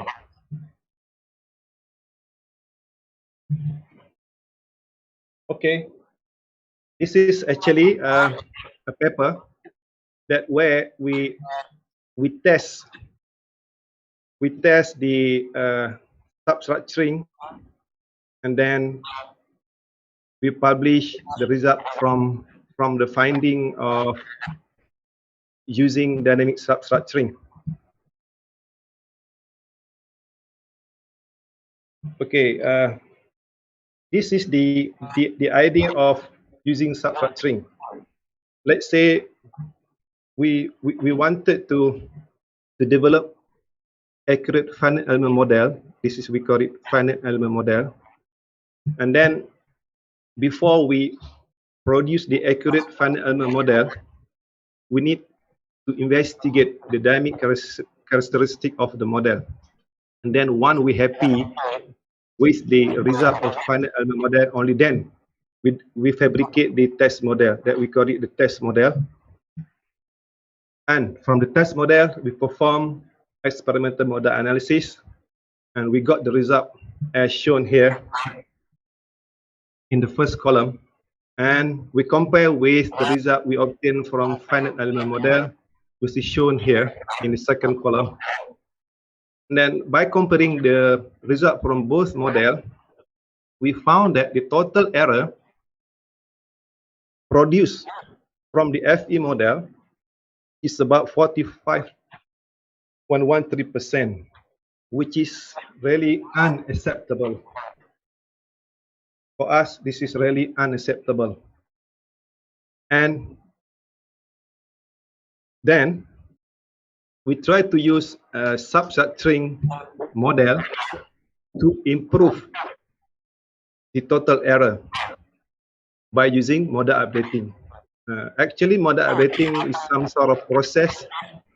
We try to improve the finite element result in light of test data. We use test data, we combine with the FIN data, and then we perform model updating in order to reduce the error introduced in the finite element model. Okay, as you can see here, we have two types of model. The first table is about, we use full FE model, which is the degree of freedom in the full FE model, a quite huge number in comparison with the reduced FE model.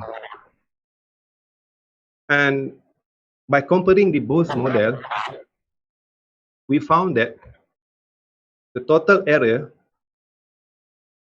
computed from the full model is 10.5%, with the CPU time 7,240 seconds.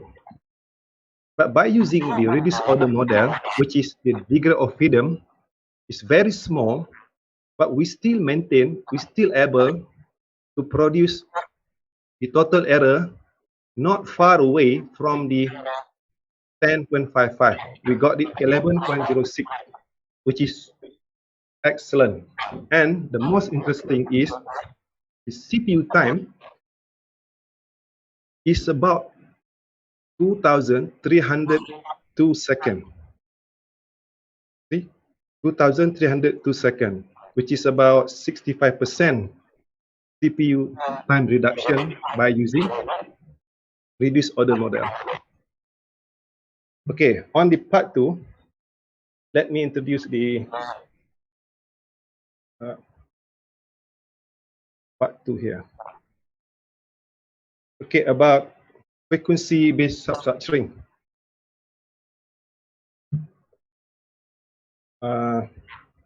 Actually, in some cases, you know, is it quite difficult for us to develop accurate finite element model. And the best way to solve the problem is to use frequency-based substructuring method, which is we consider may address the issue effectively. What does it mean? Very difficult to develop. You see, some sort of like a complex structure. There are a lot of jointed in the structure, some sort of bolted, welded structure. That is something that is very, very difficult to model. And the best way, instead of using finite element model, we can use directly the experimental model of the complex structure. And then the beauty of frequency-based substructuring method is that the method allowed 2 different type of model to be combined and analyzed. It means that saying you have a very large complex structure, and then one of the substructure is very difficult to model using finite element method. Then you can use directly the experimental result of the substructure, and then you combine with the finite element model of the whole structure. Or in other way, you have a very complex structure, and then you want to develop something new, which is covered in my case study later on. You introduce new design, and then some part of your substructure have to remodel or redesign. Then you use finite element model, you develop the new model, and then you can combine back the finite element model with the actual structure. Then once you combine, you can start investigating the dynamic behavior of combined structure with new design. It's something like that. Okay. The idea of frequency-based substructuring, I think this slide maybe help you to enhance the understanding of frequency-based substructuring. Okay, let's say this is a car. A part of them, only this part, you want to modify, and then the rest of the structure remain as they are. And then usually we use finite element model to come up with new design, and we want to study the effect of new design with respect to the existing structure. There is something sort of a frequency-based substructuring. Okay, let me explain here. Saying you have this is a new design, and then you have to calculate the frequency response function. This is, we call it FRF. This FRF we obtain from finite element model of new design. And then this structure, body in white, is existing structure that we do not want to modify. And then we're really happy with the performance, dynamic performance of the structure. And then we measure the whole thing. And then that is FRF of body in white. Then we use finite element FRF. We combine with experimental model FRF of the body in white. That is the result of combination of the new design. That's why, as I said earlier, frequency-based method allowed to combine two different methods, either from experimental with experimental, experimental with analytical, or analytical with analytical. Okay, this is some sort of equation that needs to be followed strictly. Saying we have two substructure, we call it A and B, and then we want to combine them using some sort of rigid body or rigid element here. So displacement at substructure A should be equal to displacement at substructure C here, and should be equal to all this combination. And we assemble them together to become coupling metric. That is we call coupling metric. And then the issue here for coupling metric, in order to have accurate result, the coupling metric should be consist of translational and rotational degree of freedom. And then there is the topic that has drawn much attention from many researchers in the world recently. How to measure accurately rotational frequency response function, or in other way, how to estimate the rotational frequency response function accurately. Okay, in terms of application, the SBS method, we have a few paper here, like Mohit from India.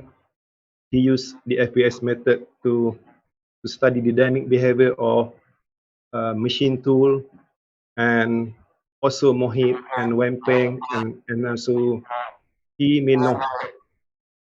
They use the SBS method to study the dynamic behavior and also the acoustic problem in automotive structure and also in machines. Okay, one thing about the FBS method, we need to have accurate FRF. In order to have accurate FRF, my team, Structure Dynamics Analysis and Validation, SDAV, come up with a new idea. We developed some sort of, we call it block here. This block allowed you to put accelerometer here, and then to hit from here, and then from this direction, and also from this direction. Instead of you put accelerometer directly on this here, this way not allow you by putting directly accelerometer on the structure, not allow you to assign in 3 directions, which is X, Y, and Z. Okay, the challenges in frequency-based subtracing method. Although the FBS method offer you a lot of benefit, but the problem here is the FBS is limited only to linear and stationary system with a constant parameter. And one more thing, we need accurate rotational degree of freedom so that we can combine with rotational degree of freedom in the metric that I explained before, so that we have a full metric. And the most problematic here, usually experimental result contained by noise. That is the issue that very difficult to avoid. Okay, now you can see clearly what does it mean. One dot join, we call it join here. This is, we call it join area. In single dot join area, we need the full metric, and then the full metric suppose and must contain combination of this red color portion of translation, rotational degree of freedom, which is quite easy to measure. We don't have any issue about measuring rotational translational FRF, but the most difficulty now is to get this portion. You see, 75% of the full metric contain of rotational information. That is one of the biggest challenges using frequency-based substructuring. Okay, some guy and then a few guy. One of them is Manzato, and his friend demonstrated that without rotational FRF in coupling metric, you definitely will get error result. Okay, this first one, they included and then they use rotational frequency response function. And then this result show that they uncouple certain rotational degree of freedom. And then you see a lot of ripple here.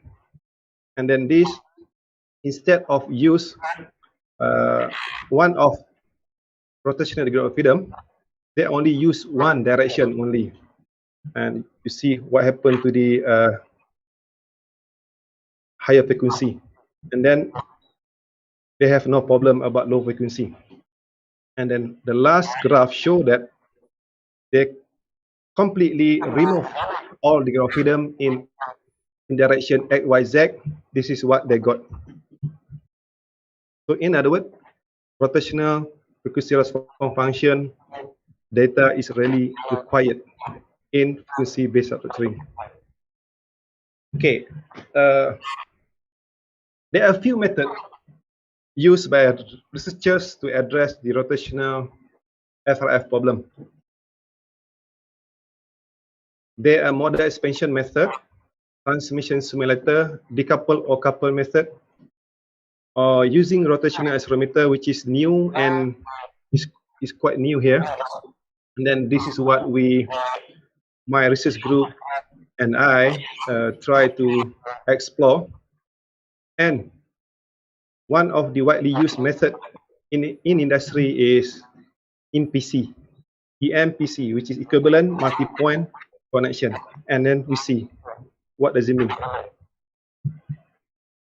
Okay, using EMPC, you need to introduce at least 3 points. If you want to couple, let's say you want to couple structure A and B, you need to introduce at least 3 points here. And then you need to measure at the 3 point. And also, you need to predict or you need to compute the FRF at the 3 point. So saying B from test model, from the test model, you measure the frequency response function, and then A from FE model, you compute the FRF at the 3 nodes. And then you combine them together to predict the whole structure, the dynamic behavior of the whole structure. Okay, we already tested EMPC for like this structure here. We call it irregular plate and beam. Both beam and irregular plate are jointed by 2 bolted joint, and we try to investigate what happened to the dynamic behavior of the structure if we combine 2 different type of model.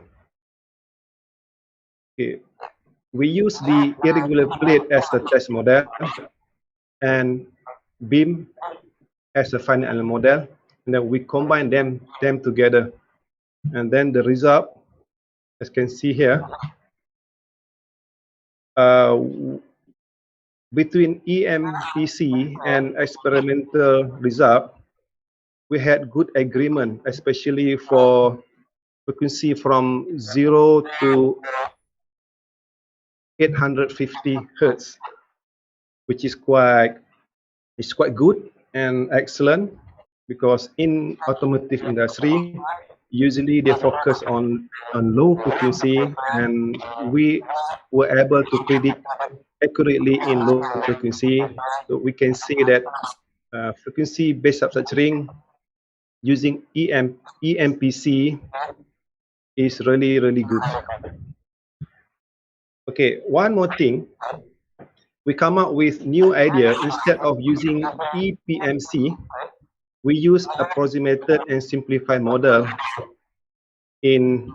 which is still under development by our research group. The idea is like this: saying you have very complex structure, you want to study the dynamic behavior of complex structure. Instead of you accurately model the complex structure, you can use simplified model, which means instead of you model exactly the structure, you can simplify it, and then you can calculate the model parameter of the simplified structure, and then you combine with the test model. Okay, this is some sort of test that we perform on the irregular plate. We assume this plate is quite difficult and challenging to be a model using finite element model, and then that's why we considered it as the test model. And then later on we combine with the beam model, which is we consider it's quite easy to accurately model the beam. And one of the method that we developed, we're trying to estimate the rotational degree of freedom. We need to update the mode shape of the structure.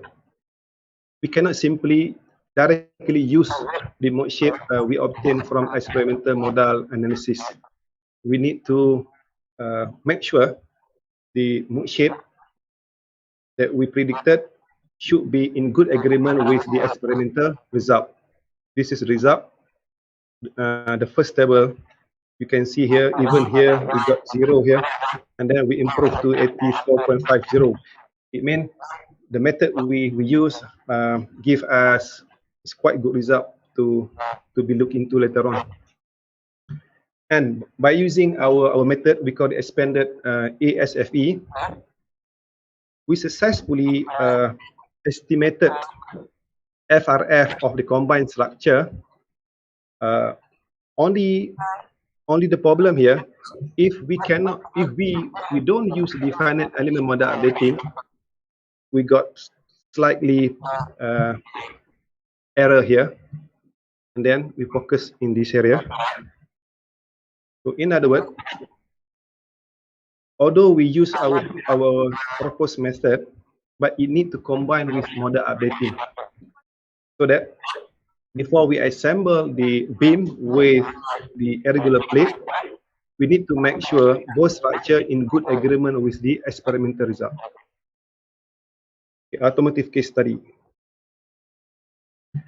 Okay, saying you have problem, the car resonated at idling RPM, and then you find out that the problem actually come from substructure. And then to solve the problem, you need to redesign the subframe, and then the subframe should has a higher stiffness and lighter, and so need to come up quickly and definitely solve the resonance issue.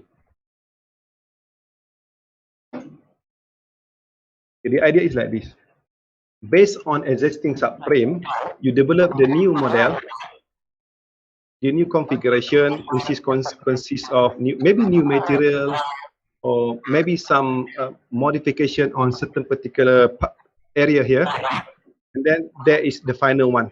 You believe this final model can improve resonance problem that you found earlier. Okay, how do you know that your model your new model is actually can solve the resonance problem. One way, you can use frequency-based subtracing method. This is model from finite element model. Okay, you calculate, you compute the frequency and also mood shape of the new design of the subframe. One, you have natural frequency, and then you have mood shape here. You can use frequency synthesize in order, you can use frequency synthesis in order to synthesize model domain to be frequency domain. That is the idea of frequency-based substructuring. You compute model domain, consists of natural frequency and shape, and then you can use frequency synthesis to synthesize it to be frequency domain. And then if those who are really interested in terms of theory or further explanation, you can refer to model testing book by DJ Ewin. 4 minutes, Dr. Muhammad. Oh, okay. This is the idea. You have the new design. This is the frequency response function from the car, and then you combine with the new subframe design. You combine them together, and then you combine here. You got the new FRF, which is you believe will solve the resonance problem. Okay, you see, before we use FBS method, car with existing subframe, you got 45 Hertz. But with the new subframe, you see, you can shift 42, you can increase 42 to 82 Hertz. It means that you successfully reduce resonance problem. Okay, again, for the joint also, joint stiffness, you can use frequency-based substructuring to evaluate what kind of material, maybe rubber or maybe composite or something that those from material domain can come up with a new material, and then they want to study the effect of the new material with respect to vibration. Again, you can use the frequency-based substructuring. Okay, this is quite interesting. Let's say you want to design new sky bridge here. You know, this is a twin Petronas twin tower. You want to come up with a new design. Okay, you can develop new design here. This is a new design. Maybe much better than a new one. Maybe much better than current one. And then you want to study what will be the effect of the new sky bridge design in terms of dynamic behavior of the whole structure. Okay, this is model. This one we call the experimental model. We combine with the final model of the new design. And okay, this is the way how we combine it by including the rotational effect. Okay, you see, if we include translational X, Y, Z and rotational X, Y, Z, this is the result that we really want it to be. Okay, what happens if we remove the rotational FRF? There is like some sort of, we remove the stiffness of the joint, and then when we compare complete FRF, which is X, Y, Z and RX, RY, Z, with only X, Y, Z, you see the shifted frequency here. It means that rotational regular freedom is really needed in frequency-based substructuring. Okay, my conclusion, dynamic substructuring is very powerful tool for investigation of structural. Dynamic substructuring allow two different type of model, which mean that either experimental, analytical, or analytical to be combined, and you can use the combine for structural evaluation investigation. And the last conclusion is dynamic substructuring can be used with model updating, which is very interesting here. you want to improve, you want to develop accurate model with reduced computational time. That is the way. That is my presentation. I end with thank you very much indeed. Thank you very much, Dr. Muhammad. It's a very nice presentation. For audience, if you have any question, maybe we can pick like one or just one question. Please raise your hand or you can write. I didn't see a question in the chat room. I have one question, Dr. Muhammad. I'm from agricultural engineering, and substructuring method is basically to simplify the problems and expedite the running program in computer, for example. But my question is, can this method, structuring method, be applied for living things like, yeah, I'm from agriculture, or maybe a friend from medicine for a head problem, for example?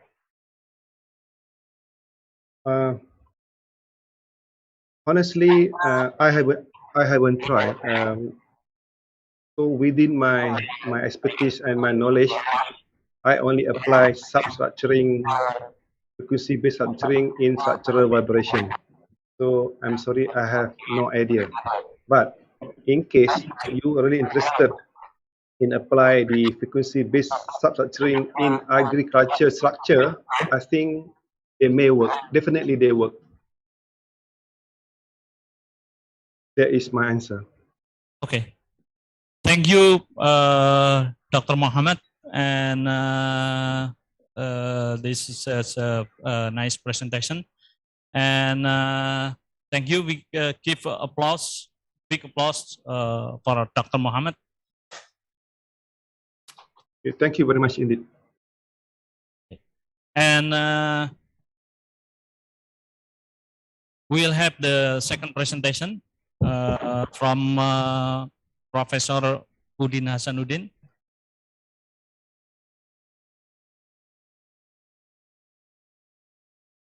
Okay.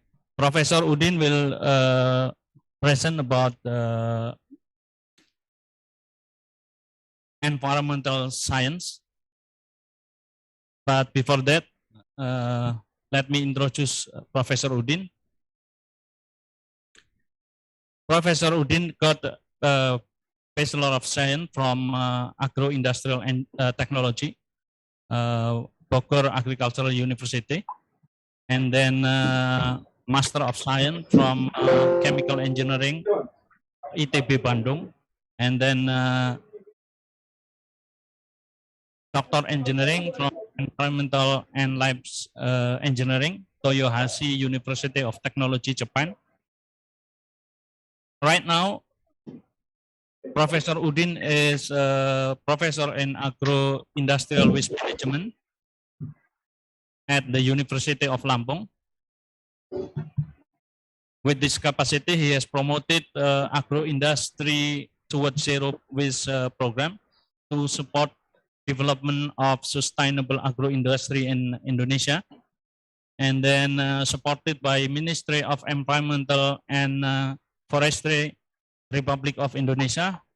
He has made some collaboration with several university, research center, and private company from many countries to promote waste to energy and co-benefit program on agro-industrial waste management. He also initiated establishment of agro-industrial waste management laboratory at the Department of Agro-Industrial Technology, Faculty of Agriculture, and Research and Development Center for Tropical Biomass at Institute of Research and Community Services at the University of Lampung. Right now, he has more than 150 papers in agro-industrial waste management field. Professor Udin was a member, was a chairman of Indonesia Biogas Association. He was also head of Tropical Biomass Research and Development Center at the University of Lampung. And right now, Professor Udin is member of Research and Development Committee, Indonesian Oil Palm Estate Fund Agency, or BPDP, Ministry of Finance, from 2015 till now. And then he is also member of Academy Engineering Science, Indonesia Academy of Science. He is also member of Expert Board, Indonesian Biomass Energy Association. And he is also member of International Sustainable Biomass and Bioenergy Association. And then he just also member of Scientific Committee, Council of Palm Oil Producing Countries. So Professor Udin, are you ready? Yeah, ready. Thank you. And then time and room is for you. You will have time like 45 minutes, but I think we have to save like 5 minutes for discussion, and then for participant during the presentation of Professor Udin, you can write your question or raise your hand after this presentation. Thank you. So please, Professor Udin. Okay, thank you very much, Dr. Agus, for your introduction, and also thank you very much for the organizing committee of the Polycoste 2021, yeah, for inviting us to presentation in this very good conference. Well, this afternoon, I would like to share about the environmental science, but in this presentation, I want to explain or to share about the importance of environmental science on promoting sustainable agri-industry, because my field is in agri-industry, and also my research project is mainly in the palm oil industry. So the case study is on development of sustainable palm oil industry. Well, about the environmental science, yeah, I think everybody already knows what is the environmental science, the kind of the field of science that studies about interaction between chemical, between physical and biological component of the environment, and also the relationship and effect of this component with the organism in the environment, include human, of course. Yeah. So the main goal of the environmental science is to learn how the nature world works and how to use how we the human interact with the environment. Yeah, how to understand how why the human have interaction with the environment, and to know the how we affect the environment, the human affect the environment. So the field of environmental science, I think, is very wide and need collaboration, need many other science to involve to this field. If we talk about the sustainable development, so we of course should consider about 3 pillars. Yes, social performance, or some people said that this is the people, and economic performance is profit, and environmental performance, planet. So the triple P. Yeah. And it's very important to consider three pillars in the development of sustainable agri-industry. And if we talk about agri-industry is the industry which produce some product which has main component from the crop or animal. So not only from the plantation or from the crop, but also we also consider about the animal. One of the characteristic of the agro-industry is the main product from the agro-industry usually has only about 25% or less. Yeah, so like palm oil is only about 21-22%, and sugarcane maybe only about 9%, and some other is about 20-25 something. About the sustainable agri-industry, some people what can I say, consider about the protecting natural resources. The sustainable agri-industry is have the mindset not only to get the profit from the resources, but they consider about ecosystem synergies. Yeah. So they have to enhance natural ecosystem synergies. It means combining economic, social, and environmental benefits. So not only economic benefit, but we have to consider about the environment and social benefit also. In this agri-industry, the sustainable agri-industry should be considered about creating added value at local level. So if we develop agri-industry in Lampung or in some place, we have considered how to give added value at the local level. So the environmental science with integration between physical, chemical, and biological component is very much important to support development of sustainable agri-industry, including the social aspect.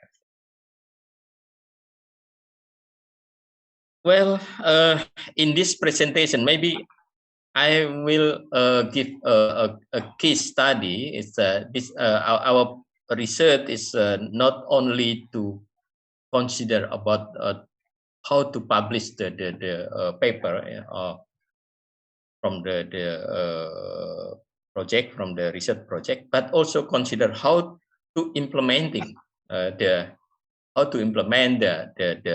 result in the real commercial scale. Well, if we consider about the palm oil mill, so the main raw material is fresh food buns, and then processed in the mill, and will produce the main product is crude palm oil, and also kernel, palm kernel. Usually they process in the other industry or maybe beside industry. And then from this process, we will produce empty food buns, usually going back to the plantation as a mulching fertilizer. Yeah. And then palm kernel shell, and also mesocarp fiber.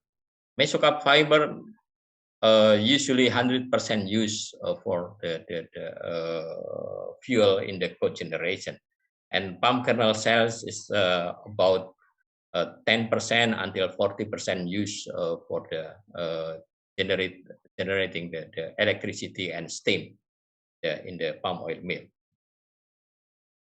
Well, this is a waste from palm oil industry. In the left side, in the upper left side is the empty food buns. In the lower here is the palm oil mill effluent, very very high concentration of the wastewater, and then this one is the ash from the burning of mesoka fiber and palm kernels. Yeah, this is the palm oil mill. Is a palm oil mill effluent is about 60 until 100% of FFB from the freshwater plants. And then EFB is about 20%, fiber about 12%, and cell about 5 until 6%. So from the burning of the fiber and cells, we will have boiler ash. It's about 2.5% from the biomass burn. Yeah, this ash is contain high concentration of potassium. It's very important for the fertilizer in the plantation. And if they operating decanters, solid decanter, they will have other waste. This is the solid decanter. So this, because of the concentration of the wastewater, and then the number or volume of the waste from the palm oil mill is very high and very big volume. So the strategy for establishment sustainable palm oil industry is preventing the environmental pollution through promoting waste and byproduct utilization to produce new product with high value. Without thinking about the high value product, so it's difficult to accelerate the utilization of the waste. So the preventing environmental pollution in the palm oil mill become a profit center, not a cost center again.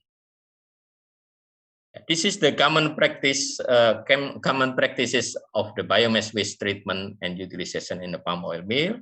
The wastewater is the POME, going to the anaerobic treatment, and then after that utilized for liquid fertilizer. We call land application in the plantation.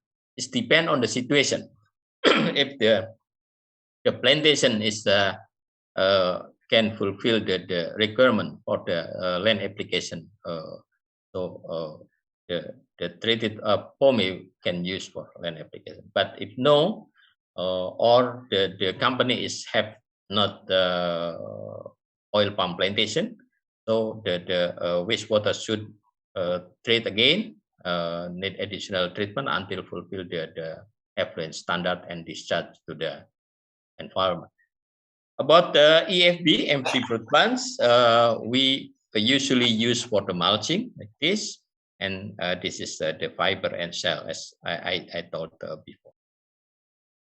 Yeah, but the problem is if we use an anaerobic pond like this, the open pond with the depth is about 5 meter or 7 meter something, we will produce the greenhouse gas emission. It is the big problem. Currently, I think the climate issue is become a hot issue. So the greenhouse gas emission should be considered. We have to reduce the greenhouse gas emission.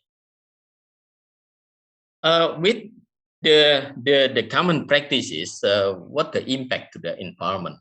Our research group already evaluate about the impact of the land application related to the soil quality and productivity, which are main sustainability indicator in agriculture or plantation sector. Like GBEP, a Global Bioenergy Partnership, consider about soil organic carbon. So we have to consider to keep the soil organic carbon in the high concentration. And also ISCC, International Sustainable Carbon Certification, soil erosion. They consider about soil erosion, soil organic matter, and soil structure. And RSPO, also consider about the soil fertility and optimal and sustained yield. So the soil quality is has integrated meaning, I think. Yeah. And in our research group, we consider about the microbial community structure and carbon and nitrogen content as an indicator in the soil. What the result? The result is this is the we measure about the quinone content. Quinone is the component in the microbe with very specific, and then we can correlate the quinone species with the what can I say, the genus of microorganism. This is without land application, and the right side is with land application. So without land application, the number, the concentration of quinone with related to the number of microorganisms is lower than with land application. And the quinone species is almost same. It's indicated by the diversity of quinone. The Q is almost similar. So it means the microbial community structure in the soil is relatively same. So it means the number of microbe is increased, but the species of microbe are almost same. So the land application is not give effect to the microbial community structure species of microbe in the soil, but increasing the number. About the if we relate it to the correlate with the FFP production, yeah, FFP production in the plantation with and without the land application, I got data from 2011 until 2015. In average, is with land application is increase about 10% higher. But in the greenhouse gas emission, we will emit it. Will release more than 150 kilograms CO2 per ton FFP. It's quite high, and the more than 80% is coming from the mill, and mainly is coming from the POME, the palm oil mill effluent. So this is from life cycle inventory of greenhouse gas emission. So the POME conventional treatment and land application will give can I say the greenhouse gas emission, and land application reduce the water pollution and also improve soil quality and land productivity. The problem is greenhouse gas emission. What kind of research should be done to mitigate that greenhouse gas emission? We did this experiment not only by utilization of emission factor from the several reference, but also we did how much the gas release from the pond like this. Yeah. This is the container with has plastic pipe like this, and then connected to the gas flow meter. We evaluate about the gas flow rate, and then also we took sample and then analyze in the lab with the composition, how much methane concentration and that. And the result is yeah, about 53% of the carbon in the palm oil mill effluent, yeah, is going to the atmosphere. Yeah. We did the carbon balance in the pond, yeah, and this is the results. Yeah. And then this is the summary. Yeah, to produce 1 ton of CPO, we will release about 478.8 kilograms CO2 equivalent. This is for a CPO. Yeah. So if we convert to the per ton FFP, so we can divide by maybe by 4 or by, yeah, if the oil recovery 25%, so it's divided by 4. So almost similar with the utilization of the emission factor from some reference, but little bit lower here. So if we produce 1 ton of CPO, we can produce about 100 kilogram of biodiesel, and it can alternate from the about alternate as crude oil, crude fossil, and then beside that we will discharge about 478 kilogram of CO2 from the lagoon. And how to minimize the emission from the POMI?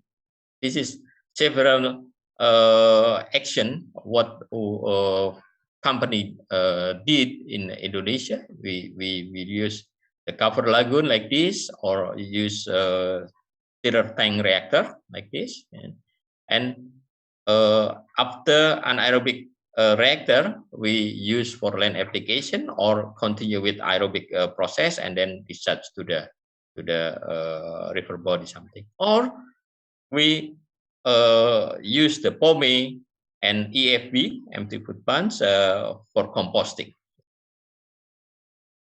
This is utilization of POME for electricity,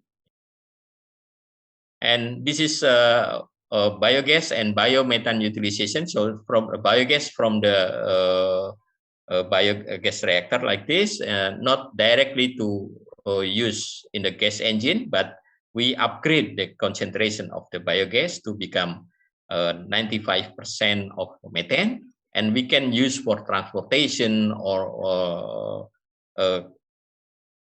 pressing in the bottling in the high pressure bottle like this, and then we can share. We can sell to the other company as a fuel of boiler or for cooking, something like that. And this is upgrading plan. Upgrading plan used for what can I say? It distribute the bio CNG. We call bio CNG the biogas which already upgrade for the emplacement in the housing of the palm oil industry. And then the wastewater is can use again for the land application, the treated POME. And in this case, we can reduce the diesel oil consumption. This is this picture is the one company in the East Kalimantan. They already installed the what can I say, the biogas upgrading plant. This is in the East Kalimantan. They utilize for the transportation and also for the generate electricity in the emplacement of the oil palm housing. And also we consider about the composition of nutrient in the treated POME from the anaerobic treatment. This is nitrogen, phosphorus, potassium, magnesium is quite high, so we consider to utilize for the algae cultivation. This is spirulina cultivation. Using the palm oil mill effluent, and because we use the waste, so the algae is not so the purity of algae is not so high. So usually we use for feed. We have to consider how to increase the purity for food supplement, and also from the purification of the biogas, we will produce the CO2, and CO2 we can use for spirulina cultivation, because the algae need CO2 for photosynthesis. This is connecting to the cow fattening company to use protein from the spirulina as the feed, and also the possibility to use the CO2 from the upgrading biomethane to supply in the greenhouse. This is the tomato inside the greenhouse. They supply CO2 to increase the photosynthesis rate. This experiment, we took this picture in Toyohashi University of Technology. They did this experiment, to utilize the CO2 from the upgrading biomethane plant.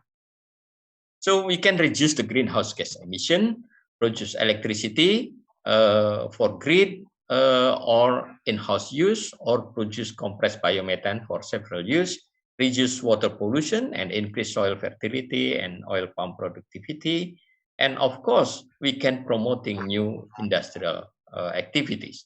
So several activities, we need collaboration with other fields. Next, about the co-composting of EFP and POME. This is, we can reduce the greenhouse gas emission by utilization of POME in the composting plant like this, because this is the aerobic process. And the anaerobic condition is very limited, I think. And the temperature is very high, about 78 centigrade. So what can I say? We can evaporate the water from the compost.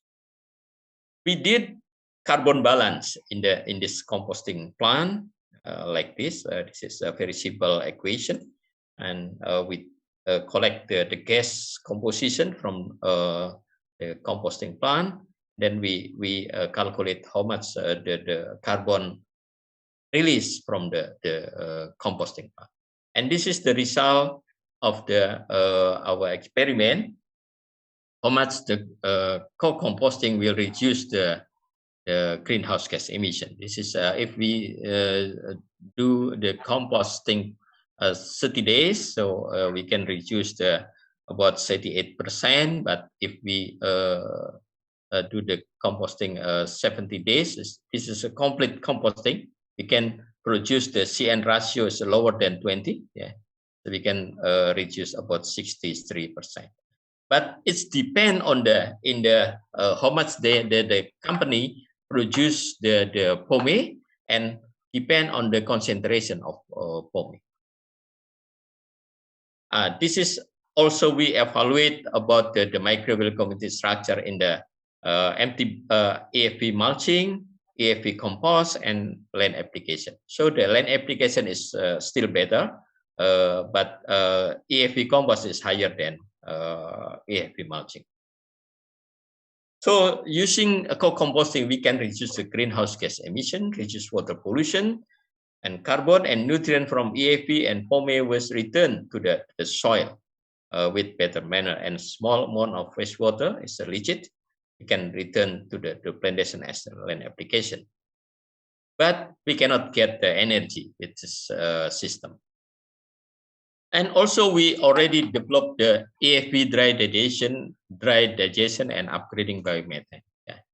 We did in our lab the production of the daily biogas, and also this is the cumulative. So from palm oil mill, which has capacity about 45 ton EFP per hour, we can produce about 0.9 megawatt from this EFP dry digestion.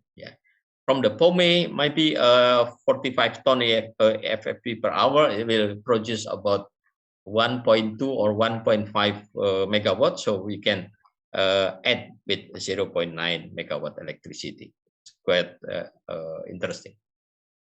So this is the kind of system we can also put the upgrading biomethane, so for increasing the widening the utilization of the biogas. Based on CPO production in Indonesia, about 43 million ton per year 3 years ago. So the production of bio-CNG is almost 4,000 million cubic meter per year. It's equivalent with 3 million ton of LPG, or about 3,600 megawatt electricity and reduce the greenhouse gas emission more than 58 million ton of CO2. Yeah, so we can reduce the greenhouse gas emission. We can produce electricity. We can produce compressed biomethane if you want, and of course reduce water pollution and carbon and nutrient from the EFP and POME return to the soil, and some other leachate is written as a land application. How about the palm kernel cell? Yeah, we produce a very big amount of palm kernel cell. It's more than 11 million ton per year, and the excess PKS is about 7.5 million ton. Yeah. And then in our university, we have COM technology. It's counter flow multi-buffer pyrolyzer or dryer.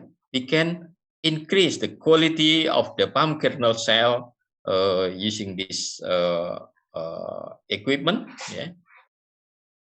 From the high moisture to become low moisture, and the caloric value also increase very high.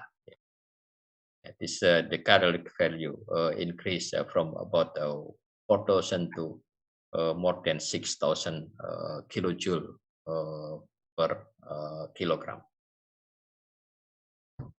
And then how about the EFP? EFP for pellet or for biofertilizer? We did to evaluate this kind of system. This is EFP. Usually we composting or we mulching. And in this experiment is we try to produce EFP pellet. This is from 1 ton of EFP, we can produce about 0.4 ton of EFP pellet. So the potential in Indonesia is about 19 million ton a year. This is the kind of process. And then this is the characteristic. Heating value is increased. But the S content in the EFP is very high. So it's difficult to use EFP pellet as energy, because the standard of S content in the pellet is should be less than 3%, and the S component is potassium. Mainly it's potassium. It's very corrosive, and we have to consider about this potassium. If we export the pellet to abroad, so we will lost this kind of mineral from the soil. So we have to consider about the high concentration of potassium, EFP for energy or for fertilizer. Now, some companies consider to use EFP pellet for fertilizer, but some other still consider about the energy. And this is the effect of the what can I say, the torrefaction process, yeah, to increase the hydrophobicity of the pellet. EFP pellet for energy or biofertilizer will substitute the fossil fuel and reduce greenhouse gas emission if we use for energy. Produce solid fuel for generating renewable energy, but still has problem due to the position of the potassium. Yeah. And produce pellet with contain high concentration of potassium and other nutrient which is important for fertilizer. About the palm oil trunk, oil palm trunk, yeah, we have to replant the oil palm oil palm every 25 or 30 years. So we will have a very huge number of oil palm trunk. This is about 57 million trunk per year. What the component of the trunk? The component of the oil palm trunk is inside is mainly starch. So we one of the researcher funded by BPDPKS by the oil palm fund management is extracted the starch, and then the fiber is utilized as a fuel. Yeah. This is the starch. It's about 60 kilogram per ton. Yeah, the potential is about 3.4 million ton a year, and this starch is we can use for the other industry like fermentation-based industry to produce glucose, to produce monosodium glutamic acid, to produce ethanol and other. And then the fiber potential is about 293 kilogram per ton, or in Indonesia is based on the data at 2018 is almost 17 million ton a year. But the problem is the location of replanting is what can I say? Move every day. Not what can I say? We have to move the processing plant from one place to other place. But we already consider about the movable processing plant for this kind of process. Yeah, this is the flow process diagram of oil palm trunk utilization. Yeah, we will produce starch-rich powder and also the biomass or fiber powder. So utilization of oil palm trunk will produce a starch-rich powder as a new sugar resources, and produce fine fiber powder as new renewable energy resources, and also open a new job opportunity. So through that kind of development technology, we can increase the sustainability of the palm oil industry. We can increase the job opportunity, so we can increase the what can I say?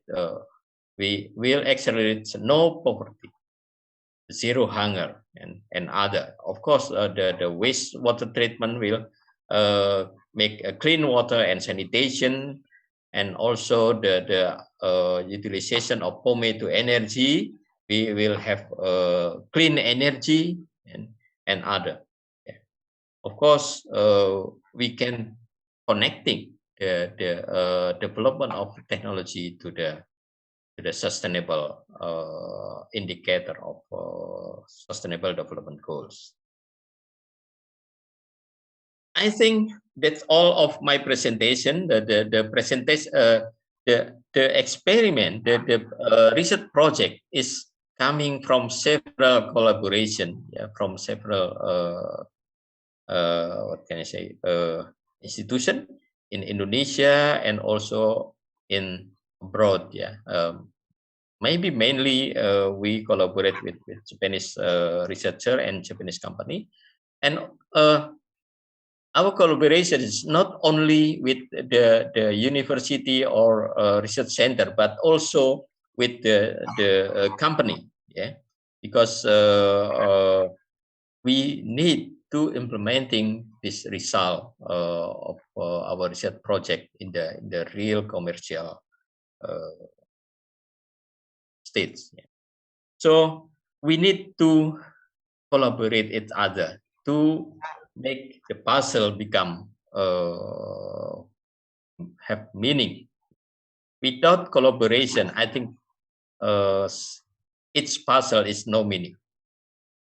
Thank you very much. Thank you, Professor Udin. It is nice presentation, and it is almost A to Z on palm oil waste management. It's a very good lecture actually, and I don't see a question in the chat box. If you have any question, maybe just one more question, just one question we can pick. Anyone? Any question, please? Okay. Professor Udin, I have one question, and what can be suggested? Agus, I think in the chat box, they have one question. Yeah, yeah. You can read and then answer the question, Professor. Yeah, this answer is coming from Suchi. Yeah, regarding the design of waste management in order to support environmental sustainability that has been designed for the case of oil palm. I would like to ask whether smallholder plantation will benefit, and what is the recommended institution model so that smallholder oil palm plantation benefit proportionally from the waste management. Well, yeah, in the regulation before, the palm oil mill is prohibited to what can I say? Send the palm oil mill effluent to the smallholder plantation, because the owner is different. But currently, the newest the latest regulation, it's maybe possible. We can, for example, the smallholders usually have no mill, and the mill will produce empty buds, will produce palm oil mill effluent. After treatment, the palm oil mill effluent is utilized for land application in the smallholders plantation. So it currently is possible, because we know that the utilization of treated palm is very what can I say, increasing the fertility of the soil, something like that. So currently the regulation is open for the utilization palm oil mill effluent in the smallholders. Yeah, but still consider how to manage. That is the important. Who will responsible to this kind of system? Yeah, the palm oil company, the palm oil mill should consider about the how to prevent the pollution from the land application. Like this. So currently, maybe what can I say? The collaboration between mill and smallholder become increased. Okay, I hope I can answer the question. Thank you, Professor Udin. I think the time is already up, and I want to remind the participant who are going to present in the next session to change the identity with the room number and name of the presenter. And okay, thank you very much, Pak Agus. Thank you, Professor Udin. And I close the session by Assalamualaikum warahmatullahi wabarakatuh. Waalaikumsalam.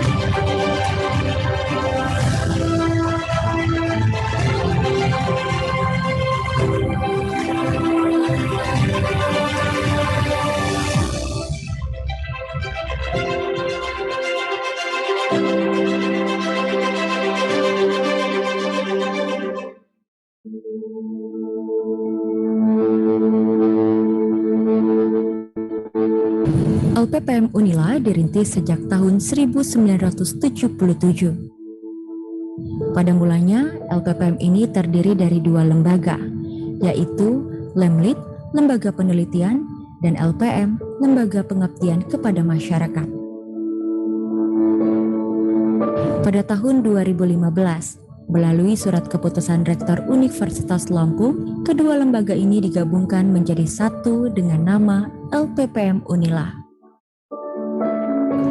Dengan semangat penelitian dan pengabdian kepada masyarakat, LPPM Unila memiliki visi menjadi lembaga yang terkenal di tingkat nasional dan internasional untuk penelitian dan penerapan ilmu pengetahuan teknologi dan seni. LPPM adalah lembaga penelitian dan pengabdian kepada masyarakat Universitas Lampung, yang mana dalam melaksanakan tugas kesehariannya yaitu melakukan kegiatan dan mendorong semua kegiatan yang merujuk kepada kedharma hukuman ini. LPPM memiliki tanggung jawab dalam menghasilkan produk penelitian, pengabdian, dan serta mengadakan beberapa event seperti seminar nasional dan seminar internasional, serta beberapa publikasi ilmiah, dan membantu juga kegiatan dosen dalam penulisan artikel ilmiah dan pendanaan untuk buku referensi, monograf, dan book chapter. Saat ini, LPPM memiliki 9 puslit dan 3 sentra. Puslit dan sentra tersebut mensupport visi misi LPPM dan visi misi Universitas Lampung, yaitu menjadi 10 terbesar di tahun 2020.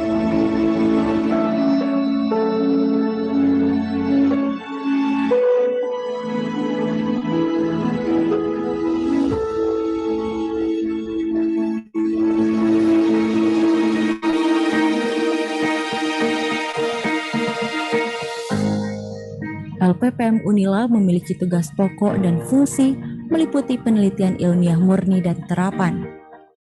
Puslit Pesisir Kelautan dan LPPM Unila memiliki fungsi melakukan penelitian pada aspek sosial ekonomi masyarakat pesisir, produksi, pengolahan hasil perikanan, dan lingkungan wilayah pesisir.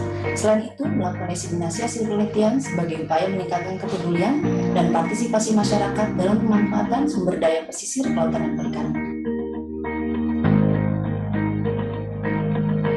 Puslit ini mempunyai fungsi melakukan kajian-kajian akademik terkait gender, anak, dan perempuan.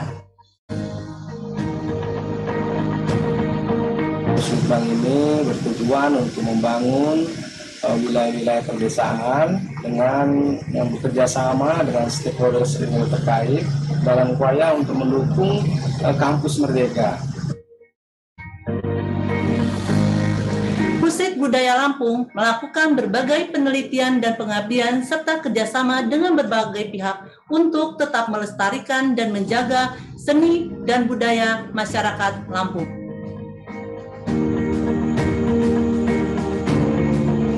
Kami hadir sebagai wadah yang diberikan perguruan tinggi untuk memberikan kontribusi positif baik di bidang bencana, lingkungan, dan sumber daya alam di Provinsi Lampung pada khususnya dan nasional pada umumnya. Selain itu, LPPM Unila juga memiliki tugas pokok dan fungsi meliputi kepelaksanaan pengabdian kepada masyarakat. Sentra Inkubator Bisnis dan Inovasi bertugas mengintegrasikan hasil inovasi dari kalangan akademisi, pengusaha maupun masyarakat agar dapat dikembangkan menjadi unit bisnis yang berdaya saing.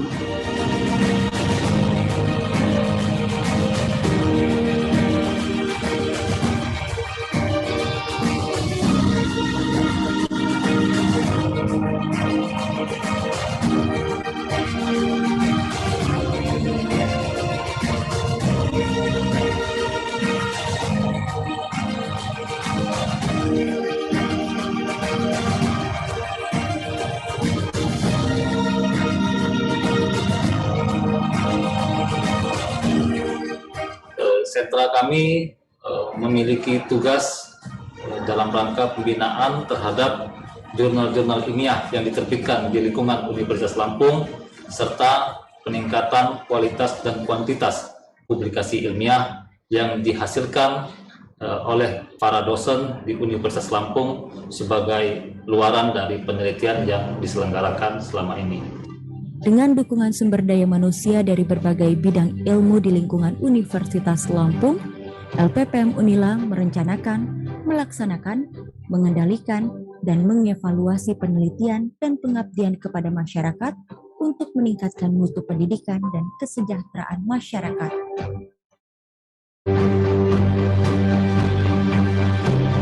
LPPM Unila juga dilengkapi berbagai sarana fasilitas penunjang, antara lain ruang kantor,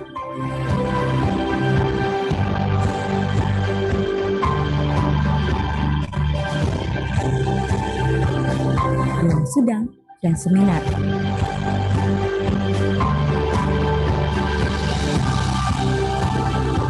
Perpustakaan,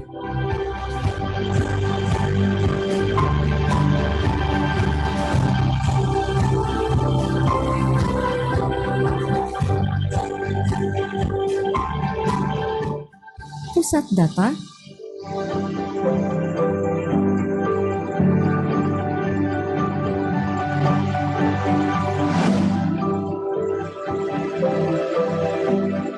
ruang pusat penelitian dan pengembangan yang lengkap dengan berbagai fasilitas kantor.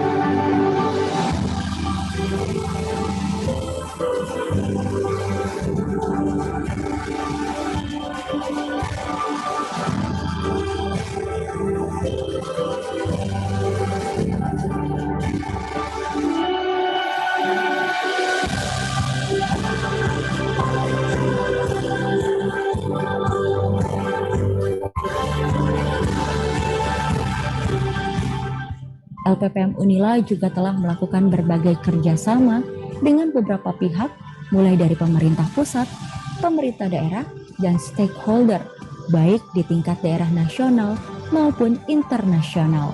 Melalui LP2M, Universitas Lampung diharapkan dapat menaikkan reputasinya di bidang publikasi, karena untuk saat ini publikasi itu menjadi tren dan sangat dibutuhkan oleh para akademisi. Secara pribadi dan sebagai tim pengelola jurnal, saya ingin mengucapkan terima kasih kepada LPPM yang telah mendukung jurnal di tingkat universitas dan juga jurusan, karena telah membantu pendanaan dan juga hal lain yang terkait kemajuan jurnal. Kami mengucapkan terima kasih banyak kepada LPPM karena jurnal kami telah mendapatkan bantuan 2 tahun berturut-turut. Pengabdian dan penelitian sudah memberikan sebuah keselarasan antara penelitian dan pengabdian. Mudah-mudahan LPPM ke depan lebih baik maupun go nasional maupun internasional. Saat ini dosen-dosen luar biasa mendapatkan dukungan yang luar biasa, terutama misalnya saya termasuk pengelola jurnal dan chief editor sebuah jurnal Sinta 2 memperoleh bantuan yang luar biasa dari LP2M. Menjawab beberapa tantangan di tantangan global dan tantangan kita di era ini, baik nasional atau internasional akan lebih banyak lagi, sehingga akan meningkatkan ranking Unila prestasi nasional dan internasional. Harapan saya ke depan, mudah-mudahan LP2M Universitas Lampung lebih mengajak para mahasiswa di Unila untuk berkolaborasi dalam penelitian dan pengabdian kepada masyarakat yang dilakukan oleh dosen-dosen di lingkungan Universitas Lampung. Harapan kita tentu sangat berharap besar kepada LP2M ikut serta mendorong teman dosen ataupun sivitas akademika untuk lebih menghasilkan karya-karya terbaiknya dalam bidang penelitian, publikasi, paten yang bisa langsung dirasakan oleh masyarakat. Semoga ke depan LP2M Unila dapat terus mengembangkan jalinan kerjasama kelembagaan yang makin luas, baik lokal, nasional, maupun internasional yang kondusif dan saling menguntungkan. Hingga saat ini, LPPM Unila terus meningkatkan kualitas dan kuantitas penelitian.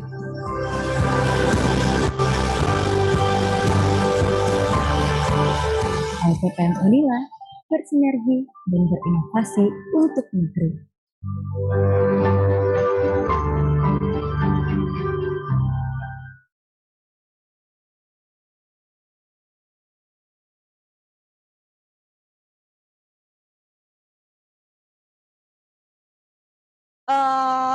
Your Zoom ID is correct.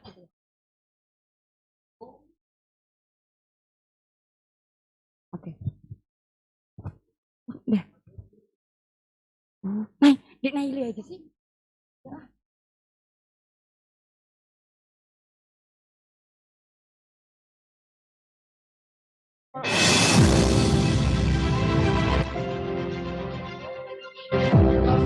Balik ya.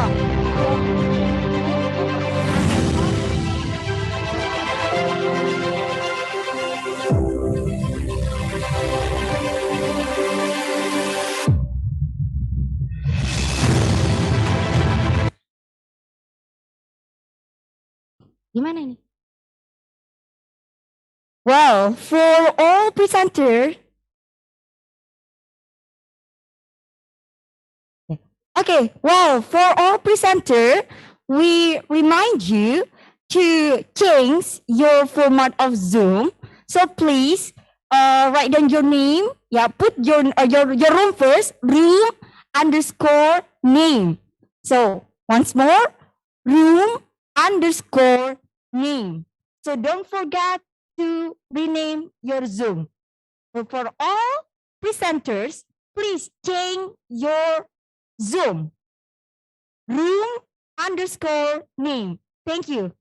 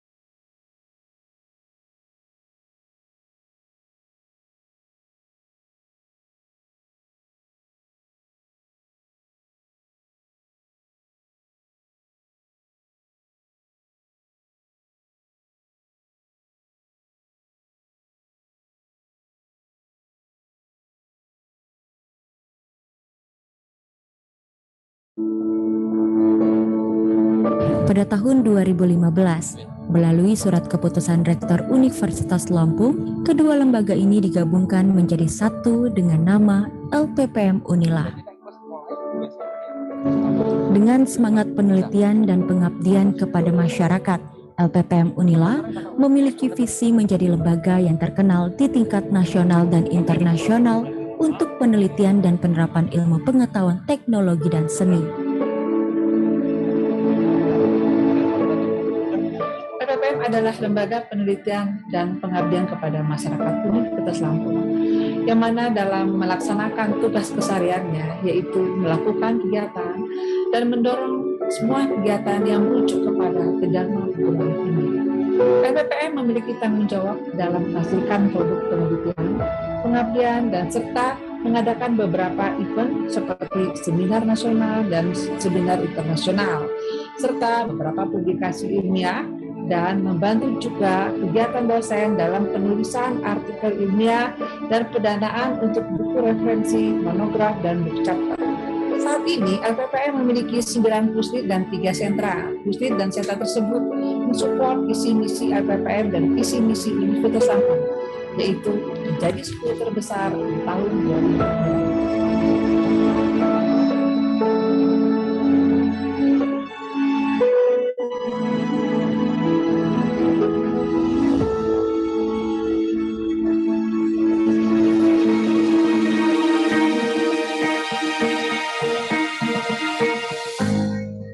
LPPM Unila memiliki tugas pokok dan fungsi meliputi penelitian ilmiah murni dan terapan. Puslit Pesisir Kelautan dan LPPM Unila memiliki fungsi melakukan penelitian pada aspek sosial ekonomi masyarakat pesisir, produksi, pengolahan hasil perikanan, dan lingkungan wilayah pesisir. Selain itu, melakukan diseminasi hasil penelitian sebagai upaya meningkatkan kepedulian dan partisipasi masyarakat dalam pemanfaatan sumber daya pesisir, kelautan, dan perikanan. Puslit ini mempunyai fungsi melakukan kajian-kajian akademik terkait gender, anak, dan perempuan. Puslit ini bertujuan untuk membangun wilayah-wilayah perdesaan dengan yang bekerja sama dengan stakeholder terkait dalam upaya untuk mendukung kampus merdeka. Pusat Budaya Lampung melakukan berbagai penelitian dan pengabdian serta kerjasama dengan berbagai pihak untuk tetap melestarikan dan menjaga seni dan budaya masyarakat Lampung.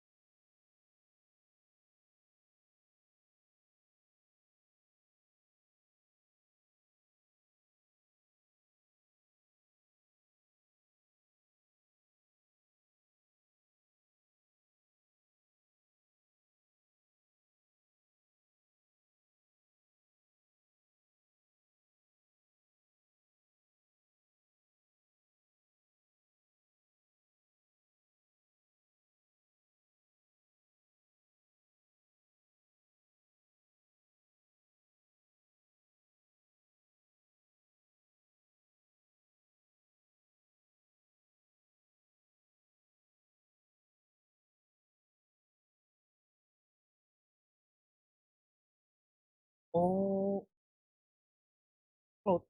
Oke.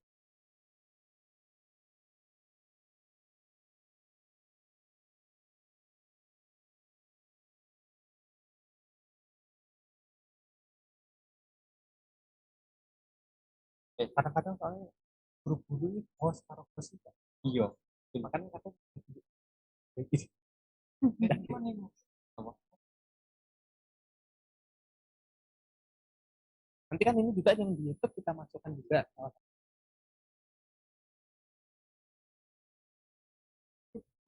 Oh, benar, membantu. Kan karena kamu kan kamu cowok. Terus bebas. Eko mau kuning tuh Kamu sama sama. Eko 5 sama 8. Eko 5 orang 8. Dek. Masuk. Tambahnya orang mana? Nama.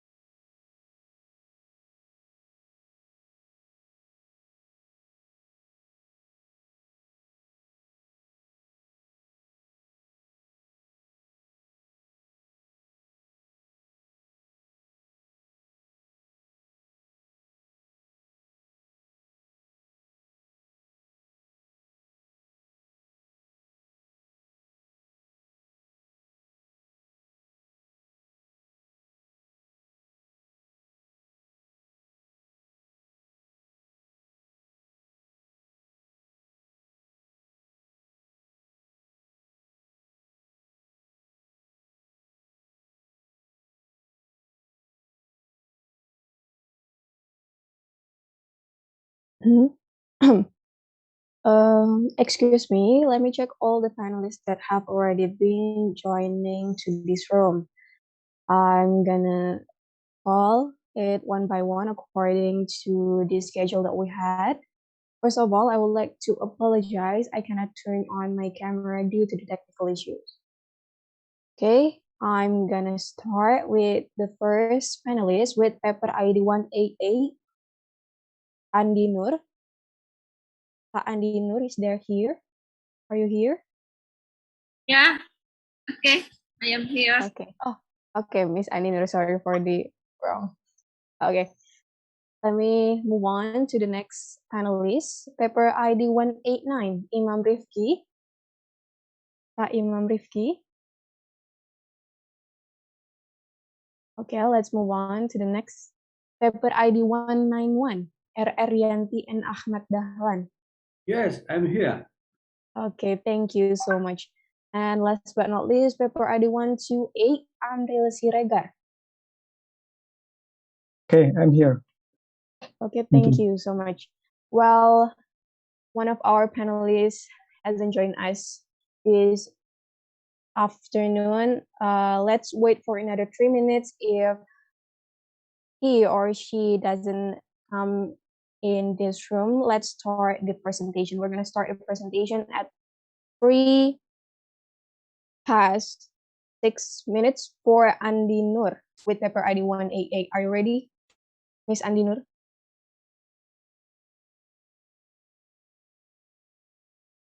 Okay, thank you. Okay, while waiting for another participant, I would like to inform you several rules in performing in this panel. First, make sure that you are currently joining the right room. Then make sure if your co-writer is coming to the Zoom, make sure that he or she or they are using the co-writer in their Zoom name. And then if you could, please open up your camera. And for the presentation, you will have 10 minutes for the presentation and 5 minutes for the Q&A session. So make sure to stay in your time. Make sure to stay in the time. And I will remind you if you have passed the limited time, which is 10 minutes. And then we're going to proceed to the Q&A sessions after that. I hope that for all of the panelists have already prepare their own presentation or PPT. So you all could share your own PPT later on when your time is ready. Okay, let's wait for another 2 minutes for Imam Rifki with paper ID 189. Thank you.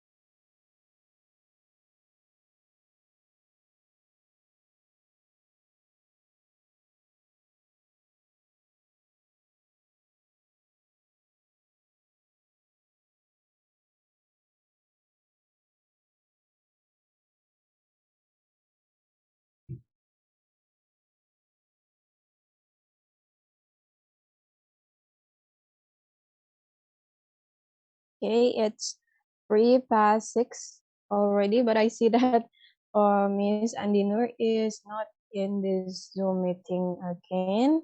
For all the panelists, paper ID 191, Mr. Ahmad Dahlan, would you like to start first? Okay. Okay, sure. You may proceed to your presentations now. Okay, thank you very much, moderator. Can I share my screen first? Sure, you may share your PPT now. I'm gonna start the 10 minutes time with the first word you say. Thank you. Oh, why? Sorry, the color changed. Why? It's okay. You may edit it first, and if you're ready, you Oh, may no, sorry. Okay. inform me. Okay, sure. Okay. Good. Okay. First of all, I would like to say thank you very much to all of you who participate in my presentation. Actually, this presentation will delivered by my friend Ibu Rianti, but uh, he is celebrating her daughter's wedding party in Palembang, so she cannot join with us. So I'm as representative for Mrs. Rianti. So our today's presentation titled Carcass Percentage and Organoleptic Quality of Unila One Superior Chicken Meat. So me and Burianti as author. Introduction. So as we know, Indonesian society prefers local chicken. We know as kampung chicken or free-range chicken or native chicken to broiler chicken because of more delicious or savory. And of course, kampung chicken is organic chicken without antibiotics in its feed and also has little fat content. Compared to broiler chicken, it lots of fat, so it is not good for health. So for this situation, the demand for kampung chicken continuously increased. However, the growth and development of kampung chicken population is very slow. We can see here from body weight of kampung chicken, it reached 360 grams per head in 8 weeks. Compared to broiler chicken, it reached 1.3 kilogram per head just in 4 weeks. And also, kampung chicken has egg productivity 30 until 88 per head per year. Compared to layer chicken, it has 351 egg per head per year. So it is very far between our kampung chicken and commercial chicken. So how to improve, how to increase kampung chicken? So one of strategy is to cross these native chickens with laying hens with high egg productivity. So lots of kampung chicken, for example, ayam pelung we call, ayam Bangkok, ayam kedu, cemani, and so on. So in previous study, me and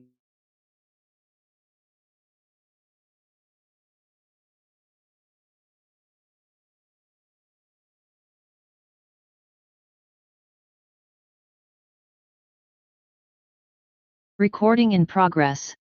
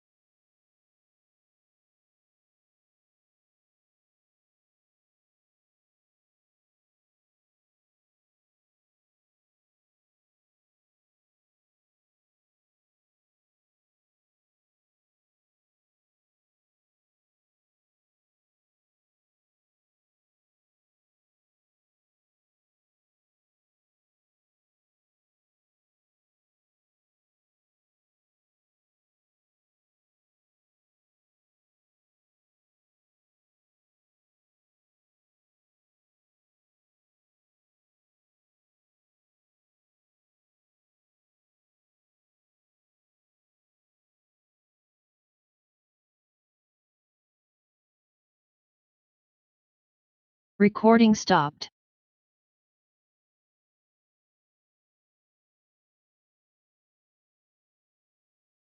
Well, so sorry because there is technical problem. So now has been fixed, and then you can join now in Zoom.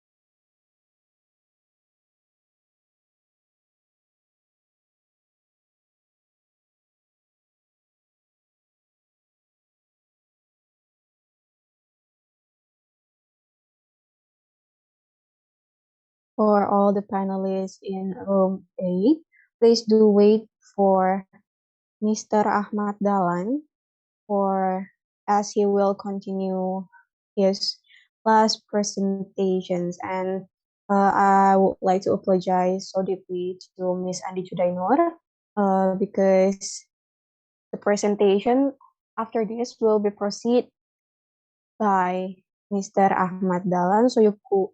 Could you please stop your presentations? Thank you.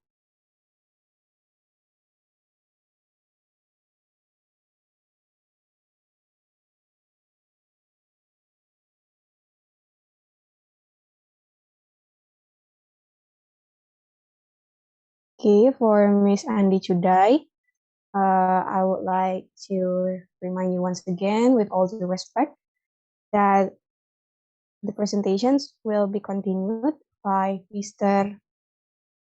Ahmad Dahlan, as he will I am ready. continue. Yes? Hello, I am ready. The presentation Uh, is my. But Miss Andi Chudainur, the last time we are in this room, Mr. Ahmad Dahlan already start his presentation because when I call your name back then, you are not here. So maybe you could start your presentation right after Mr. Ahmad Dahlan already done with his presentations. Okay, thank With you. all due respect. Okay, thank you so much, and I apologize for the mistake. And for now, we are going to wait for Mr. Ahmad Dahlan. Okay, thank you.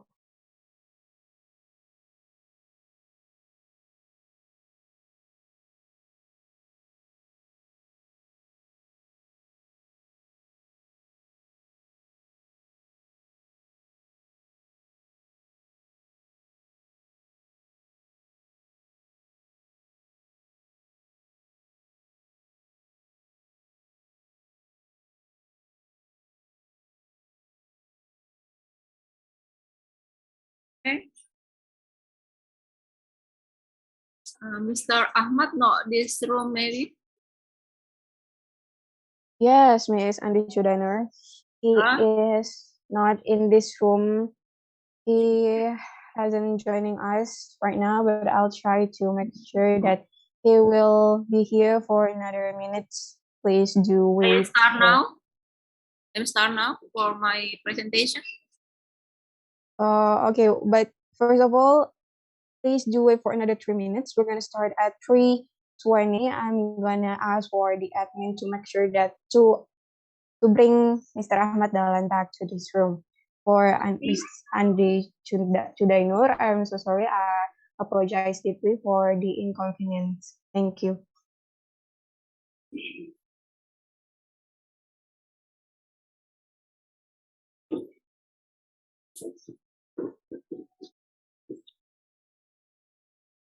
Hello, maybe can I start presentation today? Okay, moderator. Miss Diajeng, Fitri. Yes, Miss Andi Chudainur. I am asked for. Okay. Okay, all right. You may start your presentations now. You'll have 10 minutes for presentations and 5 minutes for Q&A session. Please do not pass the required time. Thank you. You may start now. I can start now. Yes, you may start now, Miss Andi. Thank you. Yes. Good afternoon, ladies and gentlemen.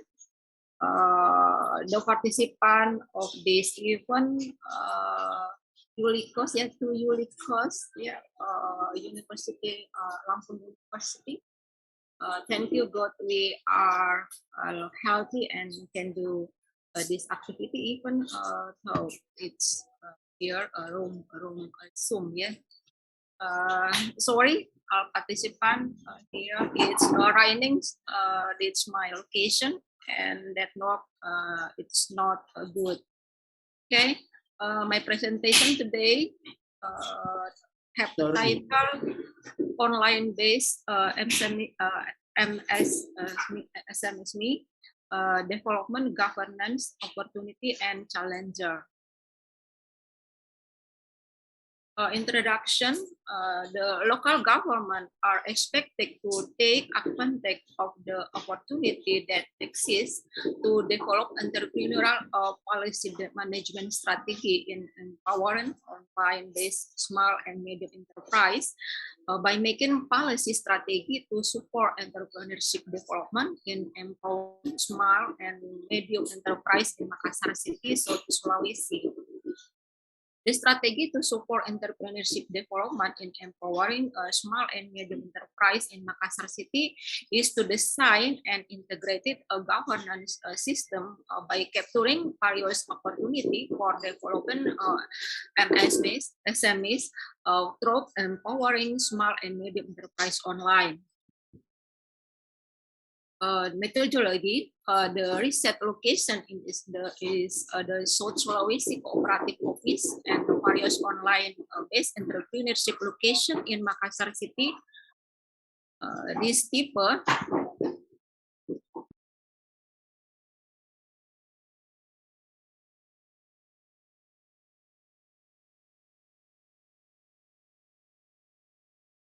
Miss Andi Chudai, are you there? Yes, sorry. Okay. Okay.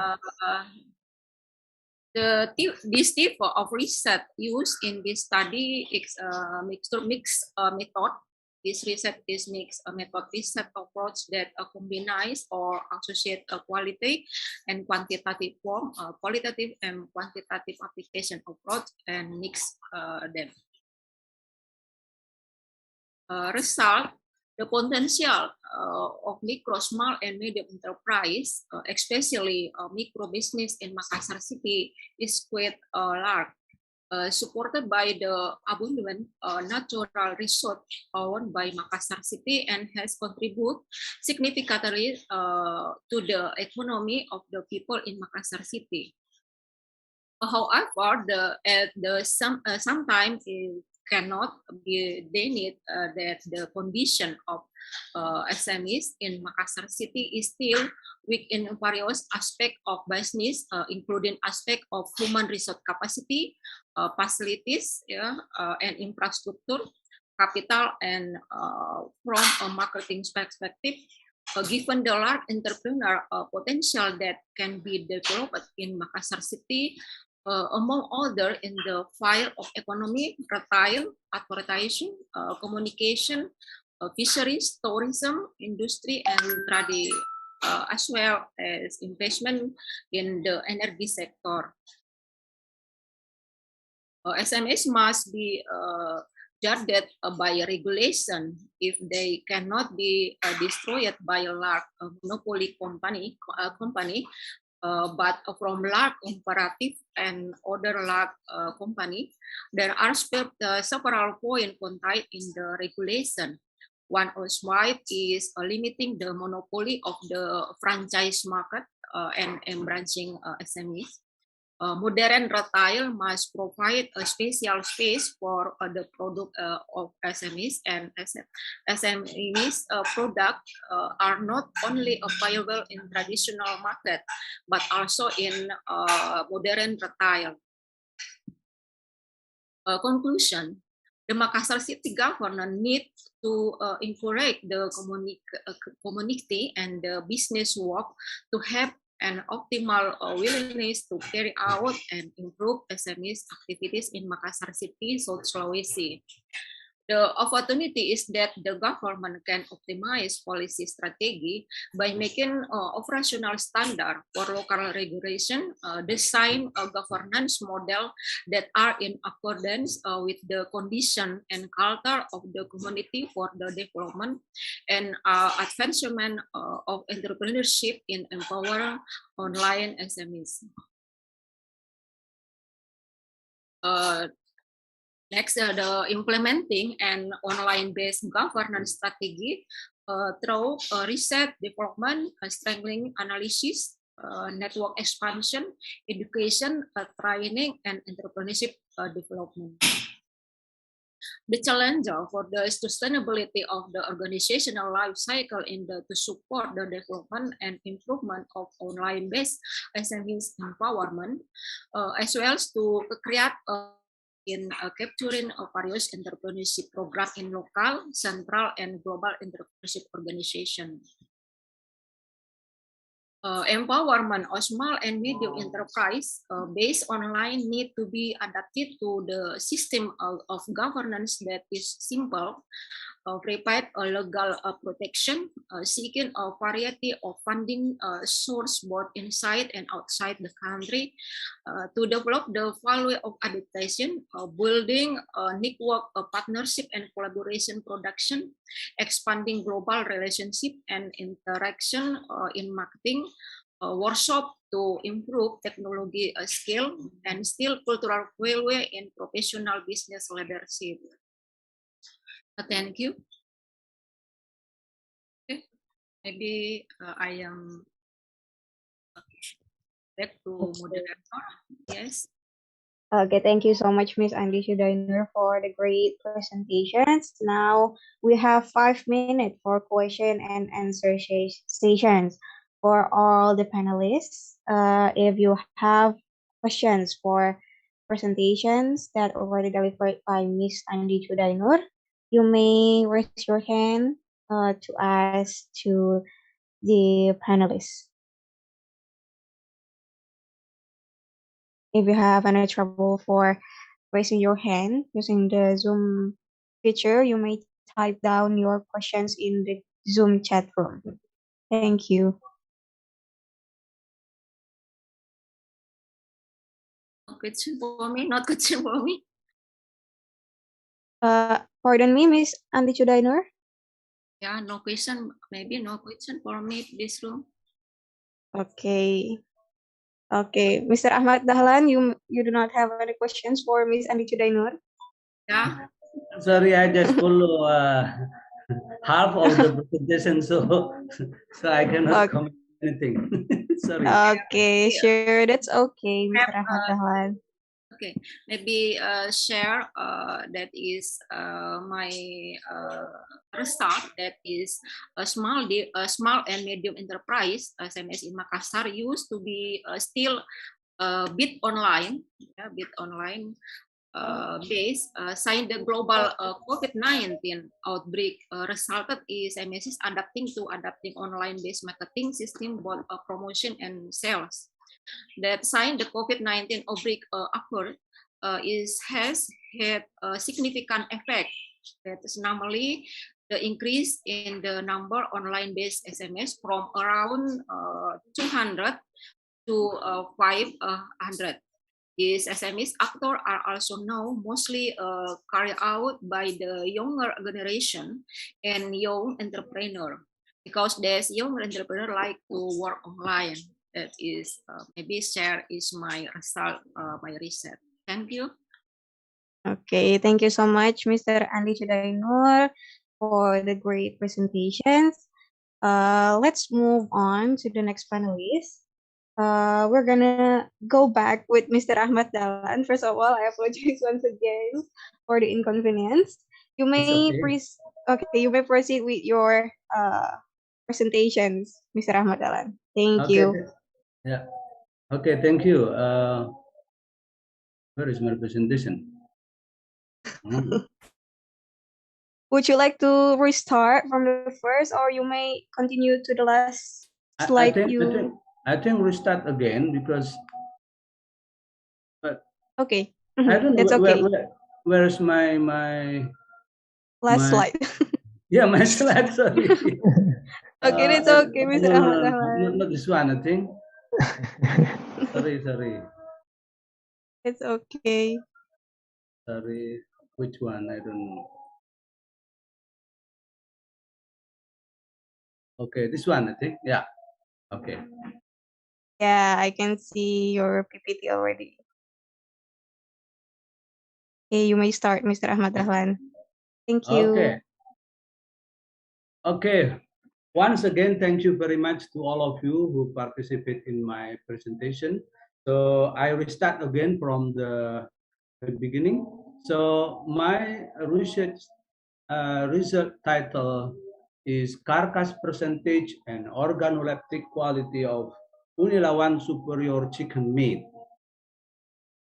So as we know that Indonesian society prefers local chicken, or we call kampung chicken, to broiler chicken because of more delicious or savory, and also it is organic chicken because without antibiotic in its feed, and of course has little fat content compared to broiler, lots of fat, so it is not good for health. With this situation, so the demand for kampung chicken continuously increased. However, the growth and development of kampung chicken population is very slow. We can see here from its body weight reach 360 grams per head in 8 weeks, compared to broiler chicken, it reached 1.3 kilogram per head just in 4 weeks. And also, its egg productivity reached 30 until 88 per head per year for kampung chicken, compared to layer chicken, it reached 351 eggs per head per year. So the question is how to improve or increase the productivity of our kampung chicken. So one strategy to increase the productivity of kampung chicken is to cross this chicken with laying hen with high egg productivity. We know that laying chicken has high productivity. And also, as we know that we have a lot of chicken, I mean original chicken or native chicken, for example, ayam pelung from Cianjur, ayam Bangkok, ayam Cemani, ayam Kedu. So in previous study, we crossed just 2 native chicken namely Pelung chicken and Bangkok chicken, with 4 strains of layer chicken, namely Lohman Brown, Isa Brown, Highland Brown, and Roast Brown. And we found that Pelung crossed with Isa Brown had the highest body weight at 7 weeks, can reach 1.01 kilogram. So we call this crossbred as Unilawan superior chicken.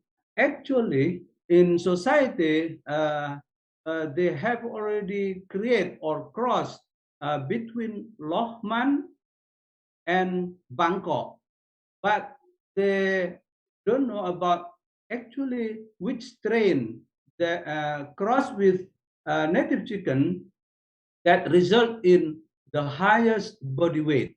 So in our result of research last year, we found that Pelung cross with Isa Brown had the highest body weight. So we call this as Unilawan superior chicken. So the next question is, how is the carcass and the taste of the crossbred chicken? So the purpose of this follow-up study was to determine the carcass performance and the taste of Unilawan superior chicken. So this is the picture. The 2 pictures is Unilawan superior chicken, and this one is Kampung chicken, as we already know. Material and method. So to evaluate the carcass percentage and the taste of Unilawan superior chicken, we compare to broiler chicken and the Kampung chicken itself. But here, the age of the 3 types of chicken are different, because at the age they can be slaughtered to be eaten by people. So we cannot eat, for example, Kampung chicken at age 2 months. It is very small. So we can slaughter Kampung chicken at 7 months of age. So this study used completely randomized design with 3 treatments of chicken meat and 20 panelists who perform organoleptic tests on the color, aroma, texture, and taste of each chicken. The percentage of carcass used 6 replication on each type of livestock, while the samples for organoleptic test in the form of thigh and breast meat used 20 replication from each treatment. Samples of thigh meat and breast meat were cut into pieces with a size of 4 × 4 centimeter.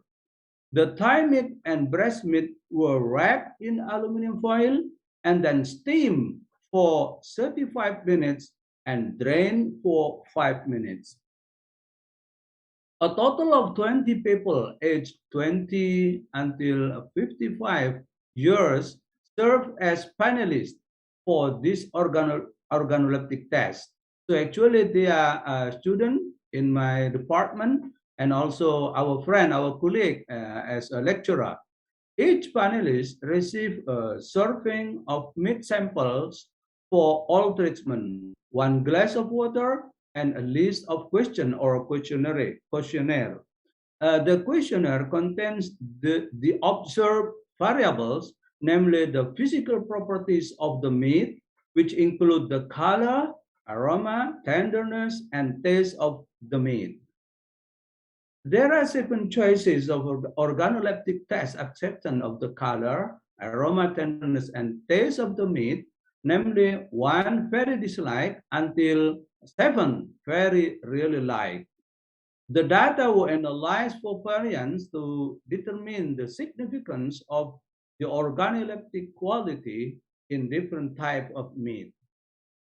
This is the result of our research.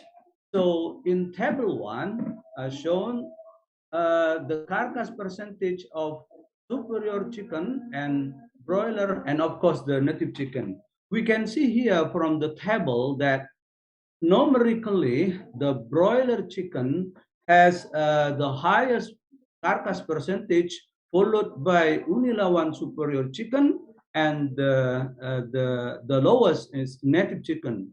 But statistically, actually, all the treatment were not different. And also the result from organoleptic test here across the variables, including color, aroma, tenderness, and taste, actually the three types of meat coming from Unilawan chicken meat, broiler meat, and native chicken. So actually the organoleptic quality were not different each other. So we move on to a conclusion. The carcass percentage and organoleptic quality of superior chicken aged 2 months were relatively the same as broiler chicken aged 1 month and native chicken aged 7 months. So from this result, we know that Unilawan superior chicken can be slaughtered earlier than kampung chicken, so 5 months different. But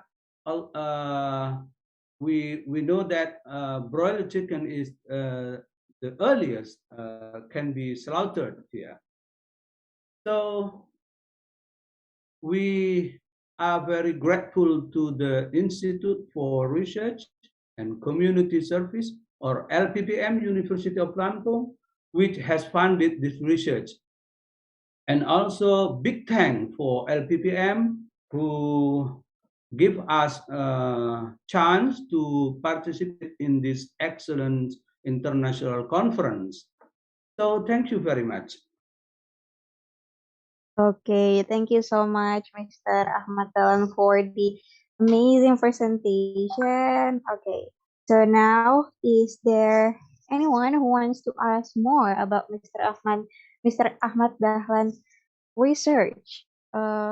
Maybe you can raise your hand, or you may type down your question in the Zoom chat box. Maybe for Mr. Amril Ma'ruf Siregar, do you have any questions for the panelists? Or maybe, okay. Oh, okay, thank you so much. Miss Andi Chudainur is raising her hand. Please proceed to your questions to Mr. Ahmad Dahlan. Thank you. Thank you. I have question for Ahmad Dahlan. Why is kampung chicken increasingly rural and expensive?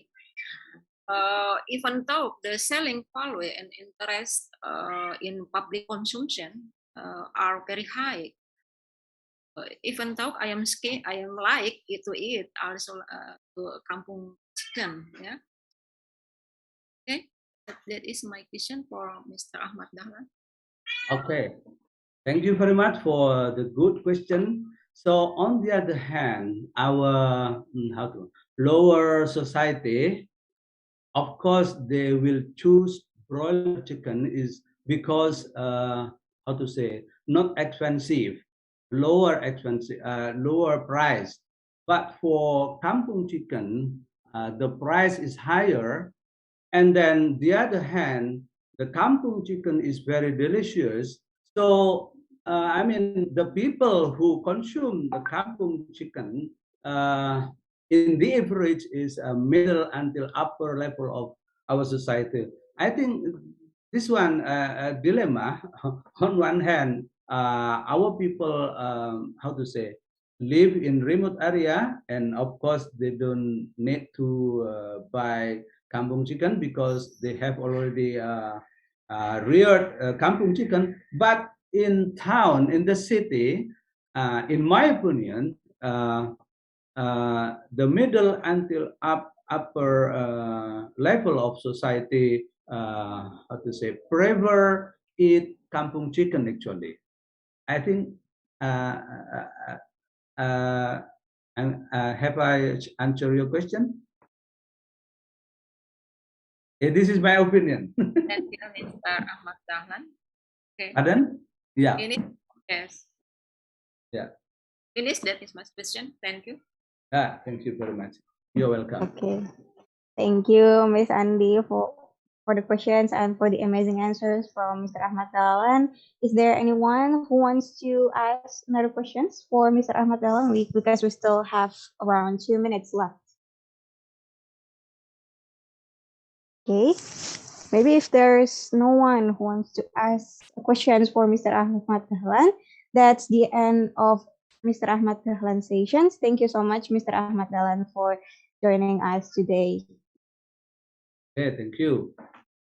Okay, now we're gonna move on to the next participants, to the next panelists. For Mr. Amril Ma'ruf Siregar, are you ready? Ms. Ajeng, I'm ready. Okay, sure. Thank you. You may proceed with your PPT.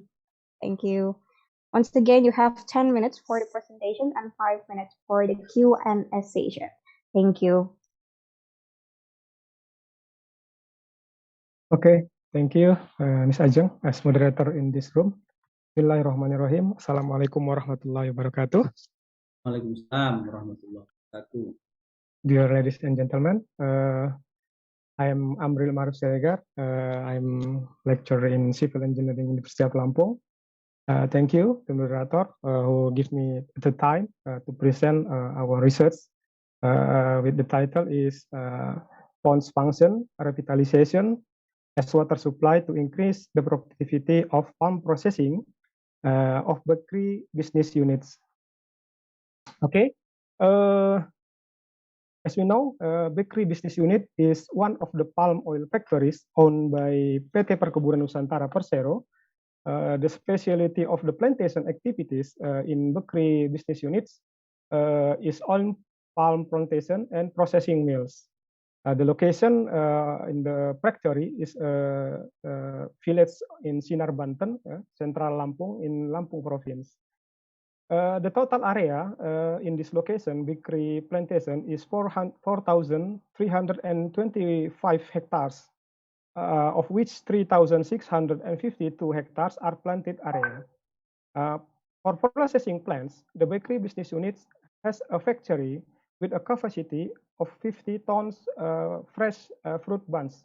Next, we can see the FFB per hour and produce an average annual production of 38,336 tons of CPO. And also, this factory production of palm kernel in 7,850 tons per year. However, since 2014 until 2020 period, the average production capacity has decreased, was only 38.21 tons FFB per hour. In terms of developing and increasing production capacity, as well as efficiency of processing capacity, there are several obstacles in this factory. One of them is lack of the water supply for palm processing needs. Currently, the palm processing plant is bakery uses water pump from the reservoir to the factory. This reservoir has been used for supplying production water factories since 1978. So it's so long time ago. Thus, it's necessary to revitalize and the function of the ponds and increase the storage capacity of ponds, so it can optimize the work of the palm processing in factory. This is the critical issues. The consumption of palm processing utilities into CPO in factory at the research sites is only 1.57 tons of water FFB, where normal condition require 1.7 tons water per FFB. And then in field measurement show that existing pond capacity is 50,182 meter cubic, with an average water level is only 1.5 meter in the ponds. In reality, or a plan in the ponds is 3 meter, but the sedimentation cover the ponds, so the depth only 1.5 meter in the pond.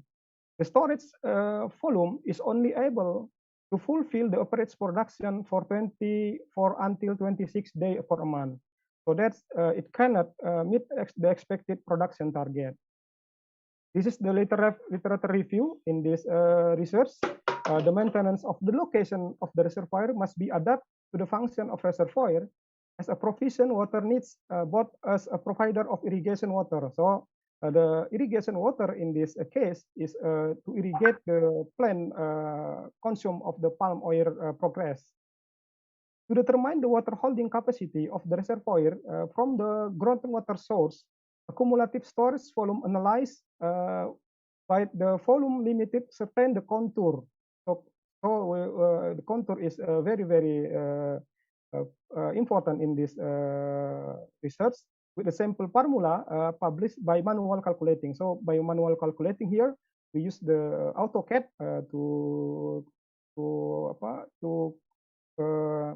to calculate the sedimentation.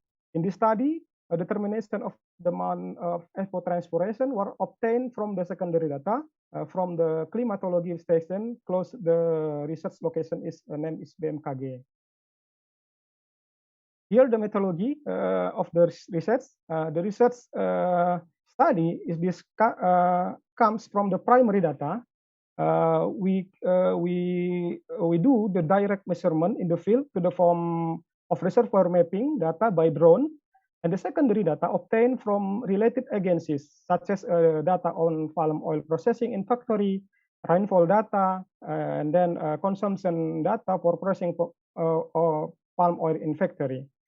The data analysis carried out in this study to compare the comparison of the availability of water in the reservoir for use in palm oil processing process in factory before and after normalization.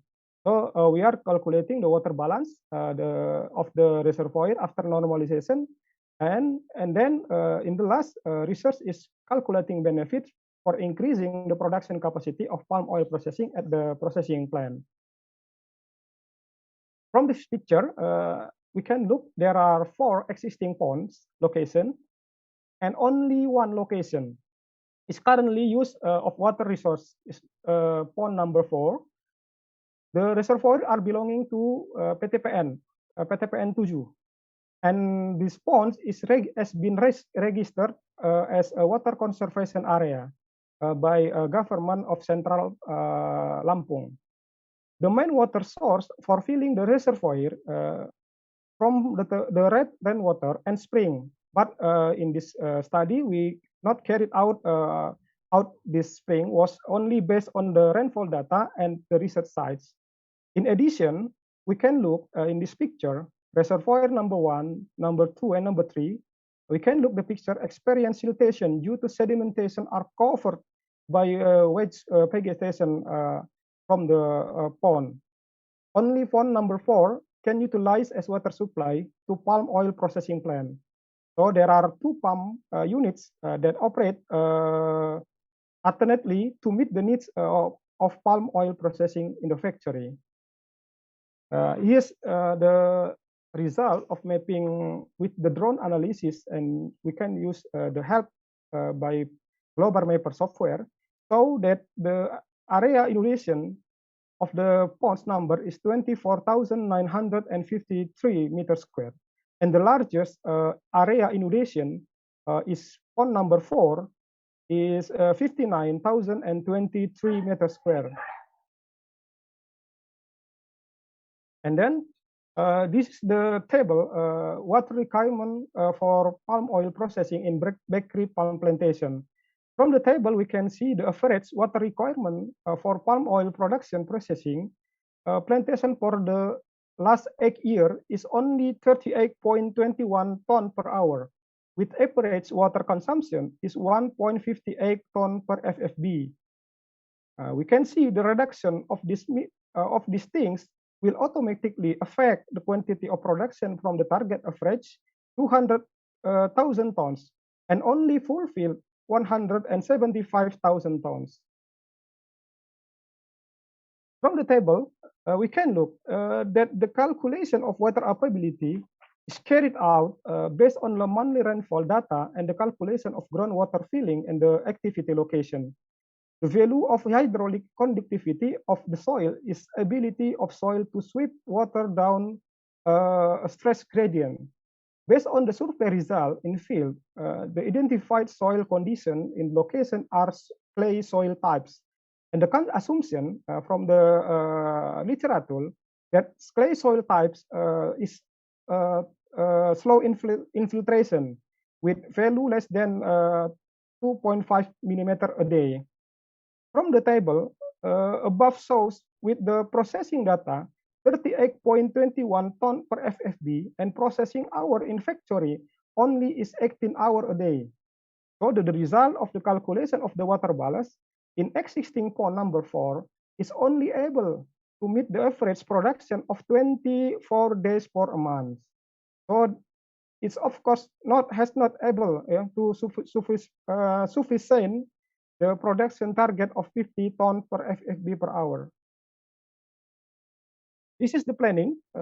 We can dredging the sedimentation. The concept of the planning is conservation of water resources by maintaining the water depth in accordance with a previous data. So we look the last data, which is from the bottom of the ponds back to into original depth is 3 meter. So this picture shows dredging sedimentation. We call normalization result. So that dredging volume are 193,790.70 meter cubic of sediment in this location. So it's very high cubication of sedimentation in this location.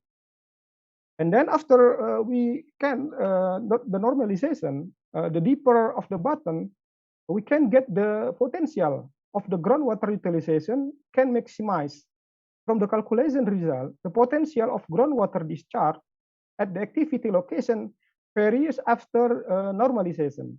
The largest groundwater discharge occurred we looked in table is in January, is 282,483 meter cubic water. So the result of the above calculation show that the normalization can increase the number of production days due to the availability of the water volume that can be used in production by 173.63% from the number of the days before normalization in January, or increase of 128.42% in average number of annual production days overall in the year. Is the last of my presentation. The conclusion is, based on the result of the study, we can conclude it that the water capacity in ponds number 4 is only 50,418 meter cubic, and it's only able to sufficient the average production of 24 days per month. So the production of CPO is not in line with the target for production capacity is 50 tons FFB per hour. And then only 18 hours per day, we can increase until 24 hours a day. So the optimization for existing pond reservoir by returning the depth reservoir to 3 meter result in average holding capacity of 207,666 meter cubic, or in increase of 400.86% from the current reservoir capacity.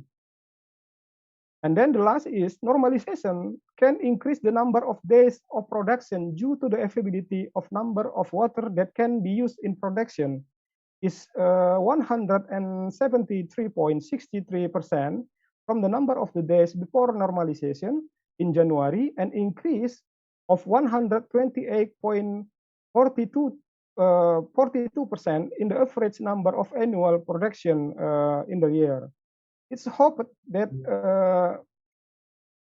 the future we can access the water can be reviewed as the domestic water and to serve the public area. This is the reference of our literature review.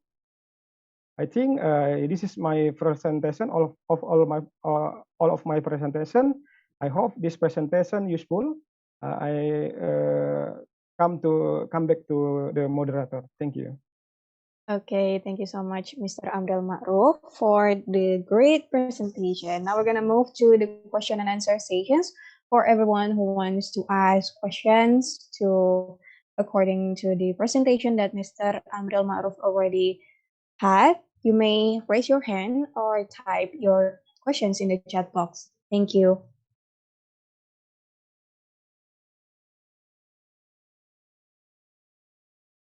I'm sorry, moderator. Yes, Mr. Subrir Nasir. Yeah. Good afternoon. It is actually nice presentation from Mr. Amrul Ma'ruf Siregar. But I have a question about your research. Your research is about palm oil, right? Okay, yes, sir. Yes, sir. Yeah, it is there any this water treatment for this factory? And why you not include the system, the wastewater system for this calculation? Yeah, that is my question. Okay, thank you, Mr. Subrair Nasir. I hope this is a good question for me because this is first research in the field. So we hope we get data or for processing in factory, but the company didn't give us the complexity of the data of the plant because there's a problem in the factory. So they don't give us a detail of data. So we get a final data for the utilize of the water and then total production, but they don't give a data of details, sir. I'm sorry. I hope I can get the data of processing to the detail of the calculation, but they don't give us the data. Yeah, I think the wastewater treatment is very important for this factory, especially for palm oil. It's a big problem for all of the factory, including in South Sumatra. Thank you, Pak Imri. Yeah. Thank you, Mr. Subrair Nasir.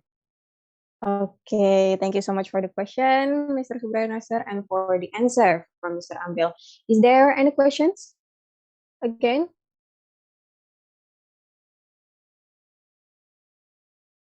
Okay, no one wants to. Okay, Mr. Ahmad Dahlan, you may proceed with your question. Okay, thank you very much for the time. Actually, I don't understand much about this topic, but my stupid question is, how about the condition in the dry season? I mean, the condition of the water capacity in dry season. Yeah, thank you very much.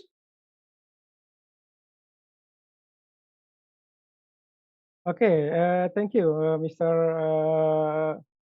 Ahmad Dahlan. Yeah, it's the good question. The water resource in this location is not only from the rainwater. It's not water resource for filling the reservoir from rainwater and spring from hills. So there is another source to fill the reservoir from the spring from the hills near the research sites.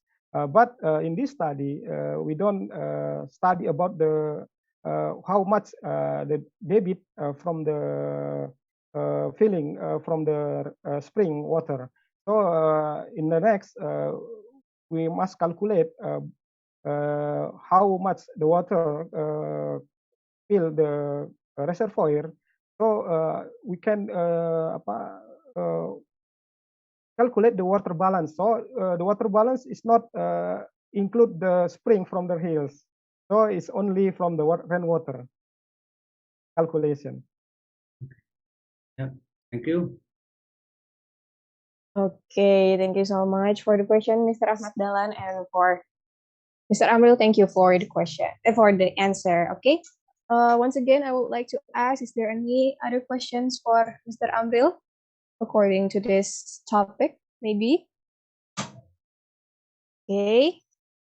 If we do not have other question, I would like to close this session, close this afternoon session. Once again, thank you so much for all the panelists that already come here in this room, for Mr. Ahmad Dahlan, Mr.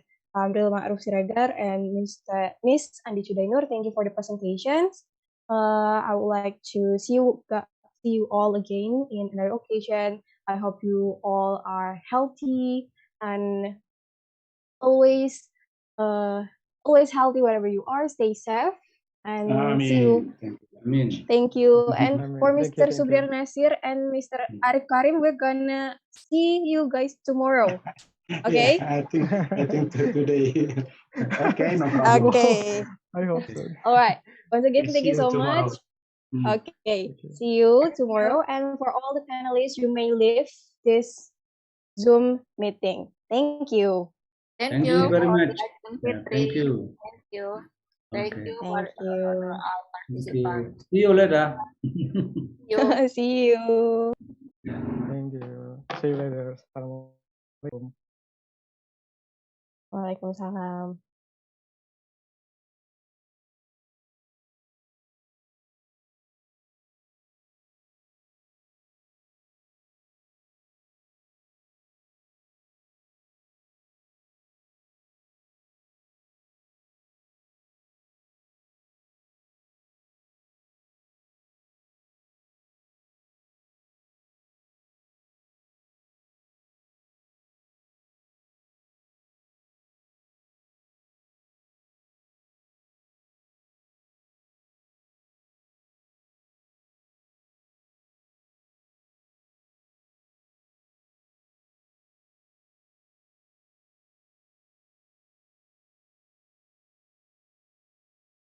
Mr. Arif Karim, the presentations for today's session has done.